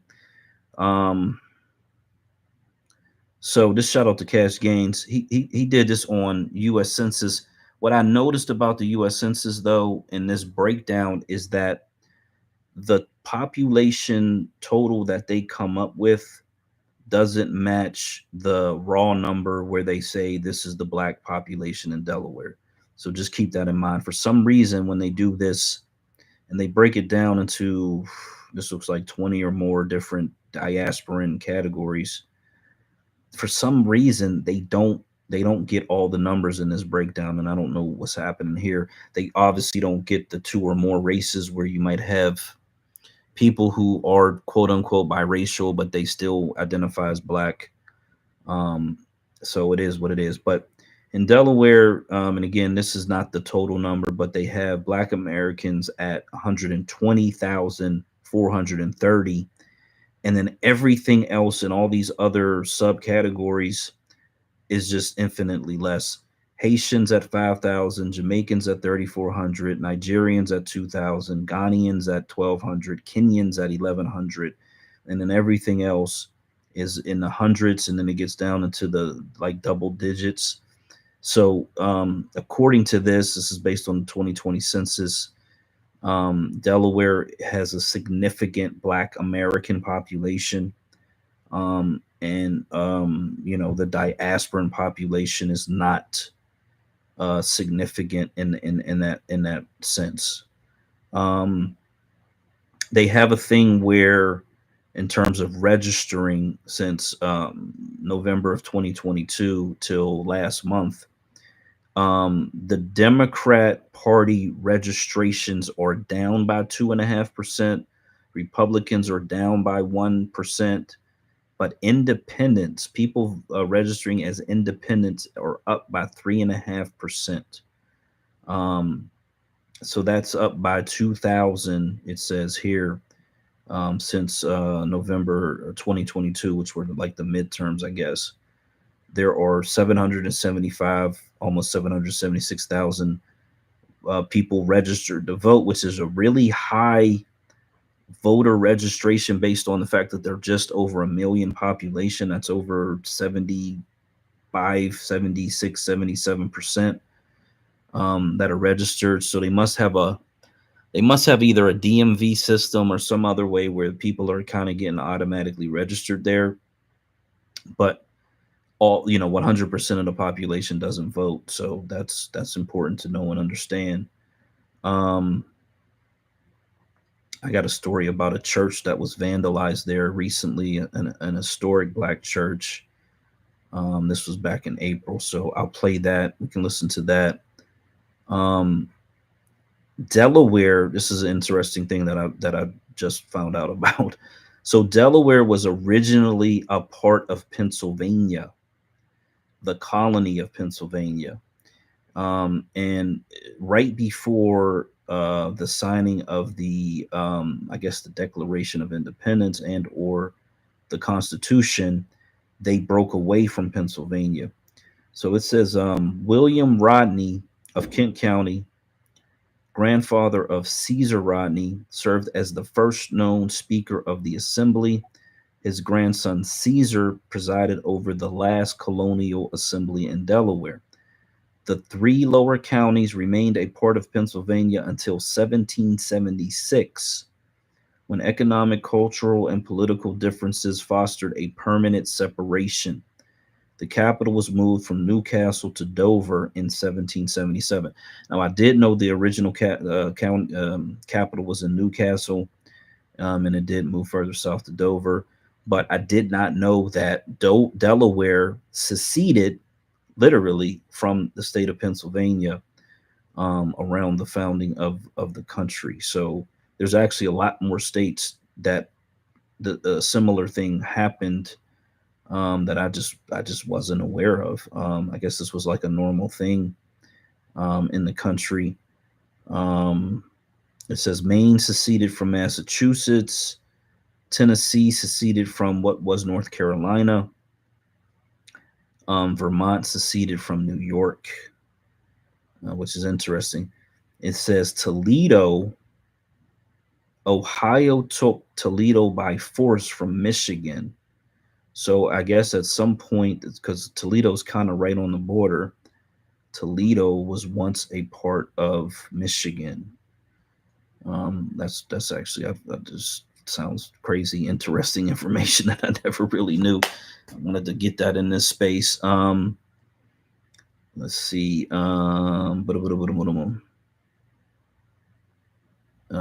This is about slave holding percentages. And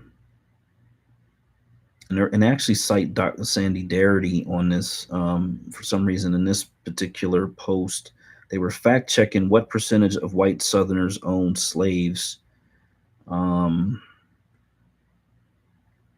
Let's see.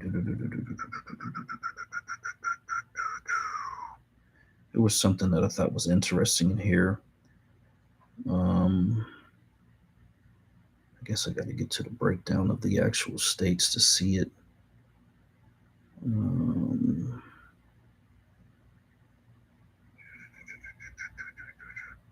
Okay, so for generations, historians have been almost unanimous in emphasizing that black slaves were owned by a surprisingly small minority of whites, Mackey wrote, but this figure mainly comes from the research of American historian Alan Nevins from 1890 to 1971.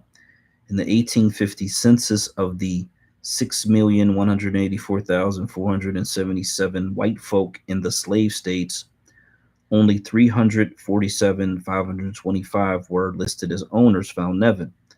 In the 1860 census, which is on the eve of the Civil War, there were 393,975 slave owners in the United States out of a total population of 31,183,582. So this is like 10 years later. Then that's an interesting growth in population, or 1.26% of the population.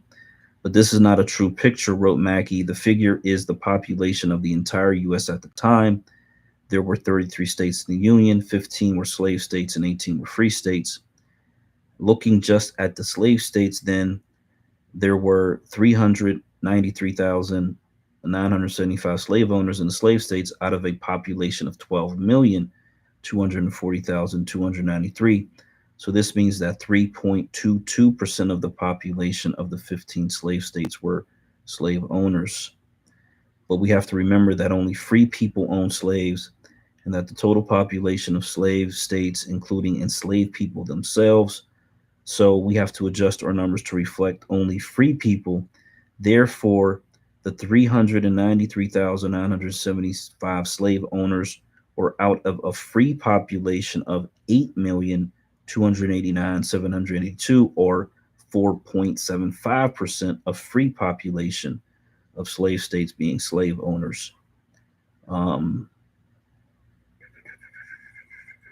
The Confederacy, 11 states, had 316,632 slave owners, and that equals to 5.67% of the free population of the Confederacy were slave owners.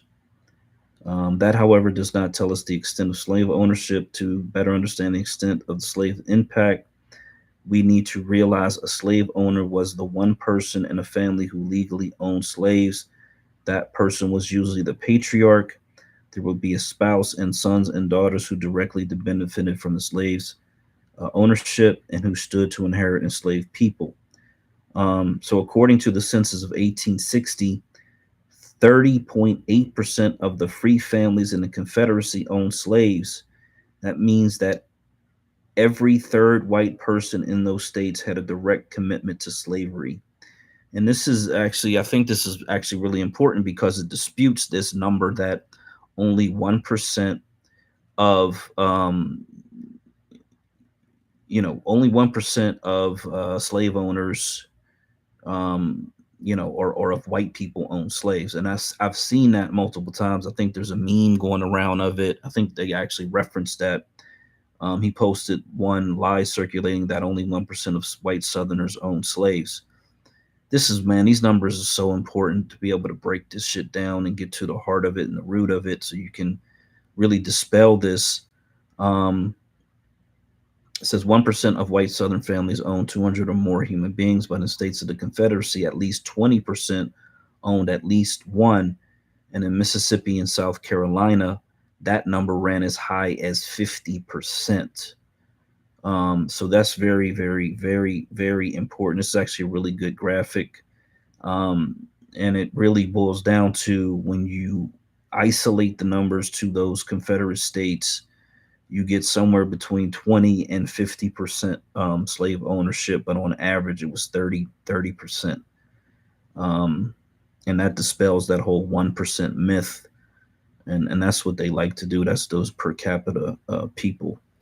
So this was an unfortunate thing. This was back in April. This is a 200-year-old historic Black church in Newark, Delaware, which is just outside of Wilmington. If I'm being accurate from my memory of where the map is at, I actually plan to actually spend some time in Newark. It's a really small town of maybe a little over 5,000 people. I think it's actually a really important city for us to look at. The population of the percentage of Black Americans have grown in that little city. So here's this news report. In Delaware, vandals targeted a church over the weekend. Leaders at St. Daniel's Community Church say the vandalism included hateful words and even impacted Easter service. Action News reporter John Paul live for us now in Newark with the full story. John. Yeah, Shari, this is the historic Black church right here. It's been here for more than 200 years, but as you said, they couldn't hold services here yesterday after someone broke out a window and then etched racial slurs onto the side of the building. I look up, and then that's when I saw the first racist slur. Donna Johnson was the first one to spot it. Racial slurs etched into the side of St. Daniel's Community Church of Iron Hill. They've chosen not to show some of the hateful things written. But one word that church members worry about the most. When he put die, he wanted us to die, and that's propane tanks out there. The reason Johnson looked at the side of the small church was because the heat wouldn't come on. The pastor was concerned that whoever did this tampered with the propane tanks. I was angry, but we couldn't have service here. I canceled service because I wasn't sure how bad everything was. This church dates back more than 200 years. A Civil War veteran is even buried here. Newcastle County Police responded to the historic church to investigate, while representatives from the NAACP came out today to talk to members. For someone to feel empowered to vandalize this particular church on Holy Weekend is appalling. They plan to help the church find and prosecute whoever's responsible, while the pastor has this message. We're not going anywhere, and we're not afraid of you. We're here to stay. So you're going to have to live with that. Now, we did reach out to Newcastle County Police. They say that detectives are now handling this case. They are looking into it. We also know the church is looking at adding more surveillance cameras to the property.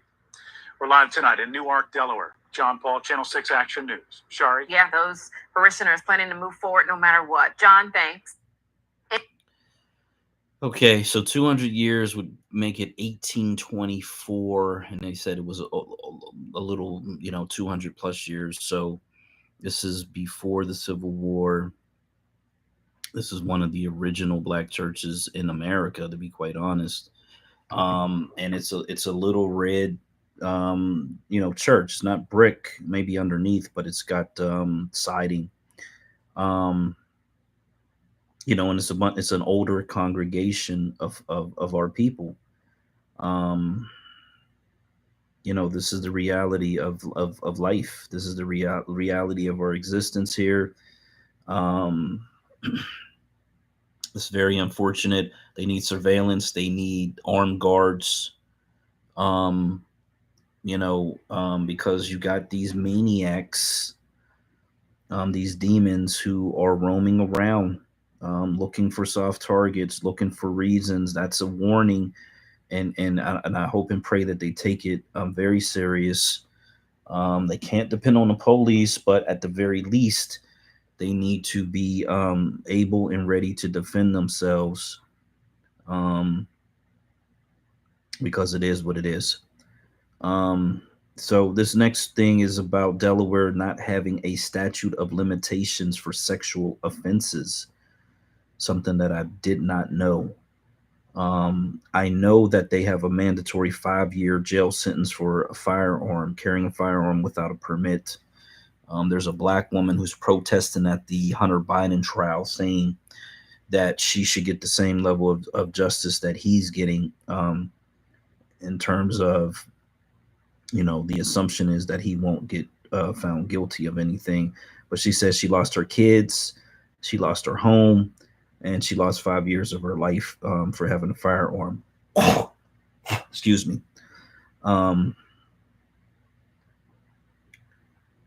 So I'm just reading through this. This one says Delaware is the 6th in the nation for trafficking due to the port of Wilmington and I-95 making it a main hub. The foster care system is a major facilitator. This is something called Schooling Delaware, and they were responding to what appears to be, just different posts. So that's just something less anecdotal. And I haven't done a deep dive into that, but it's something to be aware of because of the proximity to all of these major cities. There's good and bad in that. Yeah, it's the major corridor on the East Coast, Northeast Coast. There's about 100 million people within a 300-mile radius. And it's actually one of the more populated areas of the country, to be quite honest. So the potential for some negative things to have to be dealt with are definitely there. Not that they are in Delaware, but that they could come into Delaware because of the close proximity to all those other major cities. So here's an unfortunate story. The woman that we met, Miss Potter, and her husband, that was back in November, I believe. The first time went up there, and then went up there again around after Christmas, New Year's Eve. And she's a black woman who was the state treasurer of the state, and then she became treasurer of the city of Wilmington. Beautiful elder woman, very nice, very loving, loves the community loves her. She ran for mayor after being the city treasurer. She lost because another black competitor got into the race, split the black vote, and allowed the white guy to win. And this is what happens all over the country. It's very sad. We keep repeating this mistake. So she's running again, and she really was the front runner. There really was no one to compete with her inside of the city. Unfortunately, she started talking about, and this was back in December, that the governor who's termed out, he had 2 terms. He was a state rep. He basically came up through Delaware politics and eventually became the governor. He's terming out, and he's entering the mayor's race for the city of Wilmington. This is a majority black city. There's no reason on earth for this person to enter this race other than to keep her from having the mayorship. And she did sue the city about shady shit that was going on with the money when she was the treasurer. She was finding discrepancies. She ended up suing the city about it. and then so there was like this back and forth with that. Um, the city has a lot of those businesses are registered there in Wilmington, Delaware. I believe that this is pure Democrat Party politics. He has a war chest of at least $100,000, if not more, and she is operating on essentially word of mouth and shoestring budgeting, and in her community involvement and recognition.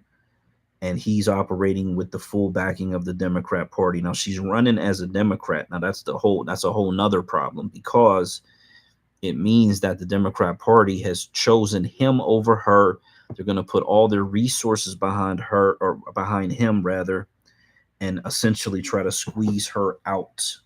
Do everything they can to squeeze her out. And because they are so nefarious, they'll probably stick another 2 or 3 black people in the race to try to do the same thing, break up the black vote.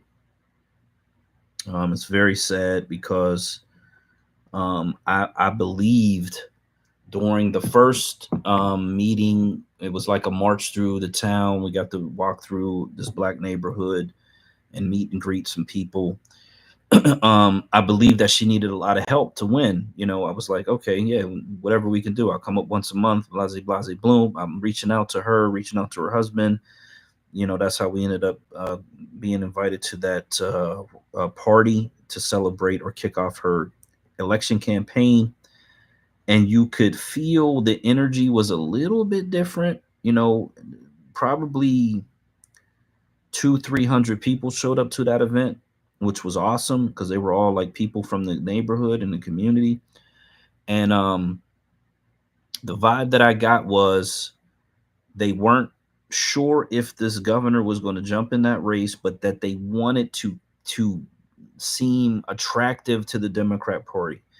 They didn't want to do anything to upset the Democrat Party, which is understandable, you know, because she's older in life, and you know, whether or not she would run 4 years down the road, no telling. I don't know if she would have the energy, you know, 4 years, 2028 to run again.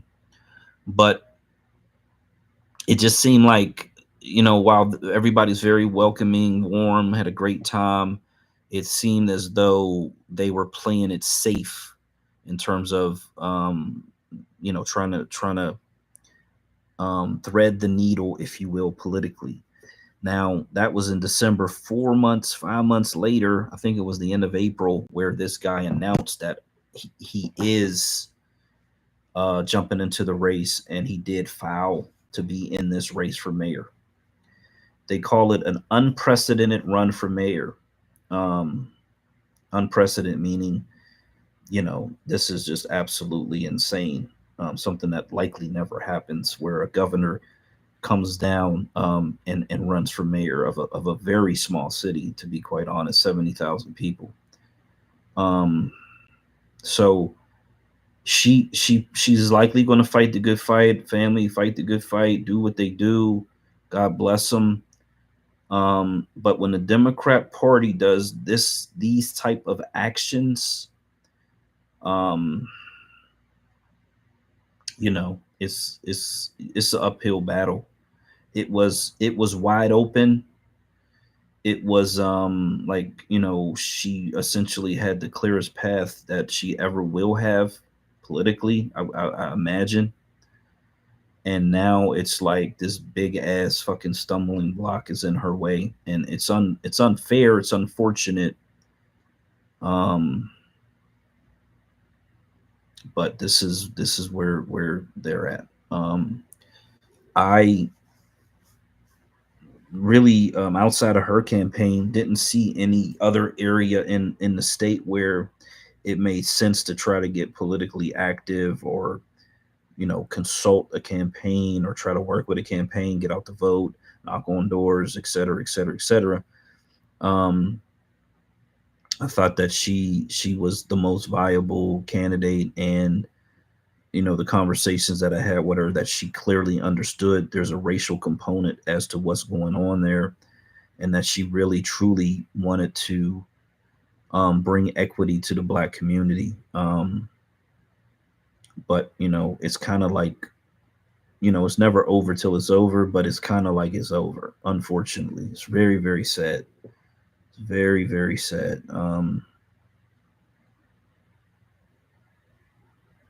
Yeah, very sad. I'm so like disappointed with the way this thing turned out. But it is what it is. Um,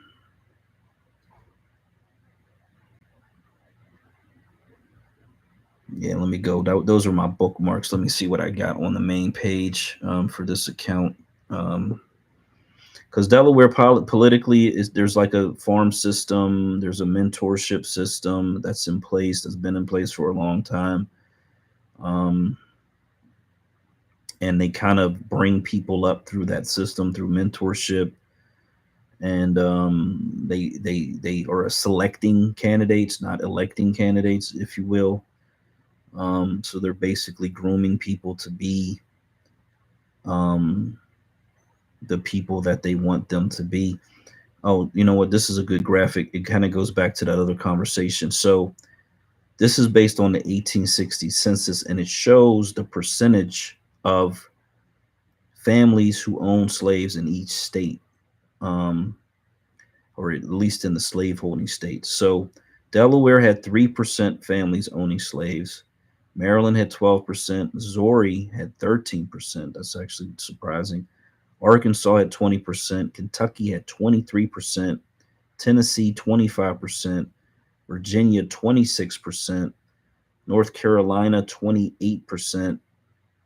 Texas 28%. Louisiana 29%. Florida 34%. Alabama 35%. Georgia 37%. South Carolina 46%. And Mississippi 49%. And that's of the families within those states that actually owned or ancestors. So again, that 1% number that they throw out there is just utter BS. And I see that every once in a while, those per capita people. I don't even get into conversations. I don't argue with those fucking people. I just block them. There's just no need for me to waste my time. Conversating with some account that's got 5 followers, or even if they got 10,000 followers, they're still just fucking wasting time, and not worth my time or my conversation. So yeah,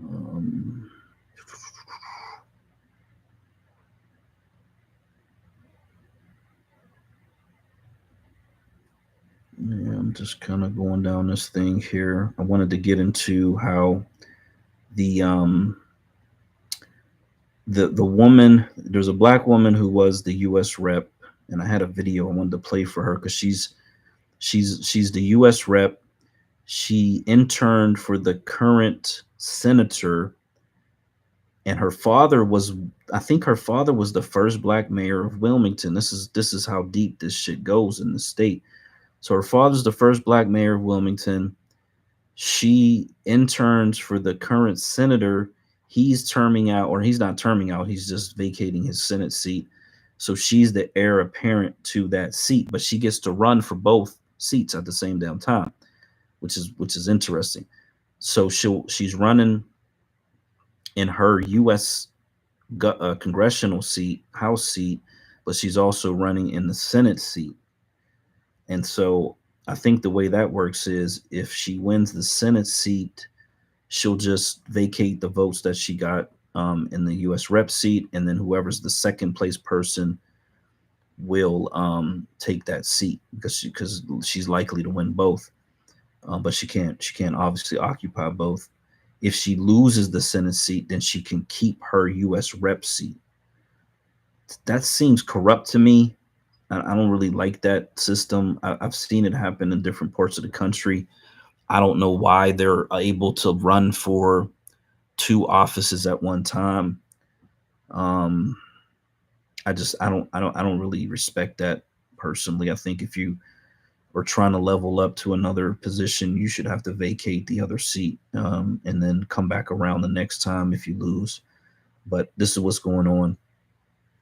And she's fully endorsed by the senator, of course, because she interned for the guy. But she also, and let me find that video, is on the Biden reelection committee in some fashion. I think she's like the chair of his reelection campaign. Just, part of me is like, man, this guy he's gotta just move on. It's time for him to move on to another realm. Yeah, she's the national co-chair of the Biden for President campaign. Which is, man, that is just actually shocking to me. But it just shows you again how multi-layered politics are in this very small state, how it is selected people. They bring them along up through the system so that they know that they're going to be loyal to whatever it is, their whole agenda. So when we're online and we're saying, well, why is it that these black people go to Washington, D.C. and then they don't do shit for us? Well, because they've been groomed. Oh, shit. I didn't even get to talk about it, and they already kicking me out the space. God damn it. My bad. They kicked me out of the space. So, yeah, so when we're thinking, why are these people going to D.C., and like a Cori Bush, who we know is grassroots, she got elected, seemingly was going to go there and be a fighter, a warrior. Well, she's kind of an anomaly in terms of this whole grooming system that they have in place. But they quickly get those people, they quickly get them in line with the whole party system. This woman has been groomed, I guess, since college and likely before, again, because her father was the mayor of Wilmington. So it's just like they got these allegiances with this party, which are more valuable and more important to them than their allegiance to the actual people. The woman let me take that back. The person who's running for her seat, her House seat, is a trans woman, a white trans woman. And she got a ton of endorsements by all of these unions and all these different like labor, whatever, and police and all these different institutions in the state, because there's only one House rep seat. So she's pretty much got all the endorsements except for the other senator who I believe groomed a black guy. So there's a black dude who is running for U.S. rep against her, and he got the endorsement of this other senator, and I believe it's because he groomed him. You see what I'm saying? So this is shit that you're dealing with, man. Like, let's keep it a buck. Now, it turns out as well, the Deborah Burks, if that name sounds familiar, she was the woman on stage with Trump during COVID. She's the one who kind of jumped ship during that COVID situation. Well, she's from Delaware. So the whole time Trump was in office and this COVID pandemic shit was going on, Biden apparently sitting at home, I guess. She, as a Delawarean operative, was inside the Trump administration doing a whole bunch of undercover, underhanded shit. Let's just keep it all the way real with it. She was undermining his whole presidency with the pandemic, and likely taking direction from Biden and these Democrats in fucking Delaware. I mean, the shit is sinister. you know, like these politics, man, this shit is, ooh, it's like it's next level. It really is. And none of this shit could be coincidence because it's just right there. It's too easy to put two and two together here. Um, trying to find this broad. Yeah, I did that. Okay. So Lisa Blunt Rochester. They say there's a black woman who's running for Senate in Maryland as well. Angela also Brooks. She's a Democrat. And so they're saying if this Lisa woman wins in Delaware and Angela also Brooks wins in Maryland, it'll be two black women in the U.S. Senate for the first time ever. And they are, you know, connecting states. They share a border. So, I mean, that sounds good on paper. Sounds very interesting. But, you know, if these people are on the Democrat agenda, it's not going to benefit us. It's not going to benefit Black Americans. It's going to benefit the Democrat agenda, you know. So that's that. Let's see any more of this. I think it'll be a tragedy if Biden isn't convicted.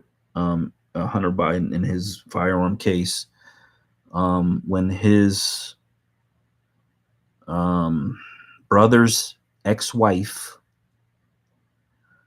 got on the stand and essentially testified against him, or at least testified and corroborated the fact that he was smoking crack cocaine during the time of purchasing that firearm.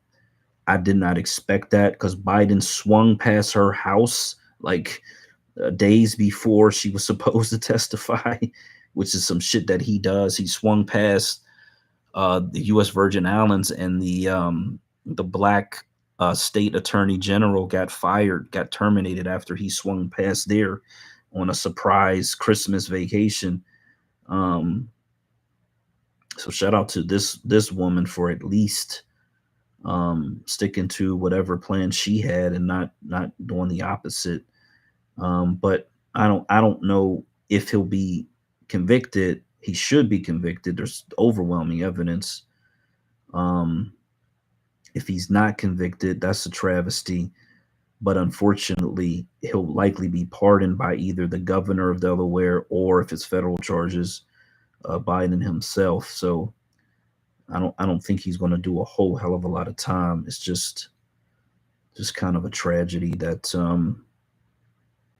this is what they're up to. So yeah, John Carney. Oh, it's the governor. I thought it was the senator. So the governor is endorsing this black man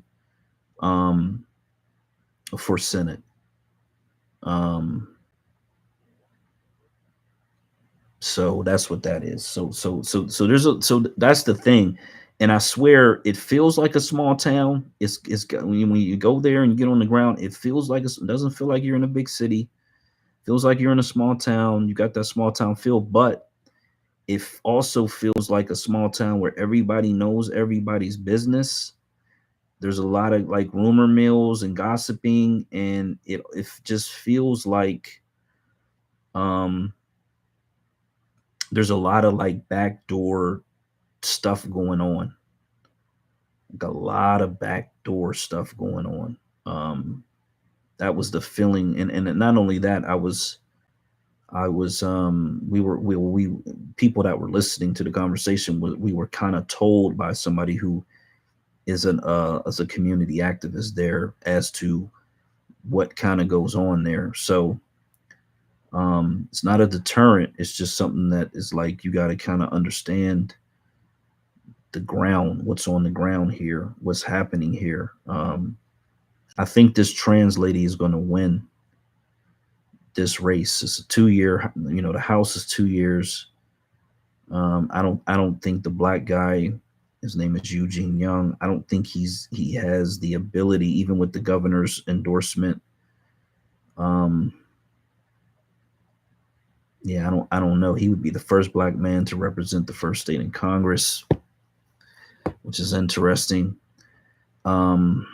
But it doesn't look like based on having that one endorsement, it just doesn't look like. And they're saying the reason the governor endorsed him was to get him out working against the black woman that's running against him in the mayor's race. See, that's the insidious nature of it. So let me give this black guy my endorsement so he'll go out in the community and help me against the black woman that's running to be mayor of the city where it's a black majority city. This is like these are deals with the devil. You know, you're making these demonic deals. It's just unfortunate, man. Yeah, just sad. Very, very sad. I see a lot of money coming into the state. Amtrak's doing something with a building, $50 million. They're expanding the port of Wilmington. They're expanding it so they can do a lot more in that port, which we've talked about that in the past. But that's hundreds of millions of dollars that they're investing in that, and it's going to create thousands of jobs, which is very important, of course, for the city of Wilmington, for the state. And you only hope that the black majority citizens of Wilmington actually get those jobs, whether it's the construction, the building of it, or the jobs that are left afterwards. So, this is a beautiful opportunity for people who really do want to get involved politically, who are in the mind state of black majority state, and who, want to look at a legitimate opportunity to make that happen, because there's already a few majority cities, very close to majorities, towns, that you could already get into positions of power with the people that are already there. You just got to organize them together and get on the same page, in a sense, focus on the black agenda, and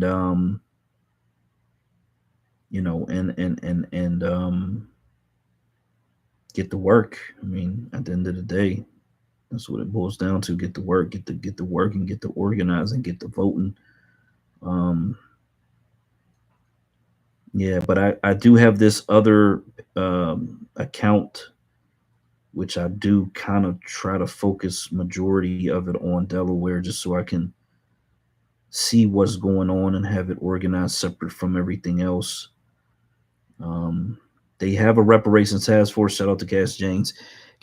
He brought that up. He did a space kind of talking about it. The main issue is it's a very small city with a very small budget, and they initially said they weren't going to do cash at all, which they don't have the money to do cash, to be quite honest, and that they would have to get money from the state if they really wanted to do like anything significant, anything substantial.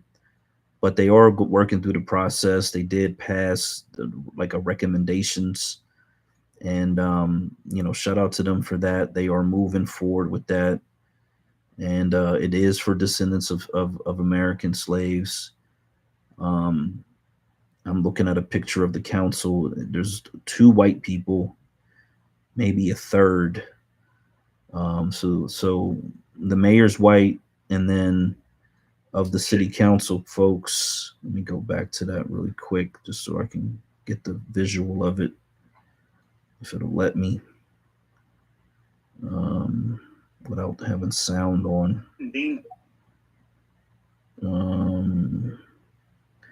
And I know some of these folks were at that little get together. So there's 2, 4, 6, 8, 10, 12. There's 12 members of the city council, and then there's a council president who's actually elected separately. That's an interesting system. So the city council president is elected citywide. There's no district. So they're actually elected just like the mayor, which is an interesting way to do that. And that guy's been there for at least one term, maybe two. He's a black man. There is 1, 2, 3 white people on the city council. Everybody else is black. The mayor currently is white, and so that's 3 out of 13 that are white, and then the mayor. So 4 out of 14. 10 of the people who actually kind of technically run the city are Black Americans. And one of them may be a diasporan. I can't say. I'm looking at the names now. I don't really see any foreign looking names, but that's not a guarantee. But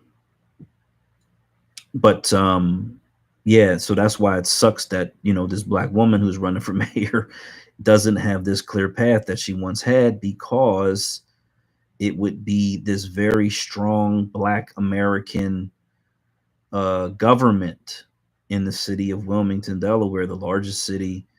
It's a city where, like all of these banking infrastructure is, and corporate infrastructure is. And the Democrat Party is just like backstabbing, and trying to take that opportunity away from her to put in the person that they want, that's going to do their bidding. So yeah, there's that. Delaware having those corporations. So I know with Tesla, there's a whole thing going on with Tesla in the courts. They always have court shit about these corporations, but that's one of the bigger stories. The last thing that I saw is that Texas is talking about establishing a stock exchange, I believe is what it is, and as well as Tesla's talking about possibly incorporating in Texas. So because it was something where he wanted to pull out like 55 billion, and the courts in Delaware are not letting that happen. They're stopping that from happening. I believe Tesla's worth 500 billion, so it's basically 10% of the value of what they say it's worth on paper. But they're stopped. They're not letting him take the money, so they're talking about possibly moving it out of Delaware.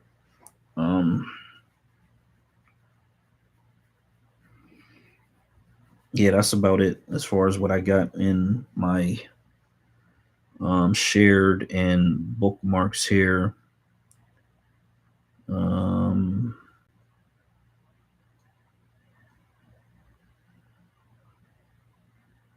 Yeah, that Biden shit is just disgusting.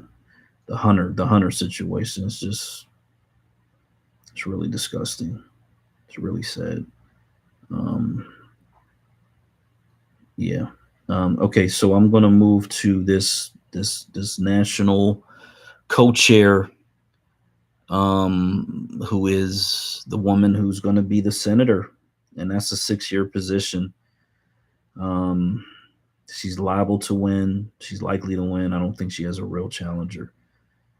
So she's likely to be the senator of the state of Delaware, the first woman, first black person, all of those things. Check all those boxes. And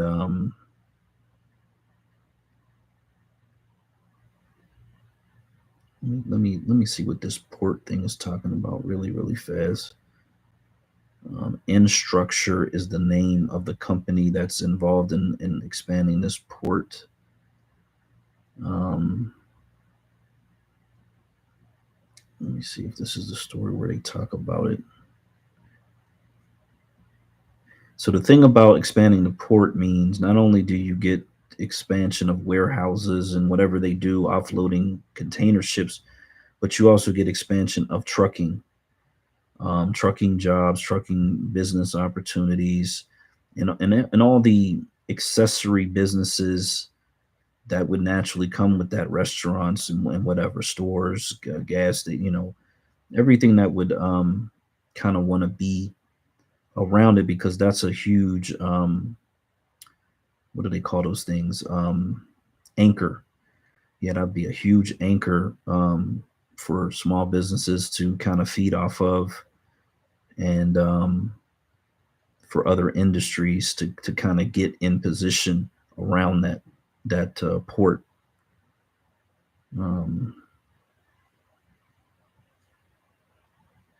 So I thought I had another video up here. Let's see. That I wanted to play really fast. The thing about Delaware that I do see, and this is a small business that opened, it was some type of salon. Oh no, this is Notary Public. I'm sorry. So you see this picture. It's the Delaware Black Chamber of Commerce. It's called Monarch Movement LLC Grand Ribbon Cutting, April 12th. The Delaware State News showed up and gave coverage. Rep Neal, so a representative showed up to support them. They do these ribbon cutting ceremonies a lot in Delaware, and typically they're Black businesses. It's something that's very different. I don't think I've seen that anywhere. I don't live in the South, so maybe it happens down there. I'm not sure, but it seems like they go out of their way to celebrate the opening of Black businesses in the state of Delaware, which is awesome. I mean, that's actually really, really awesome.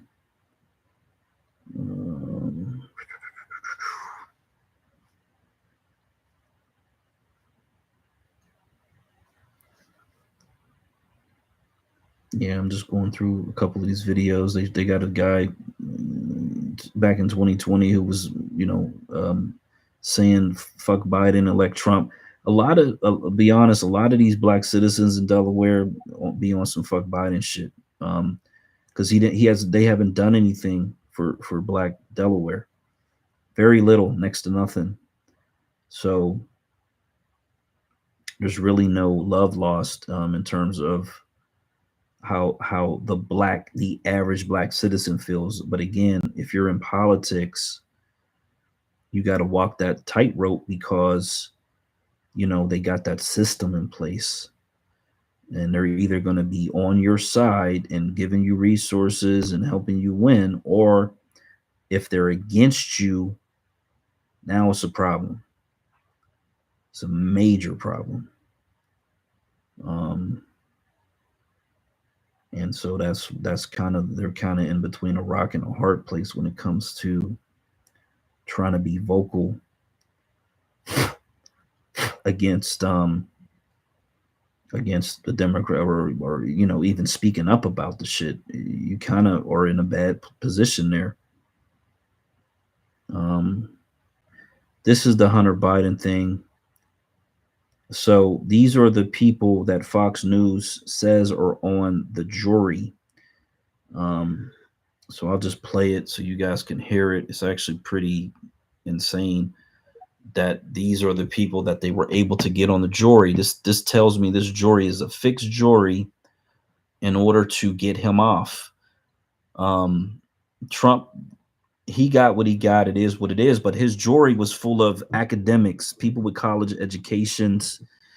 And if you're Trump and you're in New York, the last thing you want are people who are professionally educated on your jury. You want store owners, you want laborers, construction workers, truck drivers, taxi cab. You want people that work hard for a living. You don't want professional academic people who are going to, respect the judge and respect the system and essentially do what they think, the system wants them to do.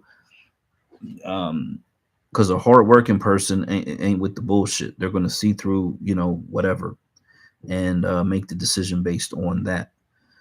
So his jury selection was horrible. His attorneys, he should change attorney. He should get rid of whoever that attorney was. First, you lost. Second, you picked a horrible fucking jury,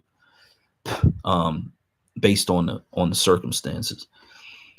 This Biden jury is like it couldn't get any better in his situation. So there's that.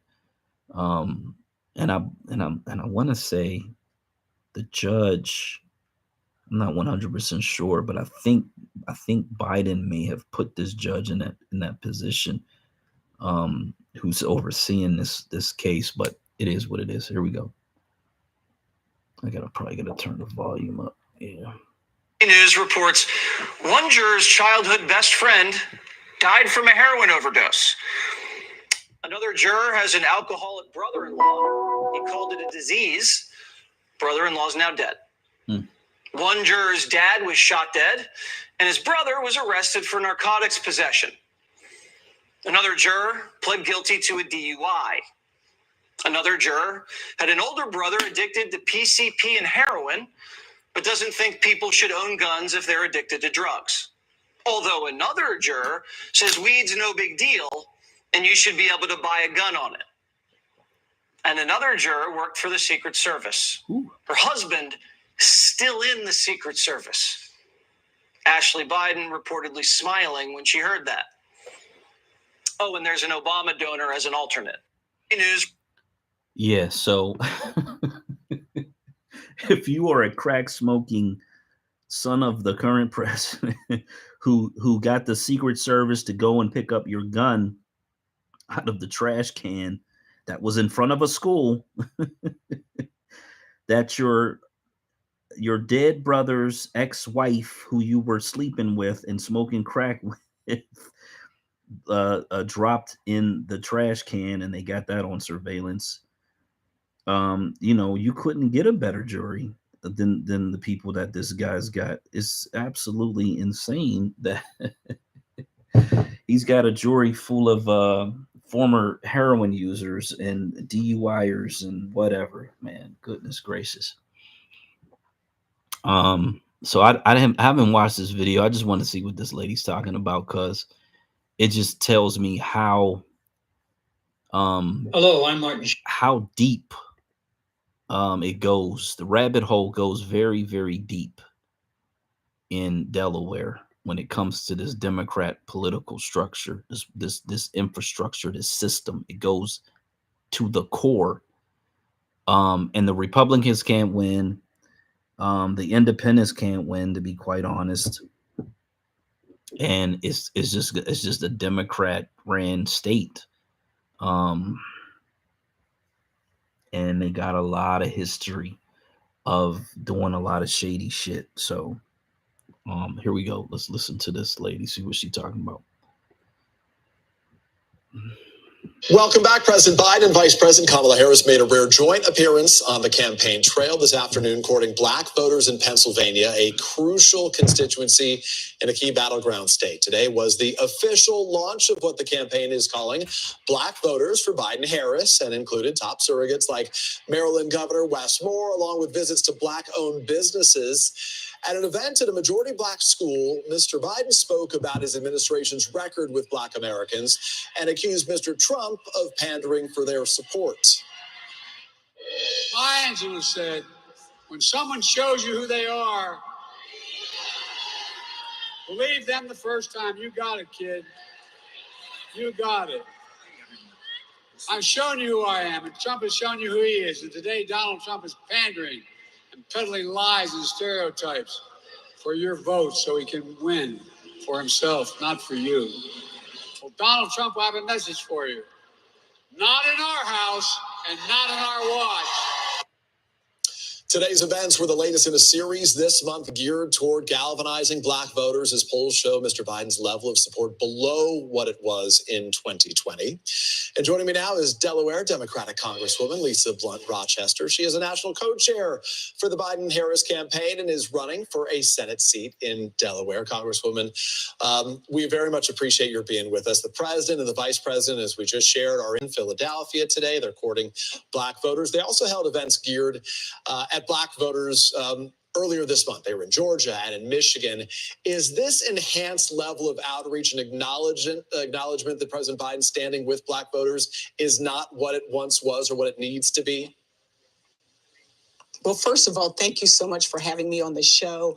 As you know, this is my second time as a national co-chair. And so for me, as someone who has known Joe Biden for most of my life, I can tell you that this campaign, this person takes the Black vote seriously, and it has been at the heart of his career. I mean, even in Delaware, Joe Biden will tell you that truly it has been the Black vote that made him senator, vice president, and also president. And so we're not taking one vote for granted. We're going to make sure that people, as the president said, when someone shows you who they are, the Maya Angelou quote, believe them the first time. Well, we can see the difference between a Joe Biden and a Donald Trump. And I know personally because I've served under both presidents. Right. And I know there's a big difference, particularly for Black folks. So, Congresswoman, let me ask you specifically then. I think the question is, if the campaign was in such good shape with Black voters as President Biden has done in the past so many times, why would it be using its most valuable resource, the president, to hold so many events, 5 events targeting Black voters in May of an election year? You know, I think part of it is to show that we see how important that vote is. A lot of times people feel like their vote doesn't matter. A lot of people are going through a lot of struggles right now coming out of the pandemic, and they are not even aware of the things that this administration has done to really uplift our communities. So is that evidence of why we're seeing some, I'm sorry to interrupt, is that evidence of why we are seeing some of the erosion right now, the need to sort of better communicate that so they can bring those Black voters back? You know, again, I think a lot of people have their own pains and things that they're dealing with. And so we want to make sure that we highlight the different investments that he has made, whether it is in our infrastructure and creating jobs, the lowest Black unemployment rate in 50 years and probably ever for us, investments in our Black small businesses, which is why he was visiting small businesses today. When you look at the investment in education, you know, the $16 billion for HBCUs, and also student debt relief, which is one of the top issues that I hear about from Black voters. I had a Capitol police officer stop me on my way into the Capitol, asked me to roll down my window, and he said, "My wife is a school teacher. She's been working for decades." We were able to get that debt relief, and it's the first time that we've been able to get out from under, and I feel like I hit the lottery. I want you to tell Joe thank you. Mm-hmm. We want to make sure that people see and hear those stories, right? And we're making those investments now because it is a priority for this community as well. I was just going to say, as you know, well, the issue of student debt forgiveness right now is obviously one that benefits some Democrats, some Republicans, and other independents. Yes. Have had their own complaints saying it's unfair to support one community who went to college and not to support another. These are challenging decisions for the White House right now. I do want to put up some of the key numbers, though, from our NBC poll. Compared to 2020, the number of Black voters and young voters who say they are very interested in the election is sharply down. Those were 2 key groups for the president. So I know the efforts that you're making right now to spark support, but to this point, has the White House not done a good enough job of communicating this message to the Black community? We had a lot of the folks we spoke to out there right now who talk often in the Black community about how high prices are, not exclusively inflation, but just how expensive things have become. Yeah, one of the number one issues that we hear about and that this administration is working on is lowering the cost of things. Everything from making sure that insulin prices are cut and capped at $35 for those on Medicare, to, again, dealing with issues such as student debt and access to capital. But I think the reality is, you know, like I said, folks are living in their own world right now, and they are, we're trying to make sure that we let them know we see you, and that's why this administration has put so much effort in, and that we're going to make sure that you get the message that works for you. Not the same message doesn't work for everyone. And if you just did a split screen of the 2 presidents just today, one is in court, one has, you know, extremists following him to the courthouse. And then you have Joe Biden, who is actually out in communities, out talking to voters, seeing what their needs are as we finish the job, but also sharing those incredible things that have happened. I mean, he's done more in one administration than some presidents do in 2. And it is a lot to communicate. So we're trying to make sure we meet people where they are. I hate to keep interrupting you. There's so many questions I want to be asking you. So thanks for your time and speaking to me, I do want to ask you about the Middle East, if I can, for a moment. The Israeli National Security Advisor just said that the war there will last through the end of the year. Is this situation politically sustainable for President Biden? What does he need to be doing differently? Yeah. First of all, the president, like myself and so many others, want to see peace in that region. It is why he has been calling for the hostages to be released. It is why he has been calling for there to be humanitarian aid. And it is why he's been calling for a two-state solution. But it hasn't worked so far, so what should he do differently? Actually, I'm going to push back on you and say that this administration has been working very hard to make sure that we get to peace. But your question was about voters and will it impact us at the polls?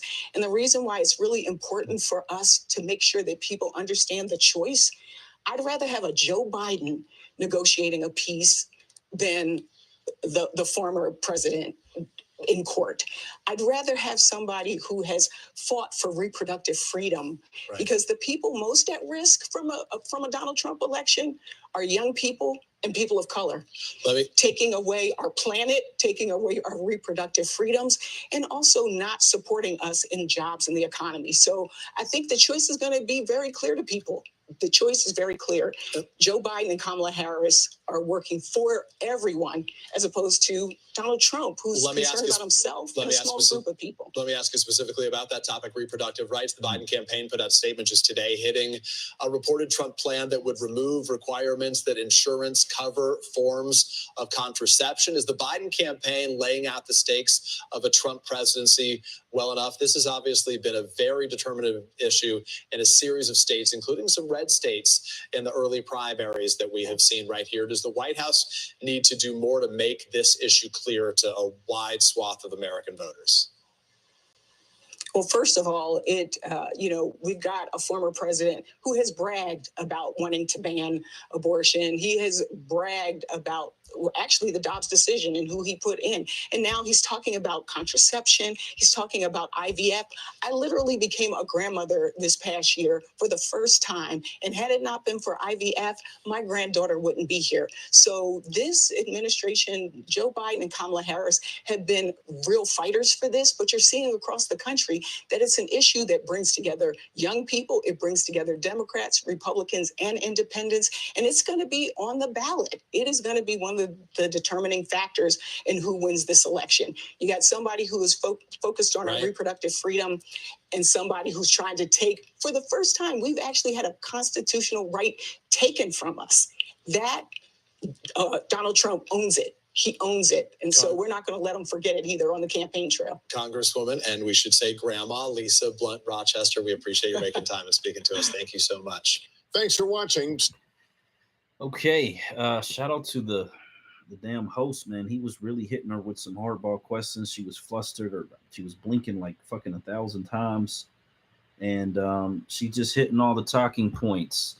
Abortion, fucking climate, just the same old fucking humdrum narrative, yada yada yada, and Trump's in court. And it's like to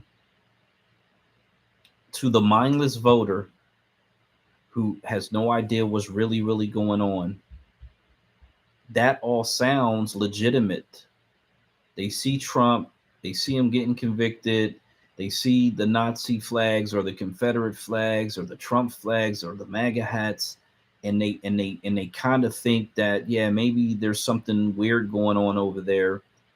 And she's a blackface. She's in support of a black, quote unquote, vice president, and Biden, who was the former vice president of Obama. This is blue no matter who thinking mindset. And it's just like, they see this white guy, and I'm gonna even go into this. They see this white guy who's kind of beating up on her with these questions, interrupting her rudely. And they're thinking, well, it's a great thing that Biden's reaching out to the black community. That's actually a positive thing. Whereas not understanding that no, they're actually losing the black vote. And the one thing that they never, ever, ever, ever, ever mention is reparations. Like in all these conversations, he can go out every single day into the black community all over the fucking country. The shit that comes out of his mouth is gobbledygook. None of it actually addresses the problems in the black community. She started talking about people of color, minorities. It's all that,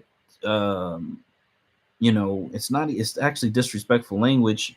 It's not specific to Black America. It's not talking about Black businesses, Black business ownership, Black funding, Black education, Black home ownership. None of it is specific to Black America. And, I can only hope that he loses in a landslide, just as a way to, at this point, I don't even think you can wake these people up. I don't think you can punish them, because I think they are what they are. They are who they are. And I don't think that they would even learn a lesson in losing this election. But it would be nice for them to lose, and for I'm not a big Trump fan. If he can slow down the border, that's helpful. That Project 2025 is dangerous. Dangerous. Even if he can implement half of it, is dangerous. It's going to have ripple effects that are maybe more harmful than what Biden has done, to be quite honest. And that's the sad part. That's the saddest part for Black Americans who simply want to go along to get along, hunker down, stay and fight, make no legitimate movement towards some type of concentrated political power. You're kind of at the mercy of these people. You're kind of really putting yourself in the hands of people who have shown over and over and over again they don't give a damn about us. They don't care about our issues. These Palestinian protesters, most of which look white to me, to be quite honest. Every time I see them out protesting, it just looks like a bunch of white people sprinkled in with a few Black and maybe Asians. But for the most part, it just looks like white people to me. And they're at the White House today, or yesterday. I guess it's yesterday now. And it looks like they were defacing a statue. I don't know if that was a statue of George Washington on a horse. I don't know who it was. But they're spray painting on, they got these smoke bombs. They're doing a bunch of disrespectful shit. The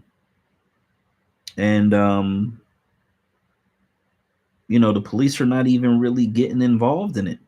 Like the police are not, rounding people up, going into the crowd, grabbing one person at a time, locking them up, zip tying them up. I'm looking at this monument now. They got Free Gaza, Free Palestine, Freedom, Death to America, KKKKA, Collective Liberation, In the Occupation. I'm trying to read because this is only like going to be one side of it. Soul of My Soul. I don't know what the hell that means. Biden Forks. Can't really understand. Most of the shit is just gibberish. The Revolution. But they basically defaced this entire and this is probably made out of concrete. I'm gonna say concrete, not marble. But they defaced this whole entire fucking the base of this statue. And again, I can't see who's on top of it. But this is very close to the White House.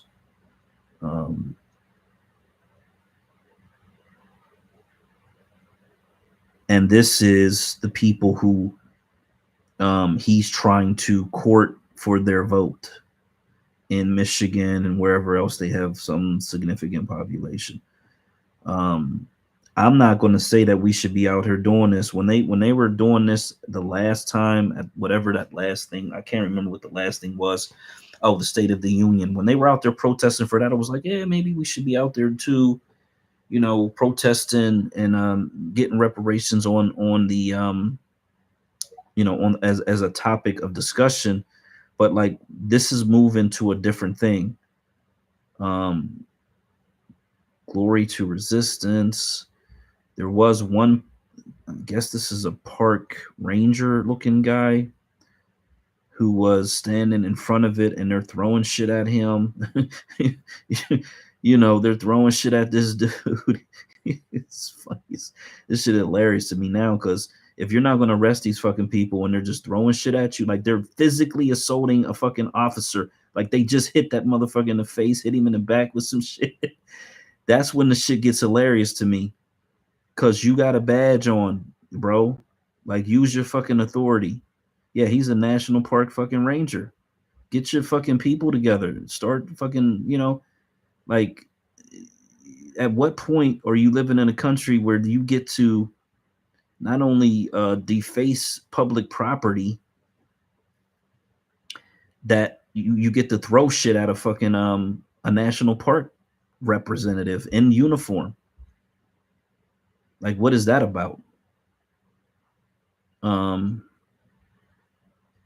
you know, he seems like kind of a goof.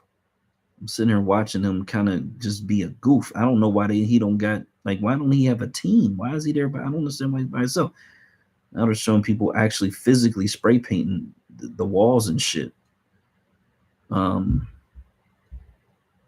Yeah, man, this is not, like, for me, you know, for what it's worth, protests, whatever that is about, you know, your rights and shit.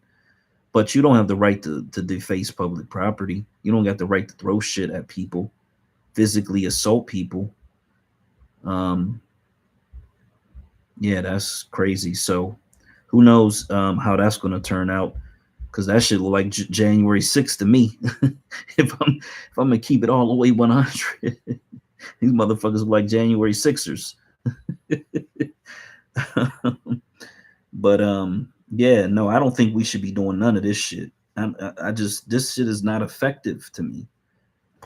For what we got going on, we need comprehensive, systemic uplift. Protesting ain't gonna get us there for that. The shit that we need is way above the shit that these motherfuckers is into, whatever they're into. I'm kind of looking at some of these pictures. Oh, the statue got you got two babies in front of it. I don't know what this statue is about. So this is an interesting statue.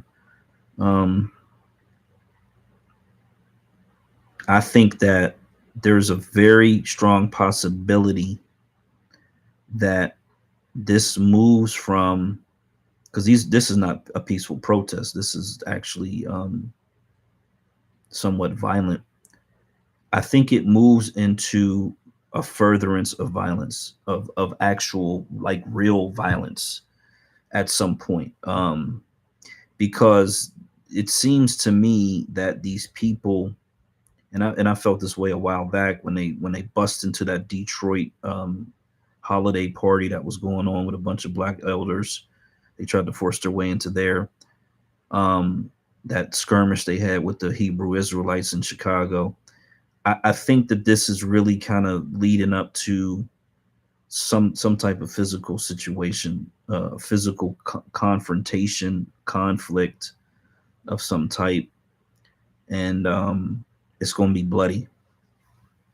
I don't know if it's going to be with the police though, because the police seemingly have this stand there and get abused, hands off, don't engage the people, let them do whatever they want. And now this motherfucker right here is holding up a bloody Biden mask. He's got a mask of Biden's face that's covered in blood, essentially. Protesting in front of this fucking statue that they defaced. You got this guy who's got on a ski mask in the summertime with a ISIS fucking bandana on his head, and he's lighting a little American flag on fire. Like, this shit can only go like accelerate in the level of violence that these people are going to be wanting to commit. You just can't sit back, and who knows if these people are even citizens. You know, who knows if some of these people are actual terrorists that came across the fucking border, linked up with these fucking people, and are going to be, what do they call them things? IEDs. You know, who knows if they're already building those fucking things somewhere? IEDs, whatever the fuck they are. Like, this shit is crazy. This shit is crazy. This shit crazy, man. I think the country. See, about a month ago, I was like, man, now civil war ain't possible because that was states against states. But I'm changing. I'm softening on the thought that civil war is not possible because I know civil conflict is possible, and I was saying that civil conflict is possible for sure. And I watched this video. I hope I'm gonna try to play the one. I hope it's the one I watched. Look at these psychopaths, man. Oh, they were having a DC Pride parade, right? Right. I'm looking at Freedom Center where the reparations rally is going to be at. It's a bunch of oh my God. It's a bunch of because I saw a banner that said Dykes Against Genocide, but this is just a bunch of dudes in Speedos with the rainbow flags walking up that main road right next to Freedom Plaza where the reparations rally. I mean, DC got to be one of the fucking craziest downtown metropolitan areas in the fucking world, because this is like the circus every day down there. This is, oh my God, absolutely insane. Yeah, but this was just a block away because this is right in front of the White House. So yeah, this would be a block away. So while they were over there protesting, this shit was going on at the same damn time. That's crazy. That's too much. That's too much for one day. Because the times that I've been down there, you see our folks. They're the security guards. You see our folks in the suits. You see them with the 9mm Glocks, in the bulletproof vest, and I'm just like, part of me is, I guess you get desensitized to it, but I just don't know how you would deal with this shit on a regular basis. Like, at some point, I wouldn't be the person for that. This is their flyer, June 8th, 12 p.m., Lafayette Park. Surround the White House. Join the 2-mile-long People's Red Line. Wear red. So they wanted people to show up to surround the White House. That was the plan. Wow. So it looks like they got this red banner that's stretched around DC, outside the front of the White House, around. So yeah, that was the plan, was to have this red banner of people holding it up, surrounding the streets that go around the White House. This shit's mildly entertaining at this point, but it's only going to be entertaining until the bombs actually go off in fucking sidewalk cafes. People start getting body parts blown off.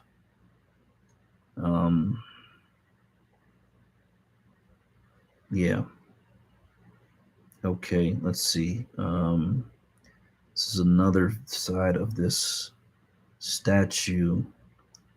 Really wish I knew. Maybe I can look it up, see what the Lafayette Park statue was.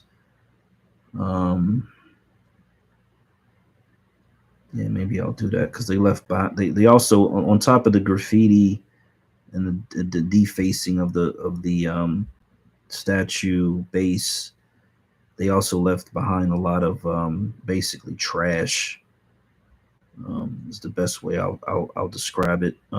Flags and pictures and some other garbage. So that's Lafayette Park.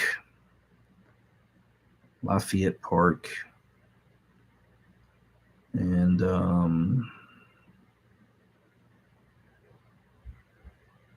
DC. Let me see if I can find this damn monument, what it looked like before they defaced the shit and fucked it all up, I guess. Yeah, Rochambeau statue. That's hard to pronounce. Rochambeau statue. I did see that over there, but I wasn't sure if that was it. So that sounds like a French person. Rochambeau. There's a man on top pointing. There's a woman below, and maybe a woman and an eagle. She's got looks like she's holding a couple of spears, two in one hand, one in the other, and I'm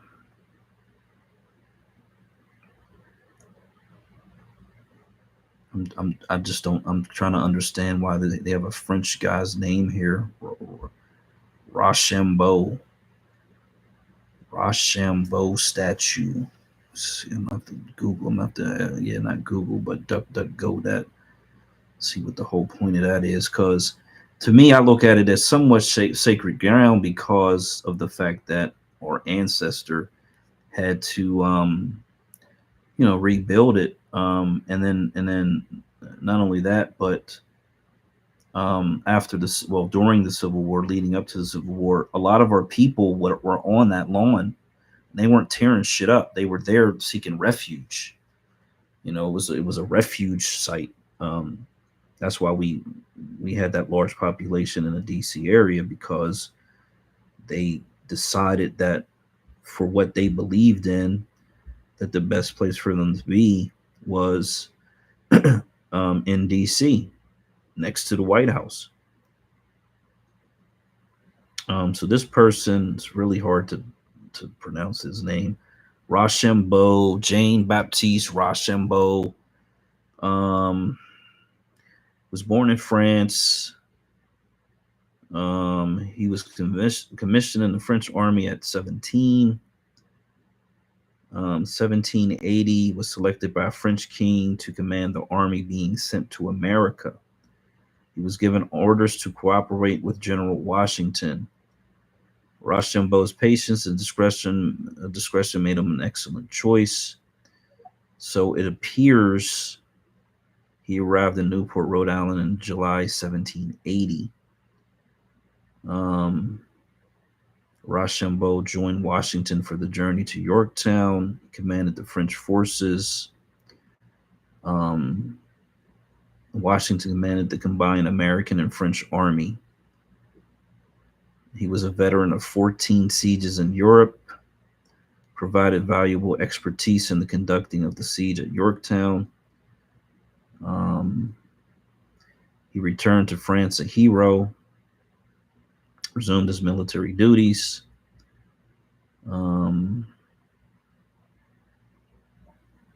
So, for whatever reason, I guess because he fought alongside the United States during the American Revolutionary War, is what it looks like, 1780s.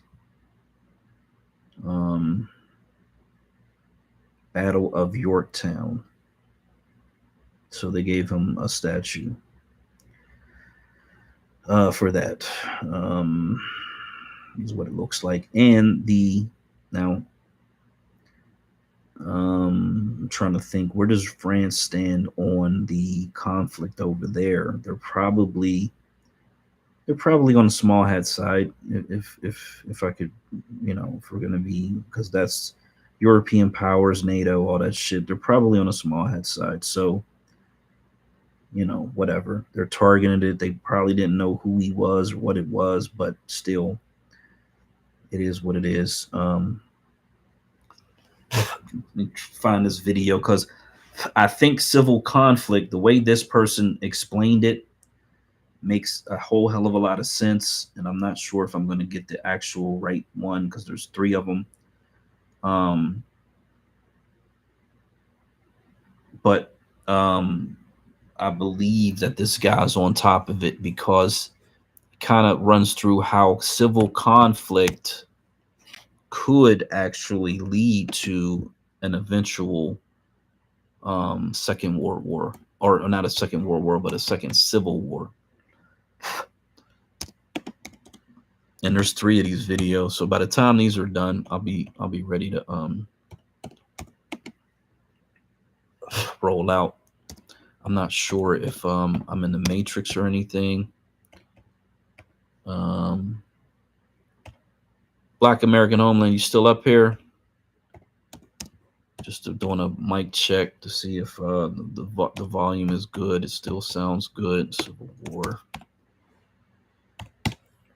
How an American Civil War. I'm here. Okay, just checking on if I'm in any Matrixy type of situations or anything. Onshore Z. There's been a lot of these videos. As a matter of fact, I had to kind of sift through to find one that I thought had a really good argument on it, or at least a conversation about it, because there's been a lot of these. How a second American Civil War could start. Could start World War III. That's taking it to a whole nother level. Okay, so they're saying how a second World War could actually spark off World War III. Well, that's a whole nother conversation because they're already talking about. They're already talking about setting up logistical lines for U.S. troops to enter into Ukraine and Russian territory. NATO's already talking about putting troops on the ground and joining the Ukraine war effort. And they're basically wanting to lay out lanes for U.S. troops to funnel through. Because one thing in ground wars, you got to have supply lines, and the image that I got in the jumbotron, I think it has 5 supply lines in order to get U.S. weapons and military troop movements through. And this is the strangest shit because we live in this internet age. It's like your enemy could just go online and look at all the shit that you're doing. It's weird as fuck. There's no secrecy, I guess. They got satellites and all that shit, so they can watch the shit anyway. It's actually makes a really interesting dilemma. How do you can't surprise the enemy anymore. As soon as you launch, they know. As soon as you start moving, military assets into place, they know. And so that kind of levels the playing field, I guess, for Russia, an enemy of the United States. But Putin is saying he's going to arm American enemies with weapons, with Russian weapons.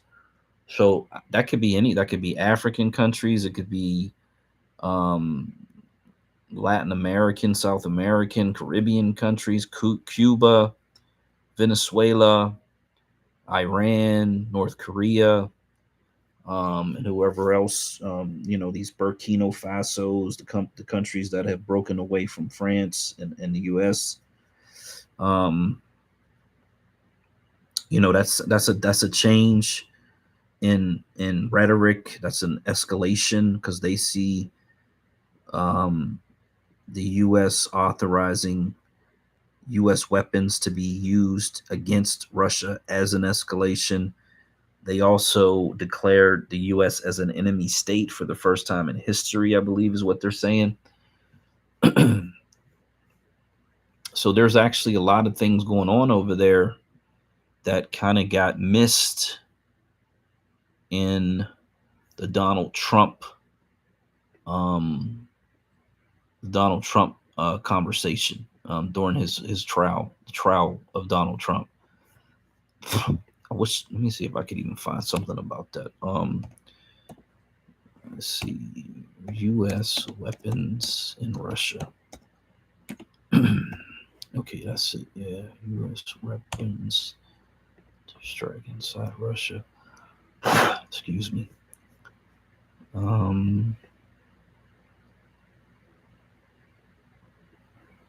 Putin warns West of dire consequences. Sometimes that's that. I think Wion is an Indian company. Let's see what they're saying. This is 2 days ago. Director of the Nuclear Studies Institute at American University. All right, for more on this, we're now being joined by Mr. Peter Kuznick, who is a professor of history and director of the Nuclear Studies Institute at American University. He's joining us from Washington, D.C. Sir, thank you so much for joining us in World DNA. My pleasure. So, of course, I want to begin by asking you, the United States has clearly outlined and authorized the use of weapons by Ukraine within Russian territory. How do you think this will affect the war? Do you think this points to a larger war? That's what we're all afraid of. There's been a series of escalations.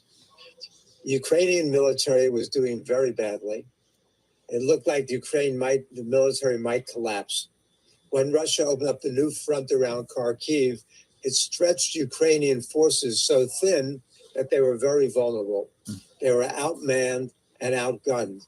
And NATO decided to act decisively at that point. They not only provided more aid and more weapons, but they brought more and more potent weapons into play. ATACMS, F-16s, the new French planes. On top of that, Macron said that he wanted to send French and other NATO troops into Ukraine, combat troops. They've already been sending trainers and targeters into Ukraine. On top of that, they've been escalating the attack. Oh, my bad. Attacks. So Ukraine struck against 2 Russian early warning radar sites inside of Russia. These are nuclear sites. Okay, I'm going to have to pause this. And let me see. That's on the mute. So I got to go in and come out. Okay, thank you. I'm going to go in and come out. Yeah, that's what I figured might happen. Get into the matrix here, and then I can skip that there, and then I can do that there. So I'm going to go back a little bit. News time. Okay, that's what's up. I appreciate it. So I'm gonna go back just a little bit because he's explaining the different weapons that France is already lining up for NATO or for their troops or for Ukraine or whatever. This is a massive escalation, and like I said, the last thing I saw, which was from yesterday or the day before, is that they're essentially saying they're preparing the path for U.S. troops to enter into Ukraine and essentially fight a ground war with Russia, which is utterly absurd. But I mean, these are the news reports. I gotta get the volume up. They not only provided more aid and more weapons, but they brought more and more potent weapons into play. ATACMS, F-16s, the new French planes. On top of that, Macron said that he wanted to send French and other NATO troops into Ukraine, combat troops. They've already been sending trainers and targeters into Ukraine. On top of that, they've been escalating the attacks. So Ukraine struck against 2 Russian early warning radar sites inside of Russia. These are nuclear sites that they're trying to blind the Russians for some reason, which is crazy and very, very dangerous. On top of that, Biden and others have now given authorization for the Ukrainians to use those advanced weapons to strike inside of Russia. This is all a very, very dangerous escalation based on the assumption that Russia has no red lines that can't be crossed, that Putin is only bluffing. Well, Russia responded not only with warnings and threats, but with tactical nuclear weapons drills inside of Russia on the Ukrainian border. What we're headed for is World War III.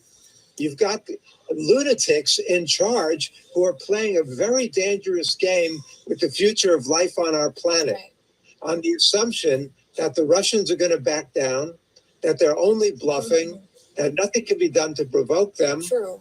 And we're going to, today, for example, today was the anniversary of D-Day. And it was used, if you looked at the American television anywhere, it's all about how the Americans won the war in Europe. And how now we learned the lesson, we've got to stand up to tyranny. What the big lie is that, of course, the Soviets won the war in Europe 2 years before D-Day with the battles of Stalingrad and Kursk and Moscow and then Leningrad. Not that D-Day was not significant. It was a very heroic effort on the part of the West. Yeah. But the lost 4,400 men on D-Day. Right. Professor, I would like to... So you've talked about nuclear weapons and everything. Now, France has also agreed of planning to supply Mirage 2005 jets to Ukraine. Do you think that will impact at all? Like, because it has already started. U.S. has allowed it, and now France is also thinking of supplying these jets. And also the Germans have provided weapons. Stoltenberg says that NATO should be much more aggressive. What we need is diplomacy. Putin has said he wants to negotiate over Ukraine on his terms, right? But we should call Putin's bluff, and we should sit down and talk. What's happening now is Ukraine's position is getting weaker by the day on the battlefield. Russia's gaining more and more territory. Ukraine is never going to be able to drive the Russians out of all of Ukraine, as Zelensky says he wants. And so we need to sit down and negotiate. In the nuclear age, war is just too dangerous to be played with in this way. How do we know what Putin's final point is, his breaking point? He's been threatening to use tactical nuclear weapons. When that happens, then the West responds with tactical nuclear weapons. And as Biden himself has said, then the escalation begins, and there's probably no place to stop that before global annihilation. All right. Well, Professor Kuznick, thank you so much for joining us on World DNA with your... So listening to that and everything that I believe, but these annoying ass fucking female reporters interrupting the motherfucker who's telling you we're headed towards fucking nuclear. U.S. weapons have conducted their first. That is just, this is the sadness of the world that we live in. This guy's like the top nuclear fucking institute researcher. You put him on for what appears to be, you want sound bites. You don't want to listen to what he's saying, and then you're interjecting with questions about shit that he already fucking was saying before you interrupted him. This shit could get so dark so quick.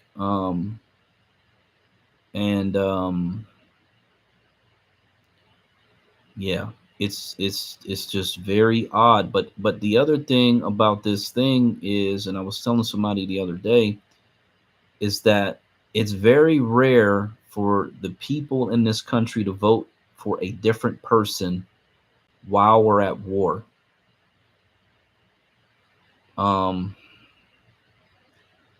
And that kind of creates a dilemma in the sense of, Biden's numbers are down. They can manipulate the vote. They've done it before. They did it the last time. They could do it again. But if you're at war, you're at war. And it's very unlikely that people would vote for a different person to be president, because during those debates, essentially what would happen is Trump's going to say, I'm going to end the war, whatever, in a certain amount of time. And Biden's got some personal involvement in what's going on over there in Ukraine. There's something that's damaging to I believe him, his family, whatever. And so he's never going to end that war. He literally is not going to end it. And if he gets elected for 4 more years, holy shit, it just is what it is. But I think that what would happen is people would say, okay, well, this guy's going to end the war. This guy's going to keep it going on. But we got troops on the ground. We got military assets over there. China's thinking about taking Taiwan. Like all these different things start to become way more critical to the conversation. And then you start making accusations about how Trump's not a patriot, or Trump's, going against what the military wants. You start getting these military people out there saying we can't pull out now. This shit could go in a really beat the war drum space very quickly. This is Russia calls U.S. an enemy state for the first time as Ukraine war intensifies. And moving to Russia, where the Kremlin has labeled the United States as an enemy, reportedly for the first time. The remark was made by Vladimir Putin's press secretary, Dmitry Peskov. Until now, neither Putin nor the Kremlin had ever referred to the United States as an enemy of Russia. During a press briefing, Peskov said, quote, "We are now an enemy country for them, just as they are for us," end quote. Now, this was in response to a claim made by a former American intelligence officer who was recently barred from traveling to Russia and had his passport confiscated by U.S. border officials. Now, the Kremlin's shift in rhetoric comes days after U.S. President Joe Biden allowed Ukraine to strike inside Russia with some American weapons. Latest reports say Ukrainian forces have used U.S. weapons to strike Russian targets inside Russia to defend the Kharkiv region. Now, this has angered Putin even further, who has now warned that Moscow could arm other countries with similar weapons to attack Ukraine's Western allies.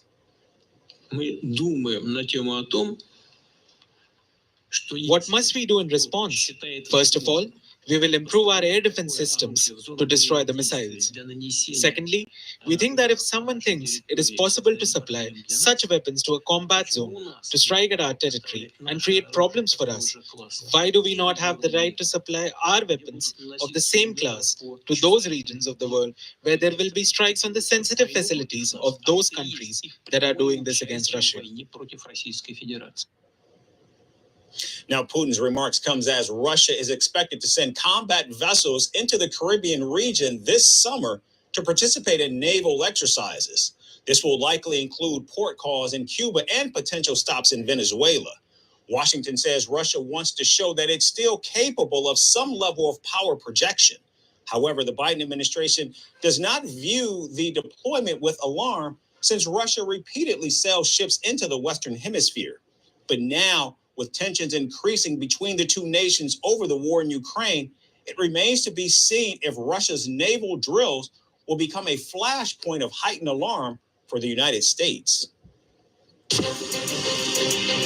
From impeachments to inaugurations, if it's a political story, we are on the scene. The race for the White House is heating up. We're beating Biden. How dare you say that? If it's breaking news, we're live with the latest coverage. From the White House, the State Department, and Capitol Hill, we know the issues, but above all, we know the players on all the key stories that we're covering. America.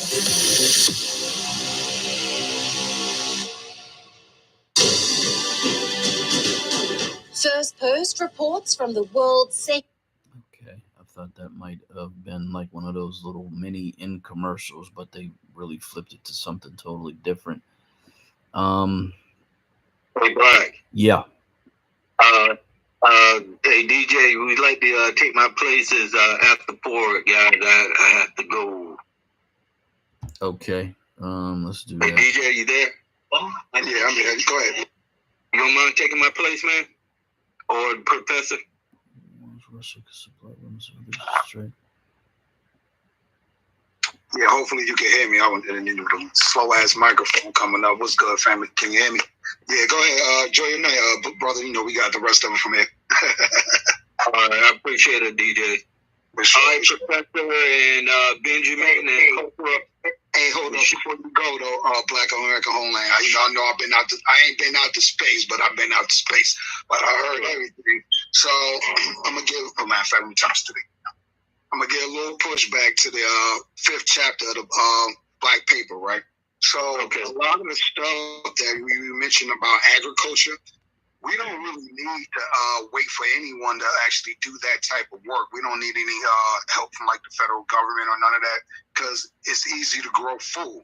Now the problem is, right, we still have to worry about those particular seeding companies, like a lot of, what happened to the black farmer back in the day, and it's still happening now. That's why me and News Tarter covered that space, which Dr. John Boyd is suing the federal government on behalf of black farmers for $5 billion. So that's good, right? So the one thing we need to start doing is start farming on a home basis level. And it's not hard, and I know I'm throwing rocks at a glass house, but I'm just trying to wake it up, because I'm not doing it right now myself. My brain is somewhere else. Even though I hold a degree in landscape, agriculture, horticulture, I could grow food, bro. Real shit. So I'll put some information earlier today on social inside of the farming community that we have up there, surrounding things like mushrooms, for instance, right? Mushrooms is a multi-billion-dollar industry, and it's a quick flip, a consistent flip. The market is growing every year, and it's not hard under any circumstances to grow mushrooms on an edible basis. And we also got Blood Pack down there. And I don't know, Blood Pack heard all that earlier, about 4 hours ago, I guess. But, shout out to Freeman Farms. Look up Freeman Farms right now before you go. And follow Freeman Farms, you know what I mean? Follow Blood Pack down there. And we could grow. We already got it for the most part. When you go on YouTube, look up black farmers, man, and look up, you know what I mean, like black shift people. Shit hits the fan. You know what I mean? Or doomsday preppers, rather. We already got it over here. The problem is, we don't got that black state we can all just flood into and just start agricultural or some type of horticultural cooperative. You feel what I'm saying? We just don't got that part yet. But just to give us a wake up, or an example of what I'm saying, potatoes, right? Everybody eat potatoes for the most part. You like French fries with the mashed potatoes, with the gravy on it. You know what I mean? You could grow potatoes inside of a cardboard box with no other infrastructure other than dirt and sun. So imagine what we could do when we get some land. You feel what I'm saying? It was something else she said the AI bot said on the Black State the Black Paper, the 5th chapter or whatever. But we pretty much got this on Smash already, bro. And I also put another post, I believe it was inside of the don't quote me on what community is on social, just check your feed up there, of how I can't think of the guy's his little YouTube channel off the break, but he does hydroponic engineering, right? So you know what hydroponics is, stuff that's agriculture that's grown in water for the most part, or plant that's strictly in water. So you have these grow towers out here now that can be connected to like a main reservoir, and this is like really, really, really pennies on a dollar shit, I mean, like us in here could each get a tower and donate it to someone that got some land to have them start growing food hydroponically and sell that shit to the supermarket, so it will make vegetables, the price of it damn near obsolete. You feel what I'm saying? You might as well just give the shit away because we got so much of it. You know what I mean? So they got these grow towers, and he did like 100 on them. They was in like Jamaica or whatever. And they're growing bushels of green onions, Scotch bonnet peppers, because that's like almost native to Jamaica for the most part. Or you need Scotch bonnet to make the jerk sauce. You feel what I'm saying? Without the Scotch bonnet pepper, the jerk sauce ain't gonna be fire. You know what I mean? So they growing bushels of this stuff all within the grow tower of the hydroponic tower. And keep in mind, they got 100 of them. So you got different farms and fields of stuff from cabbage, lettuce, tomatoes. It's whatever you want to grow that could be the most. You can even grow watermelon. As heavy as the watermelons is, you can grow melons and watermelons in a hydro tower. You just got to plug it up that way. You know what I mean? So get online before you drop out. Look at that information on social and the farming and food healthcare community we got up there. And yeah, we just need to get our Black State family. That's just really what it is. Because, and the reason why I'm saying is, I went to the store earlier and I came out with 2 bags of groceries. Obviously, it's shit that I like, but I spent over $60, bro. Wow. Yes, you know what I'm saying? Spent over $60, you know what I mean? Hey, DJ, you were talking about the part where I mentioned about a commodities exchange where farmers can sell their products to the market, right? Like let's say you're trying to sell sugar or cotton or coffee or pork bellies, whoever like that, right? You can get a price for your product even before before you even sell it, right? You already got a price for it. Only thing you have to do is when your agriculture product hit the maturity. I mean, once it's what's that word I'm looking for? Once you go to sell it, right? You already have your price, and you just have to. Value. It's the market value. Right. So like, I'm talking. Well, I guess I'm talking about like the commercial farmers, right? Commercial farmers now selling like tons and tons of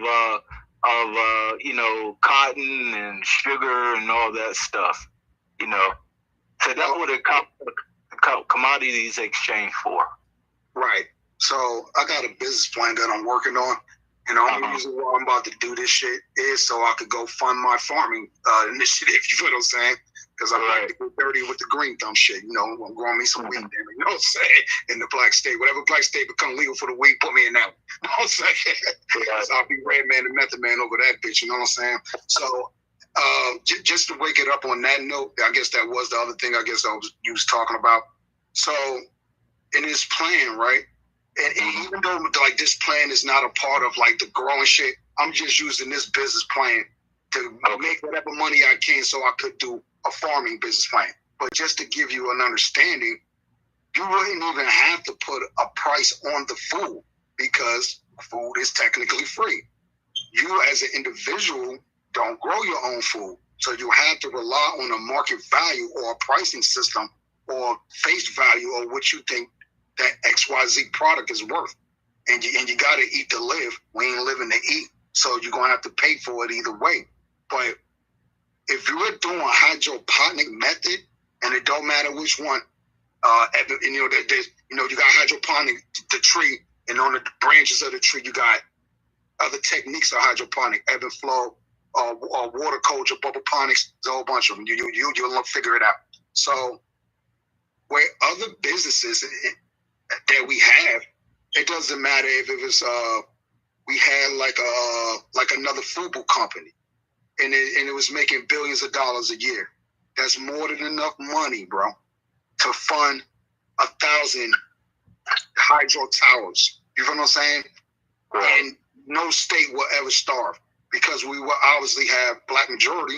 You got the trucking network, so obviously each state will be specialized in, say, for instance, obviously, we're focusing on 8 states. So, the state of Georgia, you're growing tomatoes, potatoes, and whatever else. You know what I mean? North and South Carolina, hey, y'all growing all the fruit since y'all close to Florida. You feel what I'm saying? Or whatever, how you want to look at it. You know what I'm saying? Well, Georgia's below, closer to Florida, but you understand what I'm saying. Mississippi, I was looking at a story on Mississippi today, and that's what I meant to say. Because if you go look at Mississippi right now, like the cost of living, the lifestyle, everything, the economics of it, We could really go to Mississippi and just not only take that shit over, we could flip that shit into an economic powerhouse overnight. And then that's the other video. I think I put it in the financial room. It was talking about the no. I put it in the Mississippi Black state community on social. Speaking of Mississippi, you know what I mean? And they was just pretty much talking about the economics of Mississippi. You know what I'm saying? So it's like with our other endeavors, you know, you might have a tech company or whatever. You know what I mean? You know, professor might have whatever company, plumbing or whatever.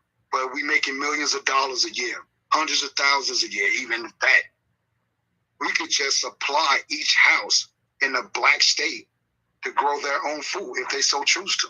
You wouldn't even have to ever go to the store. It would be so illmatic that our towns, counties, and cities, you could just walk outside and go pluck an apple off the tree. You wouldn't have to go to the store and pay for it. You know what I'm saying? Because this stuff grows on trees, literally. You know what I mean? It grows in the ground, literally. You know what I'm saying? And yeah, like when you're talking about things like sugar cane, sugars, we ain't going to be able to have everything. Just face it.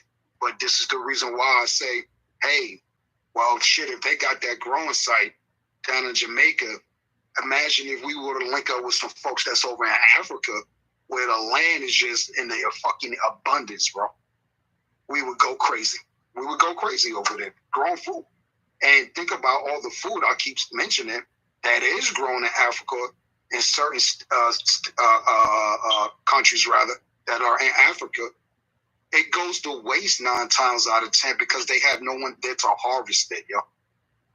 That's silly.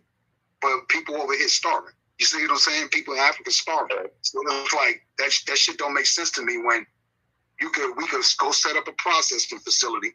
That shit wouldn't even take much. You wouldn't even need that. You could just hire the locals for a couple dollars a day to process the fruit by hand. Now you employing people. You see what I'm saying? So food wouldn't cost nothing. You would just have to pay for the resources to keep it going, meaning that, you know, the re-up. You know, you need more seeds for the following season. But even a lot of stuff like that, it's really obsolete and it won't cost us nothing. Because if we're growing our own food, then you damn straight we're saving the seeds. You see what I'm saying? So go look up the World Seed Bank.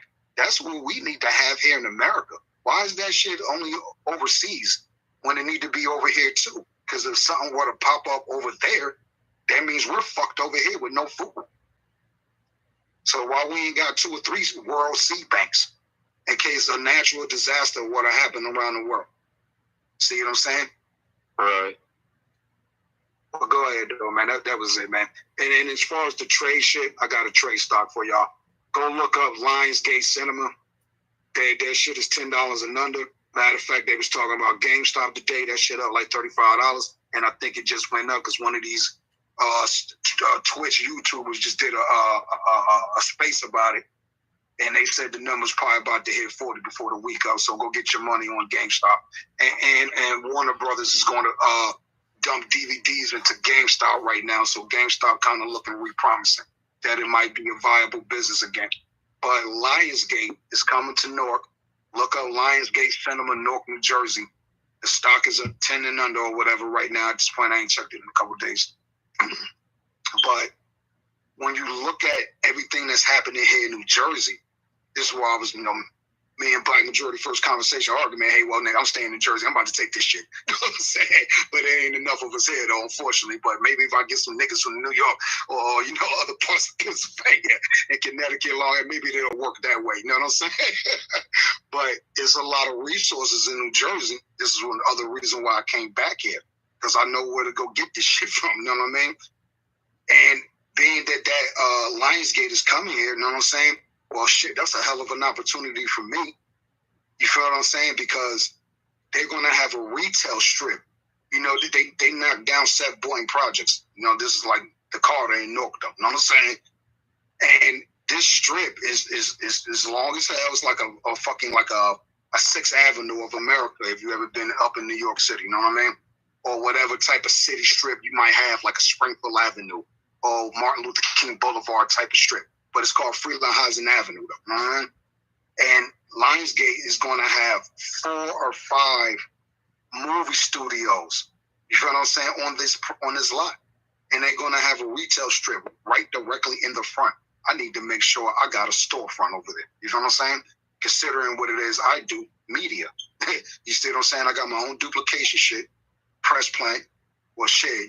And like I said, well, you wasn't in that space when I said it. One of the late night spaces. The New Jersey EDA, Economic Development Association, or whatever they call, authority or whatever, they looking for people right now to give, what do you call it, return, request for information, businesses we're talking now, request for information to start writing the rules and the regulations for the New Jersey entertainment industry. So I'm calling these jokers first thing Monday, bro. Hey, the buck stop with me. You don't need nobody else. Trust me. Look at this shit. You feel what I'm saying? And so that way you ain't got to have nobody else in your ear. You feel what I'm saying? New Jersey. And Governor Murphy, you want some bullshit too. That's another story. But this shit ain't going to cost us nothing. We just need to go flood into Delaware, Mississippi. That's the first wave. And go take them both of them shits over. Put a little bit of money up. We can even get federal funding for it. 501(c)(3), because like I said, we started a cooperative with Grow Food. Because the white folks in the state going to benefit from it too. Let's be logical about this shit. The grocery store going to go out of business, oh well. So you might as well invest in our cooperative and make it for profit in the sense that, food is half the price of what it used to be. We're going back to 1965 prices and shit. You know what I'm saying? Word up. Pre fucking, civil rights movement prices. You know what I mean? Whatever the price is for some steak and all this other stuff, that's what it's going to be. You wouldn't even have to pay much for it. And now you can save most of your money because here in America, you have to have a budget for groceries, bro. Again, I just walked out the supermarket and I only got 2 bags worth of food, for $60, And like I said, it's stuff that I wanted, but it's like still small item shit that I'm not going to be able to, sustain myself for forever. You know what I'm saying? Versus back before all this buying shit, buyingnomics. I spent $50, $60 at the grocery store. I'm coming now with at least 4 or 5 bags. And it's not just me spending money just to go, okay, I want this because I love it. You feel what I'm saying? No, I'm still have to coupon, budget my money. This is my budget. I got 50, 60. I'm not living hood rich out here. You know what I'm saying? And if I got to know how to do this shit, well, shit, this shit don't grow on. This shit don't cost us nothing anyway because this part of the earth, it grow on trees. We just need some fucking land or some type of cooperative to say, hey, look, this is what we're doing. And in no way, shape, size, or form, I'm the expert. I just know what I know. Like but go ahead. Yeah, I appreciate that, DJ. The federal government actually doesn't have to charter a commodity exchange. It can be done on the state level. You have the state level that's chartering a commodities exchange, and we just do it like that. But I don't see that as a pushback. I understand exactly what you're talking about. So I don't see that as a pushback. Just yeah. Well, no, not to say it's a pushback. I was more adding to the conversation because I wasn't up right. So you know what I mean. But as far as the like I said, I'm with the Forex shit too, and the whole commodity stock exchange. Whatever we got to do. You know what I mean? Yeah. Get revenue for our black state. So with that being said, we could go, even if we were to get one state and do this idea, we would supply regions. You feel what I'm saying? Of the country. Right. Real shit. You know what I'm saying? And the reason why I know this shit is already popping, there's a hydroponic corporation right here in Newark, New Jersey, and the whole building is nothing but a hydroponic farming warehouse, bro, where majority of the stuff you see in your local shop, right, and whatever, we ain't got no Kroger's up here to talk about, like, Whole Foods or whatever. It's coming from locally grown shit. You know what I mean? So if y'all look up these vegetables that are like, what some people may consider a fruit too, though, but mushrooms, man, and microgreens, and that's really what they really call microgreens. So if y'all go look up microgreen farming, this shit is millions of dollars your neighbor is making every year. You got people that are growing microgreen foods in their basement, making $5 million fucking dollars a year. I thought about doing it here at the house. I've been at forever, but I would have to do too much work to the basement to do that shit. Because I could have been retired if I would have really hopped on it then. Because my shit would be in a grocery store and I would have expanded. But that's not my dream goal. I do music for a living. I'm an audio engineer. That's why I'm sticking to it. You know what I'm saying? But I know some other shit. You know what I'm saying? But go ahead, man.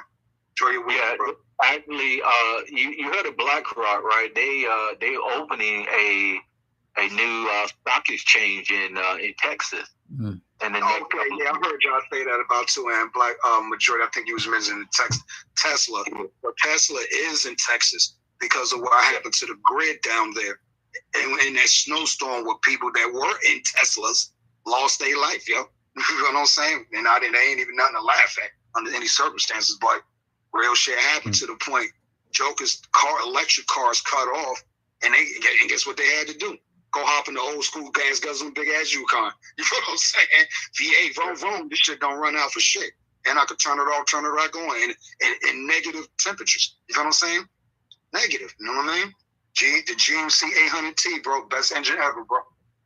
Best V8 ever. You know what I mean? AKA the Corvette engine for those that know. You know what I mean? But yeah, so, BlackRock doing that. They only doing that because they own half the world. So it's like, go start your own stock exchange, and get these IPOs going. Same thing with Trump. I'm trying to tweet this bastard. You know what I'm saying? Listen, motherfucker. True Social should be $1 right now. You be rich overnight. You know what I'm saying? Again, you know what I'm saying? And we'll have some stock. You know what I'm saying? So, us peasants on the ground, aka the small folk. You know what I'm saying? Start learn how to invest. You know what I'm saying? Because a lot of us don't know how to do that shit. You know what I mean? Keep it real. Put it at $1 and put that shit on all these little Robinhood and Cash App stock exchange shit that you can just buy from the phone. Watch you get money overnight. So when we go get our state, this is why I keep telling folks, go get your tax ID and start building up your companies. So that way when we get to Delaware and you transfer your shit, damn near no taxes at this fucking point. At least corporate taxes anyway, or it ain't like that, or the price is different, or you probably got more opportunities to get loans and all this other shit because Delaware is the business capital of the United States. Even real.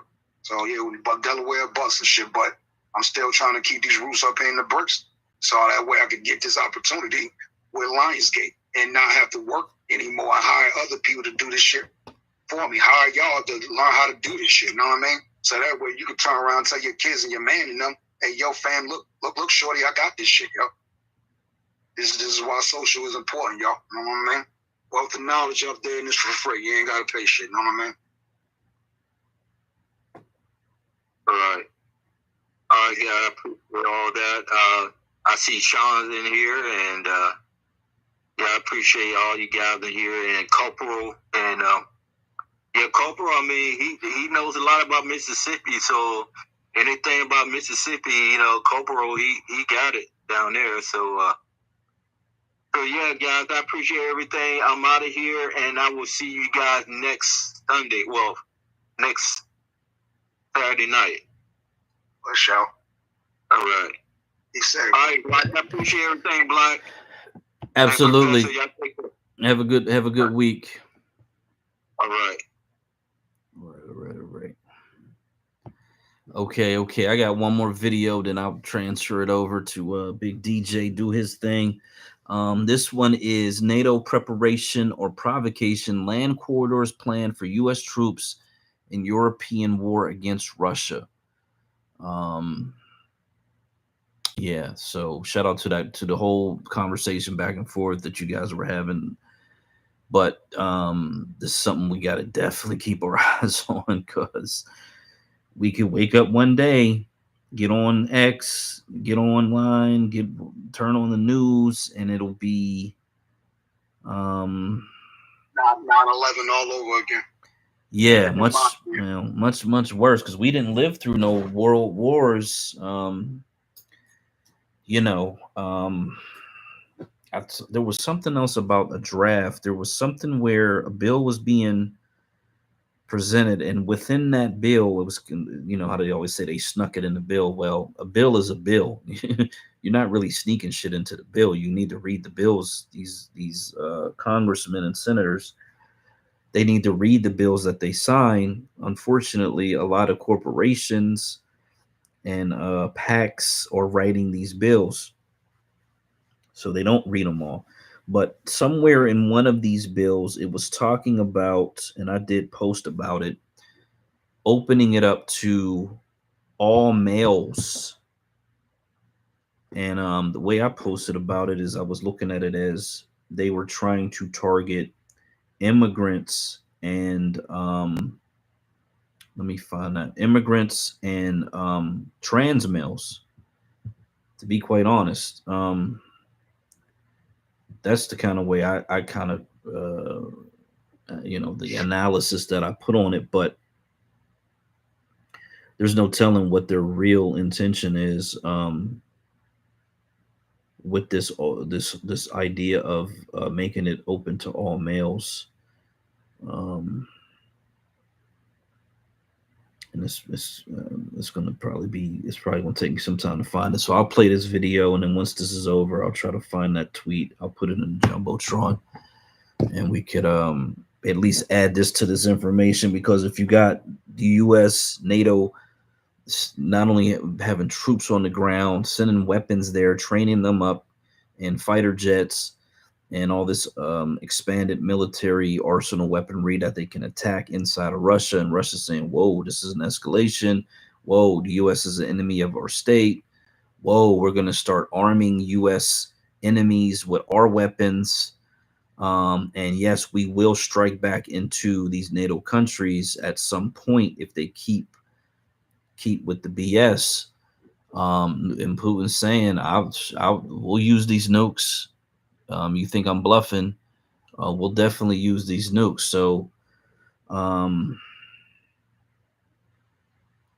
I just feel like we don't have a fucking choice. We don't have a chance, and we don't have a choice, because ain't none of us making these fucking decisions.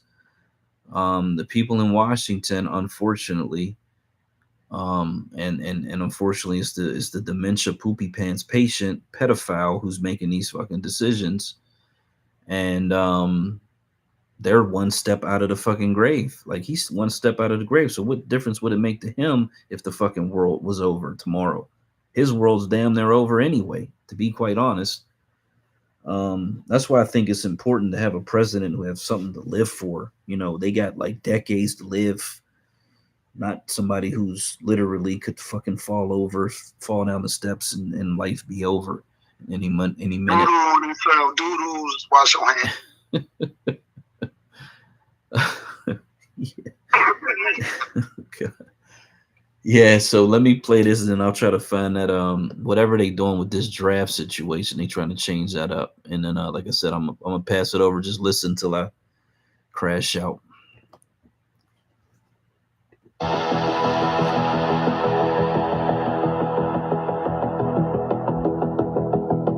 Hope this ain't one of those reading videos.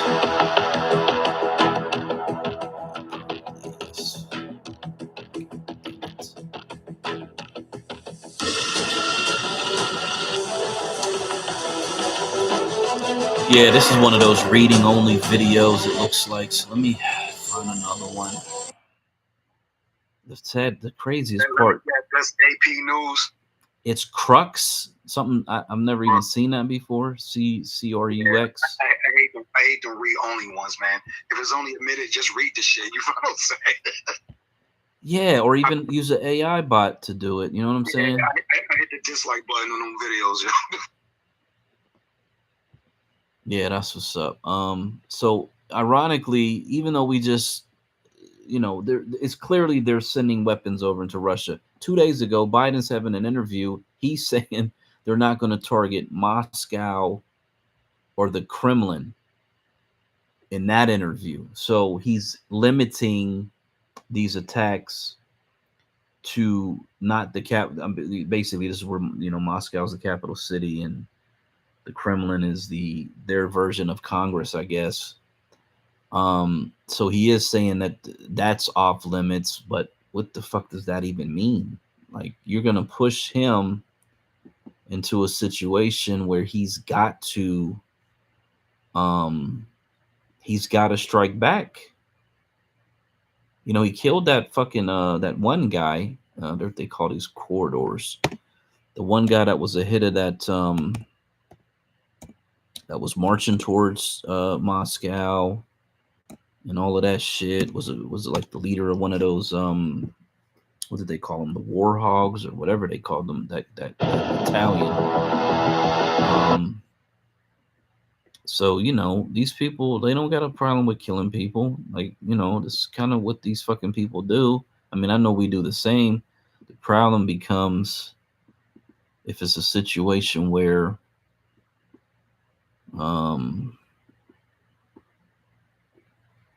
they really start putting these troops on the fucking ground. Land corridors. Here it goes. NATO prepares land corridors for U.S. troops in case of war with Russia. So you fail to plan, or you plan to fail, one or the other. And it looks like they're planning not to fail, but by planning to win a war that isn't even a war yet, you're actually planning to fail. NATO is developing numerous land corridors to send American troops and weapons to the front lines in the event of a major ground war with Russia. According to the plans currently developed, American soldiers will land at one of 5 ports, the Daily Telegraph reports, citing sources. They will then be sent along pre-planned logistical routes to counter a possible Moscow attack. The land corridors come amid warnings from the alliance's top leadership that Western governments must prepare for conflict with Russia in the next 2 decades. Logistics routes have become a key priority after NATO leaders agreed at a summit in Vilnius last year to have 300,000 troops on high alert to defend the alliance. Current plans call for American troops to land at Dutch ports before and then travel by train through Germany to Poland. In the event of a Russian invasion of NATO, U.S. troops would arrive at the port of Rotterdam and then be sent east. But NATO is agreeing to expand routes to other ports to make sure Russia cannot cut off land lines of communication. Ukraine is suffering greatly from these Russian long-range missile attacks on logistics systems, said Lieutenant General Alexander Solfrank, head of NATO's main logistics directorate SEC.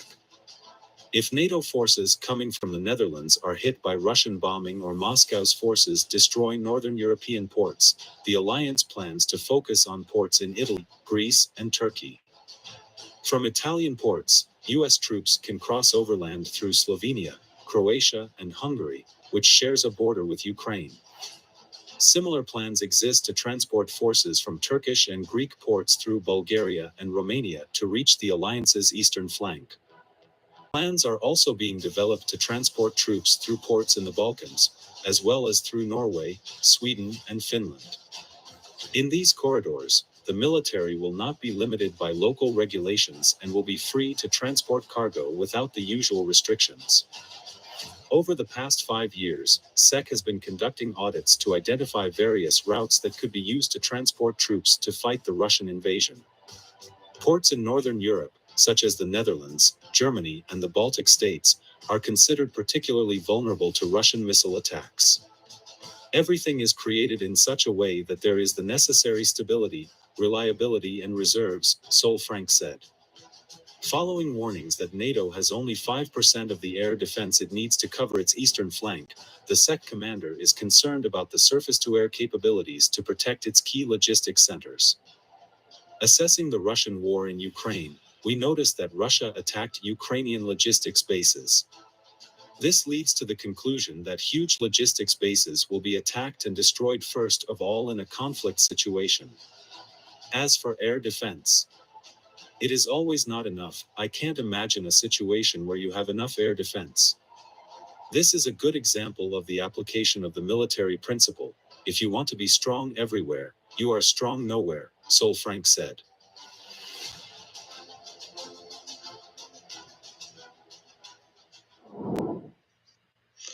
Добрый день.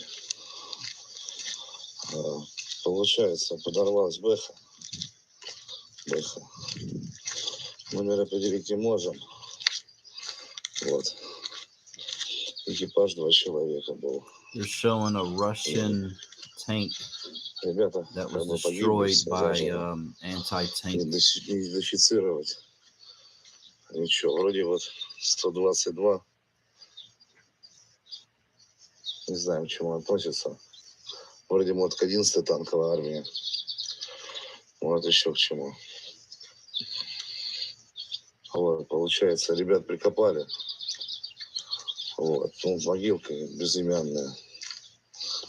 Как бы, если кто знает, что, да как.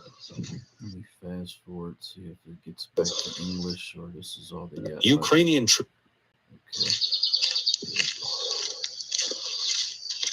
Ну, в принципе, все. Мы еще живы. Ukrainian troops intercepted and destroyed 2 Russian Iskander-K cruise missiles and 2 UAVs on Thursday, Commander of the Air Force of the Ukrainian Armed Forces, Lieutenant General Mykola Olszczuk stated. In a post and Telegram app, Olszczuk revealed that the Iskander-K missiles were destroyed after they were used to launch an attack on Ukraine's Dnipropetrovsk region from the territory of Russian-held Crimea Peninsula. In addition, around midnight, Russians used 4 unmanned aerial vehicles in the northern direction of the front. 2 of the drones were intercepted and destroyed by units of mobile firing groups of the defense forces in the Chernihiv region, and 2 more ceased to exist, Olszczuk said. Ukraine's air defense forces also shot down 2 Russian missiles in Dnipro on June 4th. Furthermore, General Staff of Ukraine's armed forces reported that Air Force's missile and artillery units hit 5 Russian manpower clusters, 4 air defense systems, an artillery system, and 2 ammunition depots in the past 24 hours. Earlier, Ukraine reported that it struck the S-300, S-400 air defense systems in Russia's Belgorod region across the border from the Kharkiv war zone. The attack was launched with the use of US-made HIMARS, high-mobility artillery rocket system. Okay. You said it's in the Matrix? One second. You said it went in the Matrix? Yeah, you in the Matrix, bro.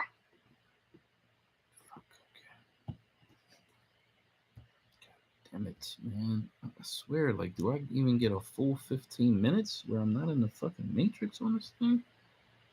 It's just sad, man.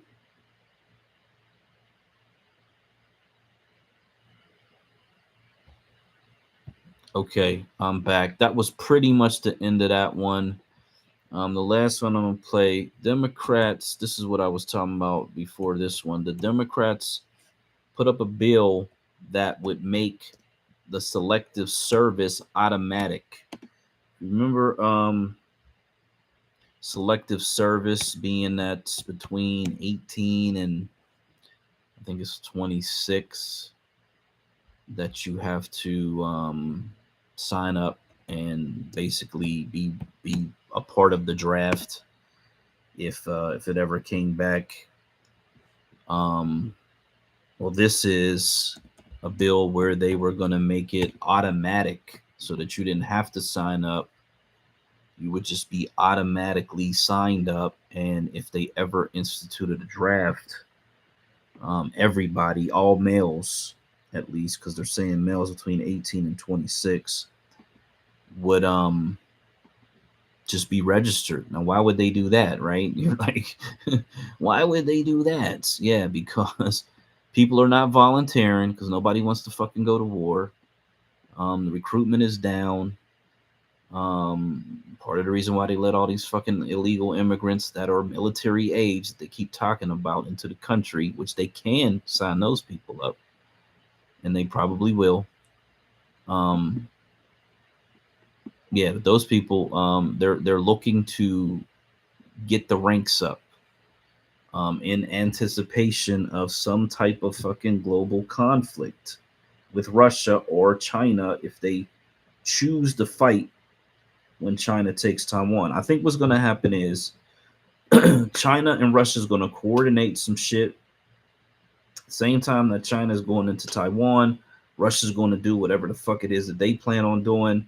North Korea, Iran, they might all do some shit all at the same fucking time. See if this, it's just me thinking militarily, do all this shit at the same fucking time in a coordinated effort, and it puts the U.S. in a position where they can't defend on all fronts at the same damn time. Taiwan is, they say, less than an hour. That shit's over. It's done and over.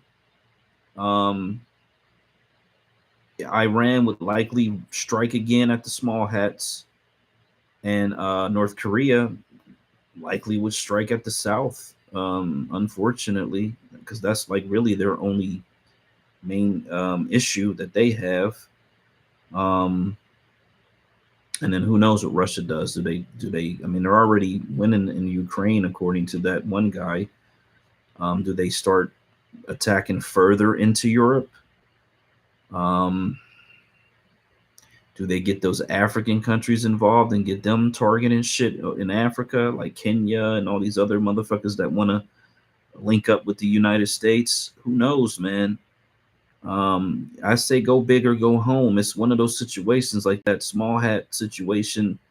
They opened up the gates. These motherfuckers came in with minor fucking troops and poked the fucking bear in a way that now they've been fucking suffering for the last 9 months because they didn't go hard. They didn't go all in. And you know, if it's going to be World War III, you got to go all the way the fuck in. You can't be with this half-ass shit because, like I said, they got satellites. They tracking shit. They know everything. You can't hide shit. So, and the U.S. likes to bait motherfuckers. You know, small hats baiting people. So you only gonna get that one shot. To you know, you're gonna get that one fucking wave, and then they gonna come at you with everything they got. So you might as well make that first wave the most fucking everything. Put it all on the table. You got it, DJ.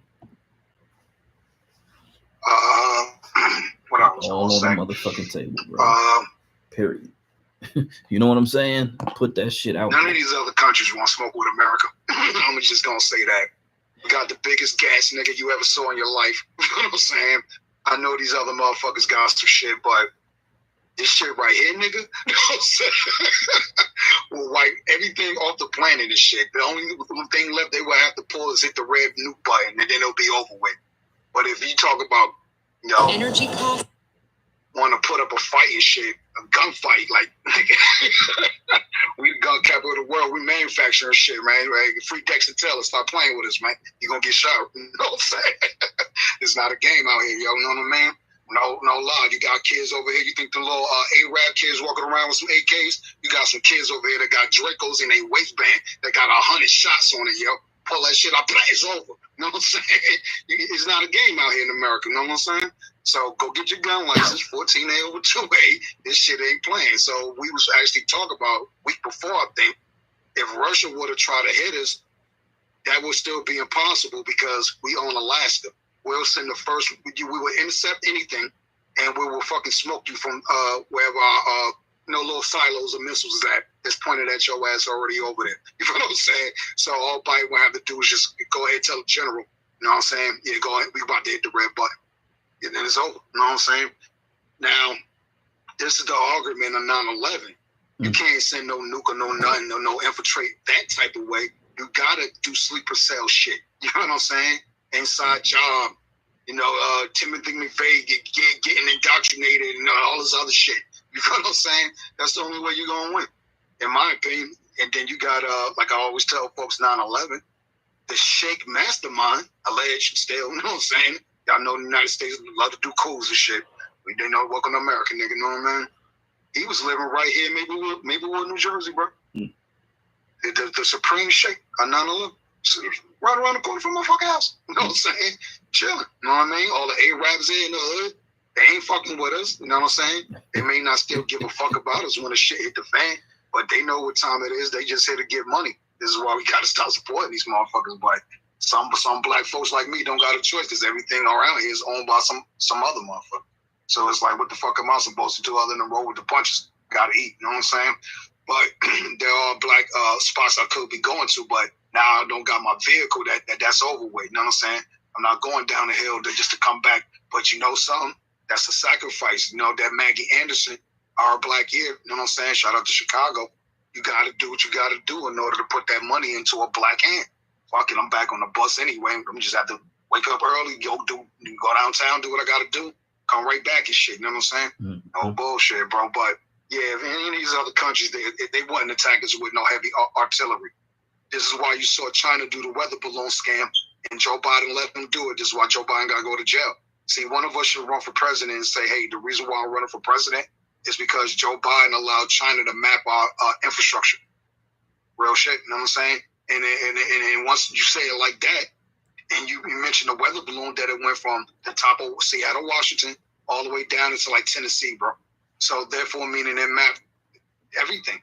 Who knows how far or how long, you know, the grid that, you know, that particular balloon can expand across while it's mapping. We're probably talking about 5 miles, 10 miles worth of mapping per distance. It went, you know what I'm saying? Go from south, east, west, yo. So therefore, meaning you allow these motherfuckers to do that shit, in my opinion. You know what I mean? Map our shit. You know what I mean? China, don't forget China. They own a lot of territory over here, man. America's in debt to China. As a matter of fact, I said some on your YouTube or whatever. I posted it up. No, social. The reason why we at war with China and how these motherfuckers became a superpower is because the United States thought it was cool to fuck black people in Detroit. You know what I'm saying? And then, you know, automotive shit, manufacturing shit, to decided to fuck people out where you from in Pittsburgh with Steel City. You know what I'm saying? And send that shit overseas to be manufactured. Now, these motherfuckers have came back to bite your fucking ass, nigga. You know what I'm saying? And guess what? They don't like black people, nigga.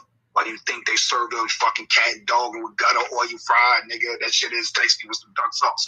Where it was talk though, boy. You know what I'm saying? We can't eat that shit no more. It's over. You know what I mean? And look, they can hit us like that. We eat the food. We be the first dummies to go because we stay lined up at the Chinese store. You feel what I'm saying? We stay lined up there. You know what I'm saying? Don't get it twisted either. The Muslim Chinese will kill your ass too. You know what I'm saying? They may be Muslim, but they ain't black Muslims. You feel what I'm saying? So they ain't gonna give a fuck about you. But shout out to our means on Chancellor though. They got the fried chicken ones though. And you know what I mean? And they hire black people. So shout out to that. You know what I'm saying? Go ahead though. Yeah, so let me say this on the balloons, because I think that was more of a probe of whatever U.S. defense would do in the event of that. I don't, because you know they got satellites, you know, and these satellites can read a dime. I'm looking at something, and this is from last month. Hey, can I give you some automatic pushback on that real quick? Yeah, go ahead. If you look up Chinese spies, that's all I'm gonna say. You know what I'm saying? And you're gonna see what I'm talking about. You know what I'm saying? And I'm not knocking that a theory either, because you know United States love to do coups. You know we cool gang over here. You know what I'm saying? But we'll set a nigga up in a minute shit to get murked. You know what I'm saying? You see these Call of Duty movies and video games, nigga. This shit ain't a game. We been in training. These niggas over there ain't got no guns like that. You know what I'm saying? Over there, we train with video games and real arms. You know what I'm saying? We go outside and get Call of Duty for real out this bitch. Need for Speed, nigga. All this shit. We be outside wilding. You know what I'm saying? Shout out to the summer. It's about to be real hot. Summer too hot. You can feel it in the street, nigga. Yeah, let's go. Okay, so let me just get this satellite thing out. Then I'll because I don't think. So I think Russia, while they could, you know, shoot missiles, long-range missiles, not necessarily from Alaska, but over Canada to hit us. That's how their nukes would have to travel. That's the shortest path over the Arctic Circle. But I don't think I don't think this is going to be a nuclear war. I think it's going to be a conventional ground war up until the point where Moscow, which they claim they're not going to attack, where they say enough is enough, and then they are almost literally forced to launch. But the quickest place to launch is going to be Europe. It'll be the most effective, the quickest, and so I don't think that they'll initially launch at the U.S. because again, the U.S. has a considerable arsenal, and it wouldn't make sense. But I think that they could strike Europe, and the U.S. really, there's nothing that they could do because they put them in that position. To be quite honest, if you push these people into a corner, and you're right on the doorstep of Moscow, I believe they would be well within their rights to launch at some Europe targets, maybe whatever else they can hit that's close. That's a U.S. ally. And then the U.S. really, in my opinion, is at fault at that point. They're going to spin it however they spin it, but it is what it is. On this satellite thing, they're talking about launching a 10,000 satellite constellation, and they compare it to Starlink, which is currently at 5,000 satellites, but Starlink plans to go to 42,000 satellites, which is insane. That definitely would cover the whole planet, I would think. But with 10,000 of these satellites, I would believe they would have the ability to see everything that's occurring in the United States, and be able to, like I said, zoom down to a level where they could literally read a dime. So I know we got some underground bunkers and some other shit that some mountain in inner mountain shit that we got infrastructure that is not exposed. Now this one, so let me backtrack here. This is from January. They say China to launch 26,000 satellites. So this is like a space race. This says China satellite can lock target 2 million kilometers away. So there's some tech, there's some space. It's a race towards having the capability, the capacity. Matter of fact, Russia said that these missiles that they're launching, which they are U.S. or NATO supplied weapons that are shooting into Russia, he said they can't guide those missiles without U.S. technology. So essentially saying that whether or not the U.S. is involved in these recent attacks inside of Russian territory, he's saying they're involved no matter what, because the guidance systems requires them to be involved. It's one of those things where you can only push people so far. And if Biden, because I think this is 1,000% coming from Biden, if his intention is to either use this war as a way to stay in office, and that was in, I think that was in, Isaiah mentioned that movie.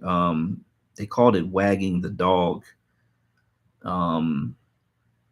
Bullworth, I think, is the name of the movie. I believe that's the movie where that term "wagging the dog," because they applied it to Clinton, in terms of him getting into a war to get reelected or whatever. I believe is how that was used, but it's essentially a proven strategy to win elections. So if he's using it for that purpose, and then they kind of dial it back after the election, so be it. But if it's a thing where the whole intention is to ultimately get to the brink of World War III, which, any of these things could kind of put us in that space.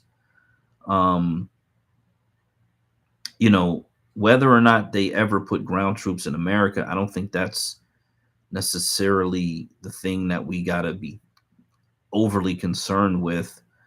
I think the nuclear storm is the bigger concern.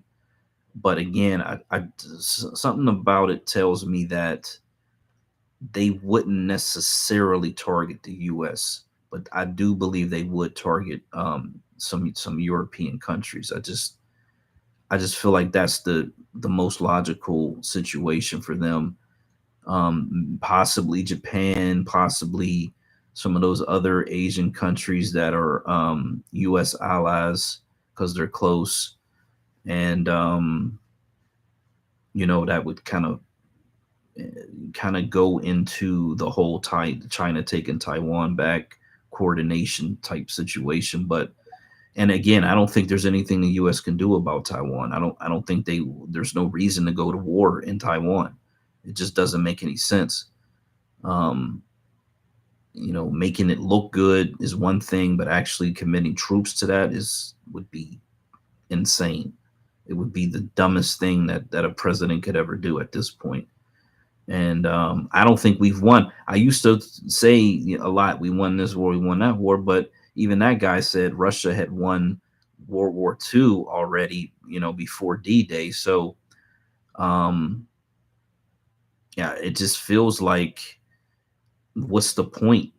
Like, what's the point other than you want to kill, you know, tens of thousands, hundreds of thousands, millions of people, and destroy a lot of infrastructure, collapse economy, like create all this chaos and devastation, and then, you know, there's a rebuilding process, I guess, and people are able to you know, develop wealth out of that, because there is that whole industrial military complex that plays a part in all this shit as well. So I don't know, you know, it doesn't look good. Let me say that it hasn't been good since Biden's been in the White House.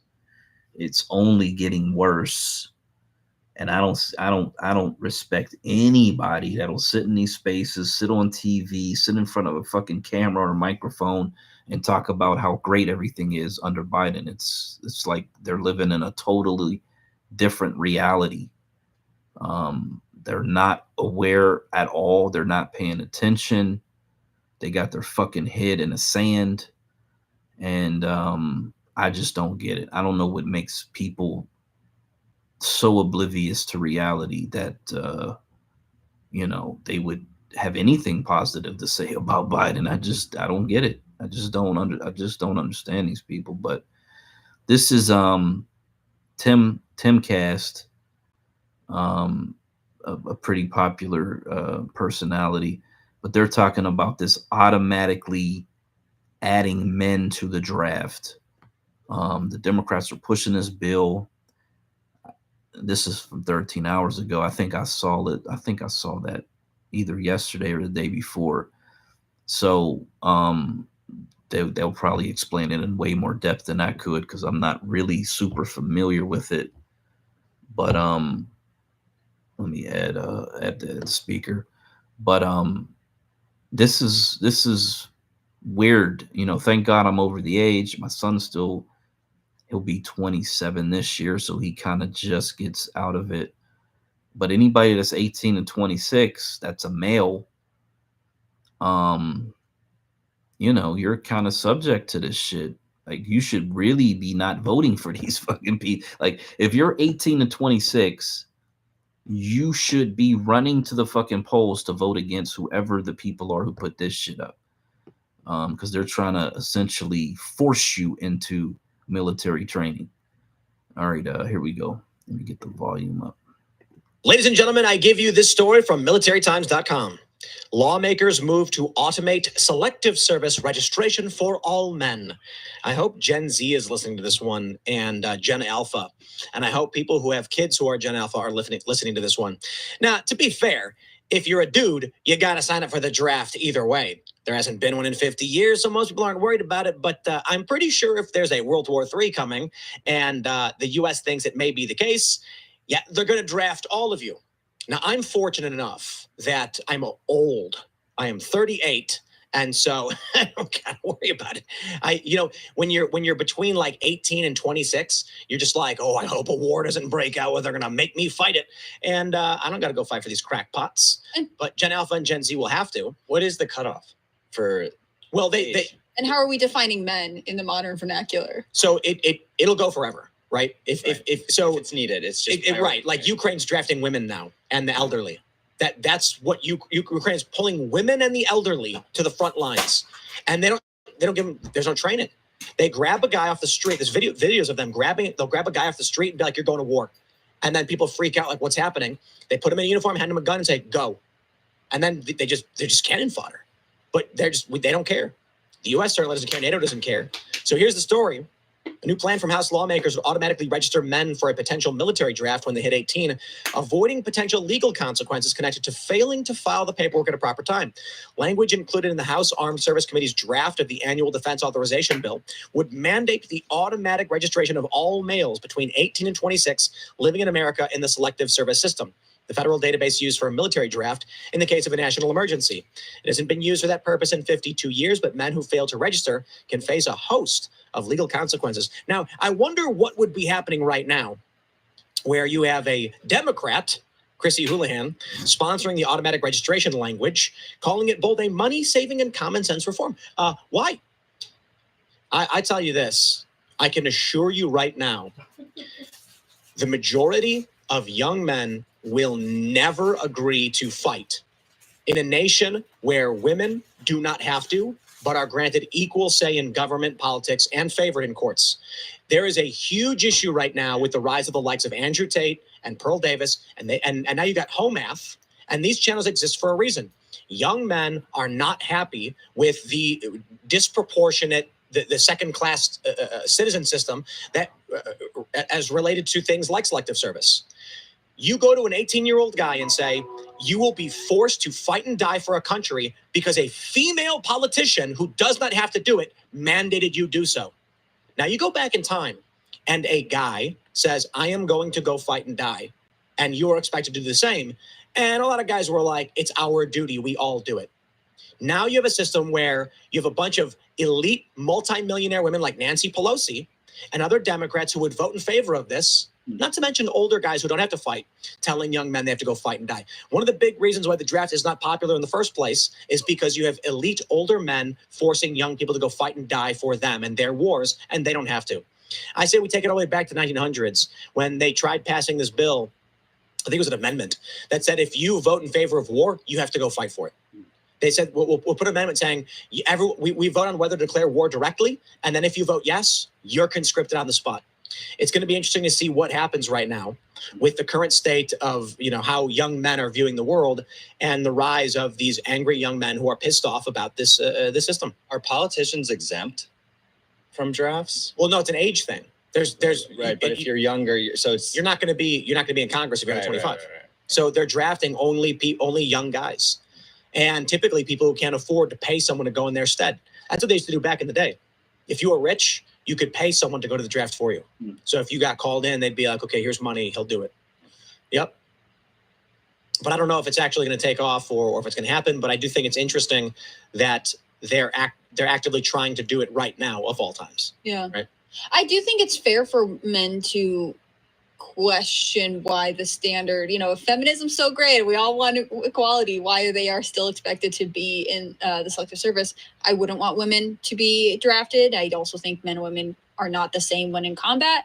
But I think you can't have culture saying one thing and then be like, but actually in this case, you guys have to do this. This impulse that to basically get rid of men and women. It has a name, so people, and there's a lot of people that aren't familiar with it there, but it has a name. It's called gender abolitionism, right? They want to abolish the concept of gender.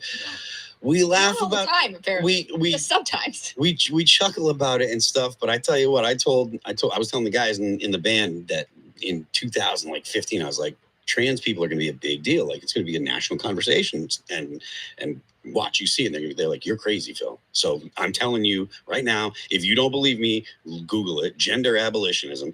They want to get rid of the concept of gender between men and women. That is impossible. It is impossible, and it will absolutely wreak havoc in our society if we try it. We can say to trans women and trans men, we'll call you she, and we will be polite, but there are going to be places where you are not going to be allowed to be if you're a trans man. There are going to be places where you're not going to be allowed. The military doesn't allow that already. Yeah. In the military, it specifically says for the draft, your identity is meaningless and void. Not and also, yeah, serious. So but that shouldn't be. I think the point of me saying that there are people that are gender abolitionists is we should have people that change that policy in the military. Right. My point is the military is saying if you're a trans woman, you're a guy. Well, if you're a trans man, you're a woman. You can't be in the military. They don't care. If there were trans people in the military now, if you are, you can't be drafted. Okay. If you are a female identify as a man, you cannot be drafted. If you are a man who identifies as a woman, you will be drafted. They have clarified this specifically. Males who identify as female are males as far as the draft is concerned. They don't care. When it comes to social life inside the United States, they literally don't care about this. Military has no reason to care. But if you're male, you're going to war. And they're going to hand you the weapon and they're going to send you out there. So here's a story. BBC. Russia's removal of border markers unacceptable, says the EU. So the escalation's happening. There's a lake, and half the lake's controlled by Russia, the other half's controlled by Estonia. And Russia went out and removed the international border barriers, or the border markers. Certainly seems like there's an escalation for conflict happening. So I hope Gen Z is listening. You know, it's going to be, they should be excited to hear that they're first in line. And for everybody that says that we're doomers here, like, just tell me where the off-ramp is. I've been saying it for a year. You know what I'm really excited for? I'm excited for you guys. Have you guys seen Edge of Tomorrow? Yes. No. With Tom Cruise. It's basically action movie Groundhog Day. It is. It is, yeah. Just point it out. That's the one with the crazy plane stunt. No. That's all Tom Cruise movies. Edge of Tomorrow is there's an alien invasion. The humans all unite together to fight against the aliens, but they're losing everywhere. And so Tom Cruise plays a propagandist PR guy who works for who's in the military, and he's like, his story is that he did ROTC and then went and ran a marketing firm. So when it came time, he said, I'll do marketing for the military, and then one of the generals of the Allied forces wants to send him to the front lines with a camera to film their new exosuits that they can fight with to push back on the aliens. Oh yeah, I have seen it. It's great. And then he gets covered in alien blood, which sends him in a time loop. So every day he wakes up at the same time and then ends up destroying the aliens. I'm excited for Harry Sisson, because he's like sitting there smiling, shaking hands with Biden. And then it's going to happen. I mean, it won't be literally like that, but they're like, hey, look, when the war comes, you're going to have to convince everybody to go fight and die. If it comes down to it, he's going to be the kid that they're going to hand the camera to, and they're going to say, have fun in Europe. Well, and if you think lines are calling, buddy. If you think Biden's such a good president, I mean, hopefully you'll be like, yes, of course, President Biden, I will go into this war. That sounds great. I mean, he'll be crying. No, I doubt they would want to go. The thing is, like, I think the anti-war sentiment in America is really strong. So I think there are all kinds of generations that would normally be anti-war that are suddenly having to face the reality that they are advocating for a president that is pro-war. Right? You really do not see Biden supporters lining up, cheering on, or getting ready. I'm going to go to Ukraine.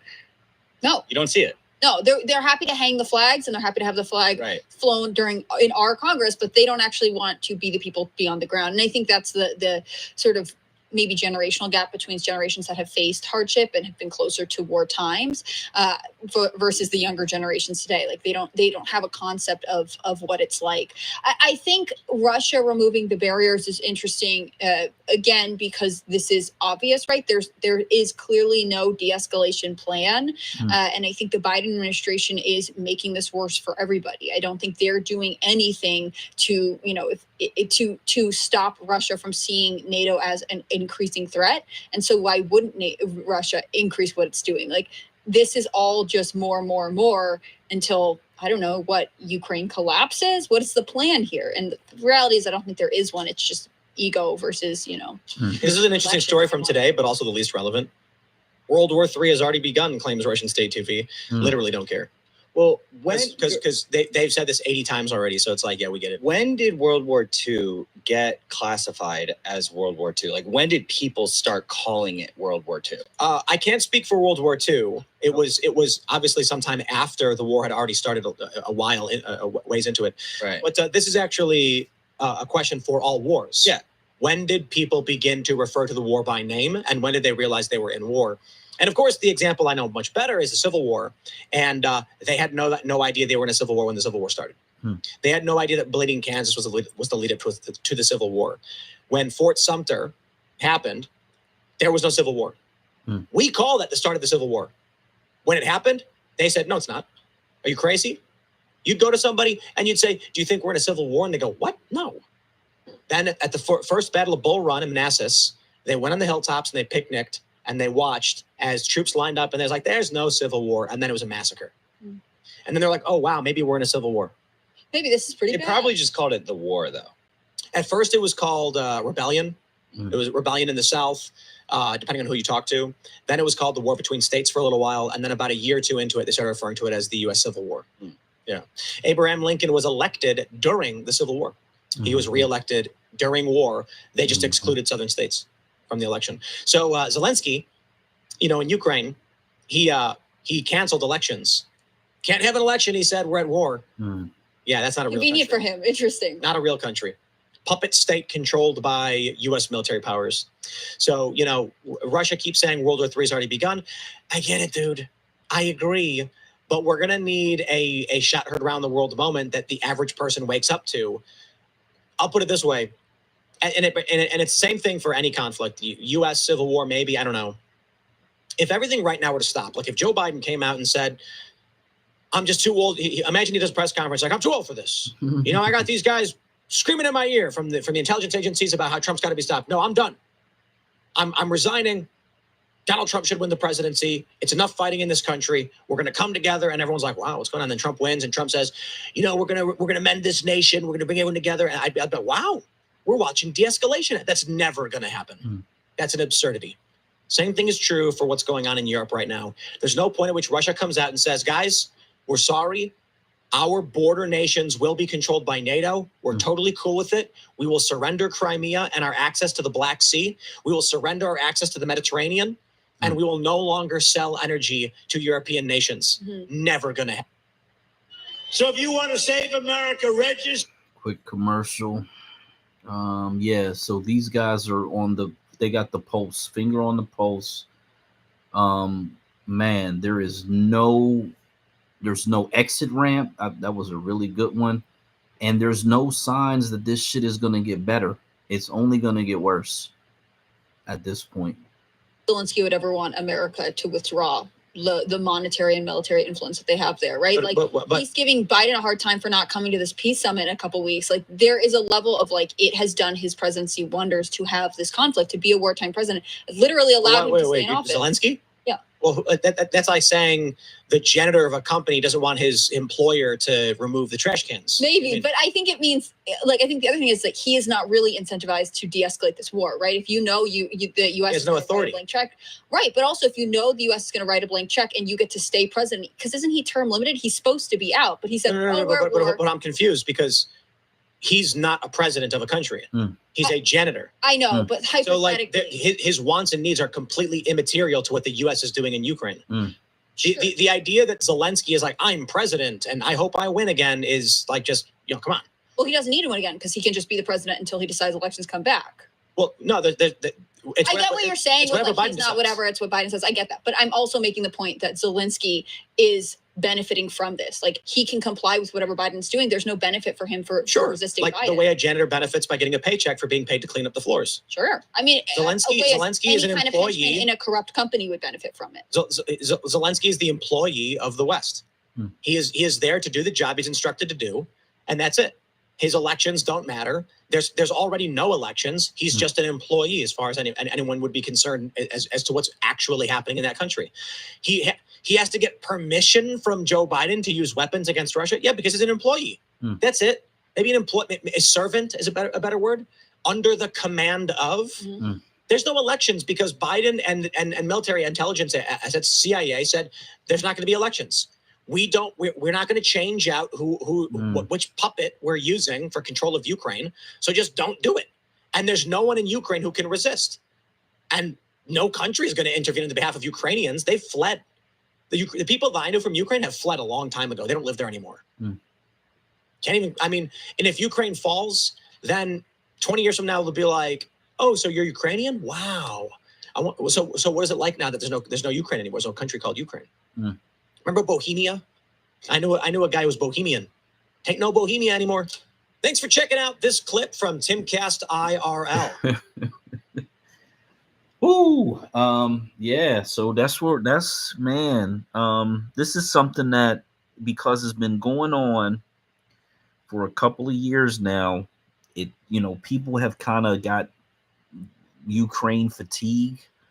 They keep sending he just sent another $100 million over there. They just keep sending fucking money over there. So we shouldn't really ever get fatigued, especially in the reparations movement, when they keep sending all this fucking money over there. We should be overly aware of the situation. I got some Russian guy in here speaking in Russian. I don't know what you're saying. You gotta, if you can't translate that to English, I don't know what you want me to do with that. But yeah, I mean, you're in a situation where they're sending all this money over there. They're escalating the situation to make it even worse. And all signs are headed that they're in for some type of real serious conflict, at least on that side of the planet. And that recent video of those Ukrainians slaughtering I think it was 4 Africans. They called them deserters, but this had to be during the beginnings of the war, when they were kicking the Africans out, kicking other people out or whatever. And they just gunned them fucking people down up against the fucking wall. I don't know if anybody in the space have seen that video. It's very traumatic. It's dark. They call them cowards, whatever, and just murdered these fucking 4 men. I'm assuming they were men. And if that was on video and that leaked out, there's got to be more, I would assume. I remember at the beginning, I was kind of calling those people cowards for leaving and calling them weak for not standing up for, their women and children on the way out. But at the same damn time, they're lucky that they did get out. There's probably a blessing that they got out of there at that time. Yeah, probably a fucking blessing. But I've seen videos of Chinese troops that are on the ground in Ukraine fighting on the Russian side. So, it kind of already is an international war with all these different countries. We probably already got U.S. soldiers on the fucking ground somewhere training or whatever the fuck it is they do. And, if the shit continues and they keep hitting Russian targets, it's just a matter of time. This draft bullshit is, man, dear God, like, what are they doing? Like he said, if you're, and that's why I said, these trans males, you're up. These immigrants, this is what you came, this is what you're here for. Put them motherfuckers on, if you're going to make a resolution or a bill to make Secret Service draft automatic, it's the first in line should be the immigrants, the illegal immigrants and the legal immigrants. They should be first in line. And once you deplete all those resources, then you go to U.S. citizens. But in my opinion, you got to move, these trans males to the front of that line. To be quite honest, they got all this political power. They've been wreaking havoc on our community, to be quite honest. And they're in the schools doing a bunch of weird shit. For me personally, they should go to the front lines. Anybody who's involved in any type of violent street activity, I don't give a fuck who you are, what you're into, you motherfuckers should go in front of the line too. The hardworking motherfuckers should be the last motherfuckers who get in any type of draft situation. Because, like on some real shit, we're the people that's going to kind of rebuild this shit or whatever. Keep the shit going. Pay for all the motherfucking warfare that y'all motherfuckers are doing over there. So yeah, that's where I'm at with it. Shout out to the space. I guess I'm gonna have to copy and paste and try to figure out what this Russian person is saying. Ironically, because I was a gifted student, I did take Russian in like the 8th grade, but it was so long ago. There's no way that I would be able to read this shit or understand it at this point. But I'm gonna do my best with it. see if I can actually translate this shit. And but thanks everybody for coming. Of course, every Saturday up until the point that I'm at the bar, and then I'll probably do pop-ups in the middle of the week, or Thursday afternoon or something like that. Maybe even do Thursday, Friday, Saturday for a couple hours when I can.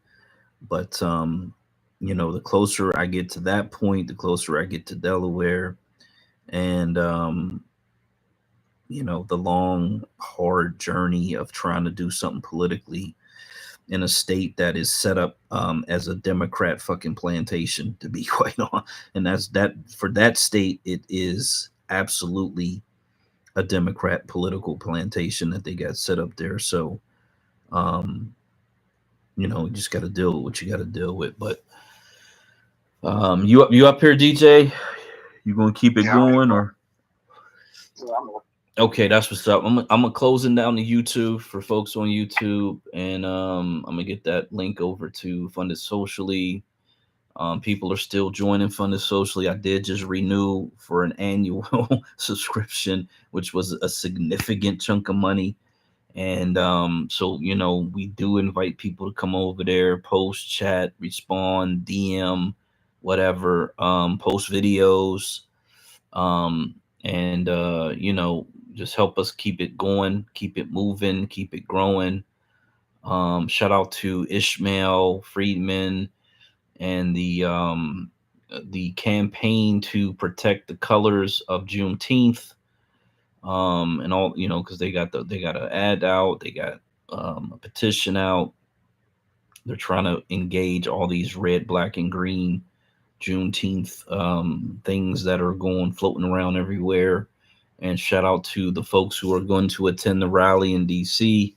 I probably will not go this year, because I already went to DC this year, and after seeing this shit that these fucking protesters, these vandals, thugs are up to in DC, it's probably not the best decision for me personally. But I'd say for those who do go, just keep aware, keep your eye out. There's a lot of security in DC automatically already, but just be aware of your surroundings, and have a safe time. Enjoy the family, enjoy the speakers and everything. And hopefully I'll get to the next event, wherever that may be, somewhere that's close. And yeah, I'll just end with that. All right, peace. Hey, drive over here to Jersey, bro. There's a bunch of events popping out here, man. You want something to do? All right up. And we ain't having none of that riot shit over here. You know what I'm saying? As far as what the Palestinians is doing, hell no, get the fuck out of here. Take your asses home. That's what the hell they need to do. I'm gonna keep it real. Take your asses home now. You know what I'm saying? Who up in this space? Oh, there you go. Early, you back. All right, I sent you that DM, Naka. What's good? You know what I'm saying? Fix your phone, nigga. You got the iPhone 2, nigga. Nigga, I got the iPhone 11, nigga. Oh, that's bad, nigga. That's look. iPhone 2, nigga. Check the stats, nigga. Check the stats. Hey, but my daughter got that new boy and shit. And she was like, the iPhone 15? What is it, the 15? I don't know what the fuck it is, man. I gave it to her mama to go buy shit, man. She's like, Dad, you need to upgrade. I'm like, hey, you need to shut the hell up, look. You got $1,000 for your dad? Not your tail. What the fuck? I don't want to go to work every day. I don't get it, bro. I don't think that's the logic.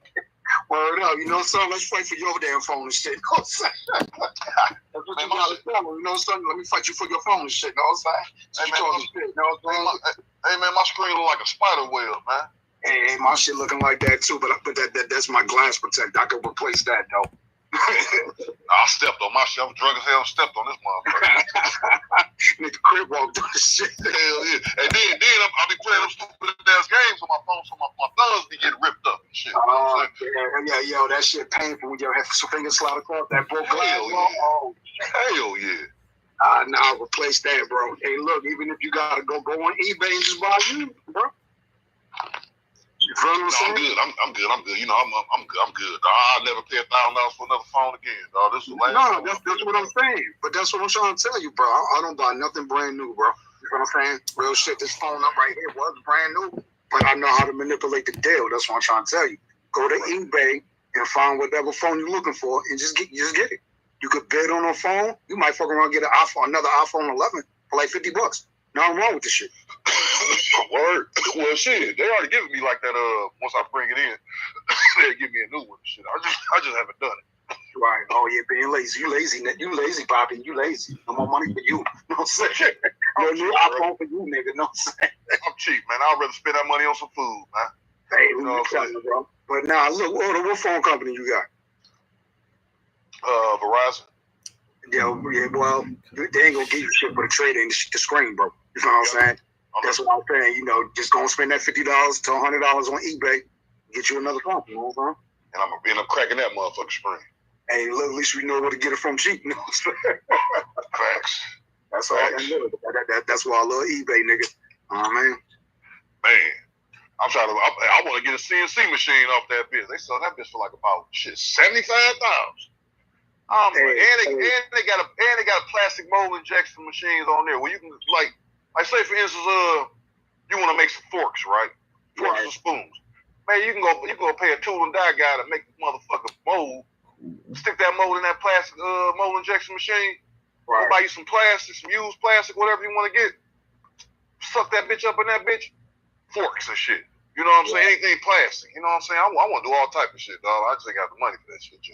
Right. So, you check Alibaba.com. Tough man. Oh yeah, I fuck with them. Right. I fuck with them. Yeah, I be getting my like phone charges and shit from them for like 45 cents or whatnot. Man. Right. But I'll buy them both and shit. Okay, so we got a Russian troll over this motherfucker. We got a Russian troll over here. What the fuck is going on, man? Let me get through this. But I ain't got no money to play around with that like that right now, though. I wish I could, though. I wish I had about 3 or 4 thousand just to blow on some shit I need. You got your tax ID, right? Man, you know I do. Put me up on game. Hey, bro, just go to your local EDC, bro. That's all you gotta do. How much they? Look up an EDC in Detroit, bro. So EDC. Speaks just like from GTA. Okay, so I see this Russian person's just a troll over here on YouTube. I did a couple translations, just a fucking weird ass troll. The last thing I wanted to say is, but that Mike Tyson fight's back on for November. Yeah, I saw that. November? Oh shit, it's going down. You know what I'm saying? Holidays, you know what I mean? Hey, why would that little boy want to fight that man, though? I don't get that shit. For clout. He gonna get caught, though. He gonna get caught. He gonna get clocked.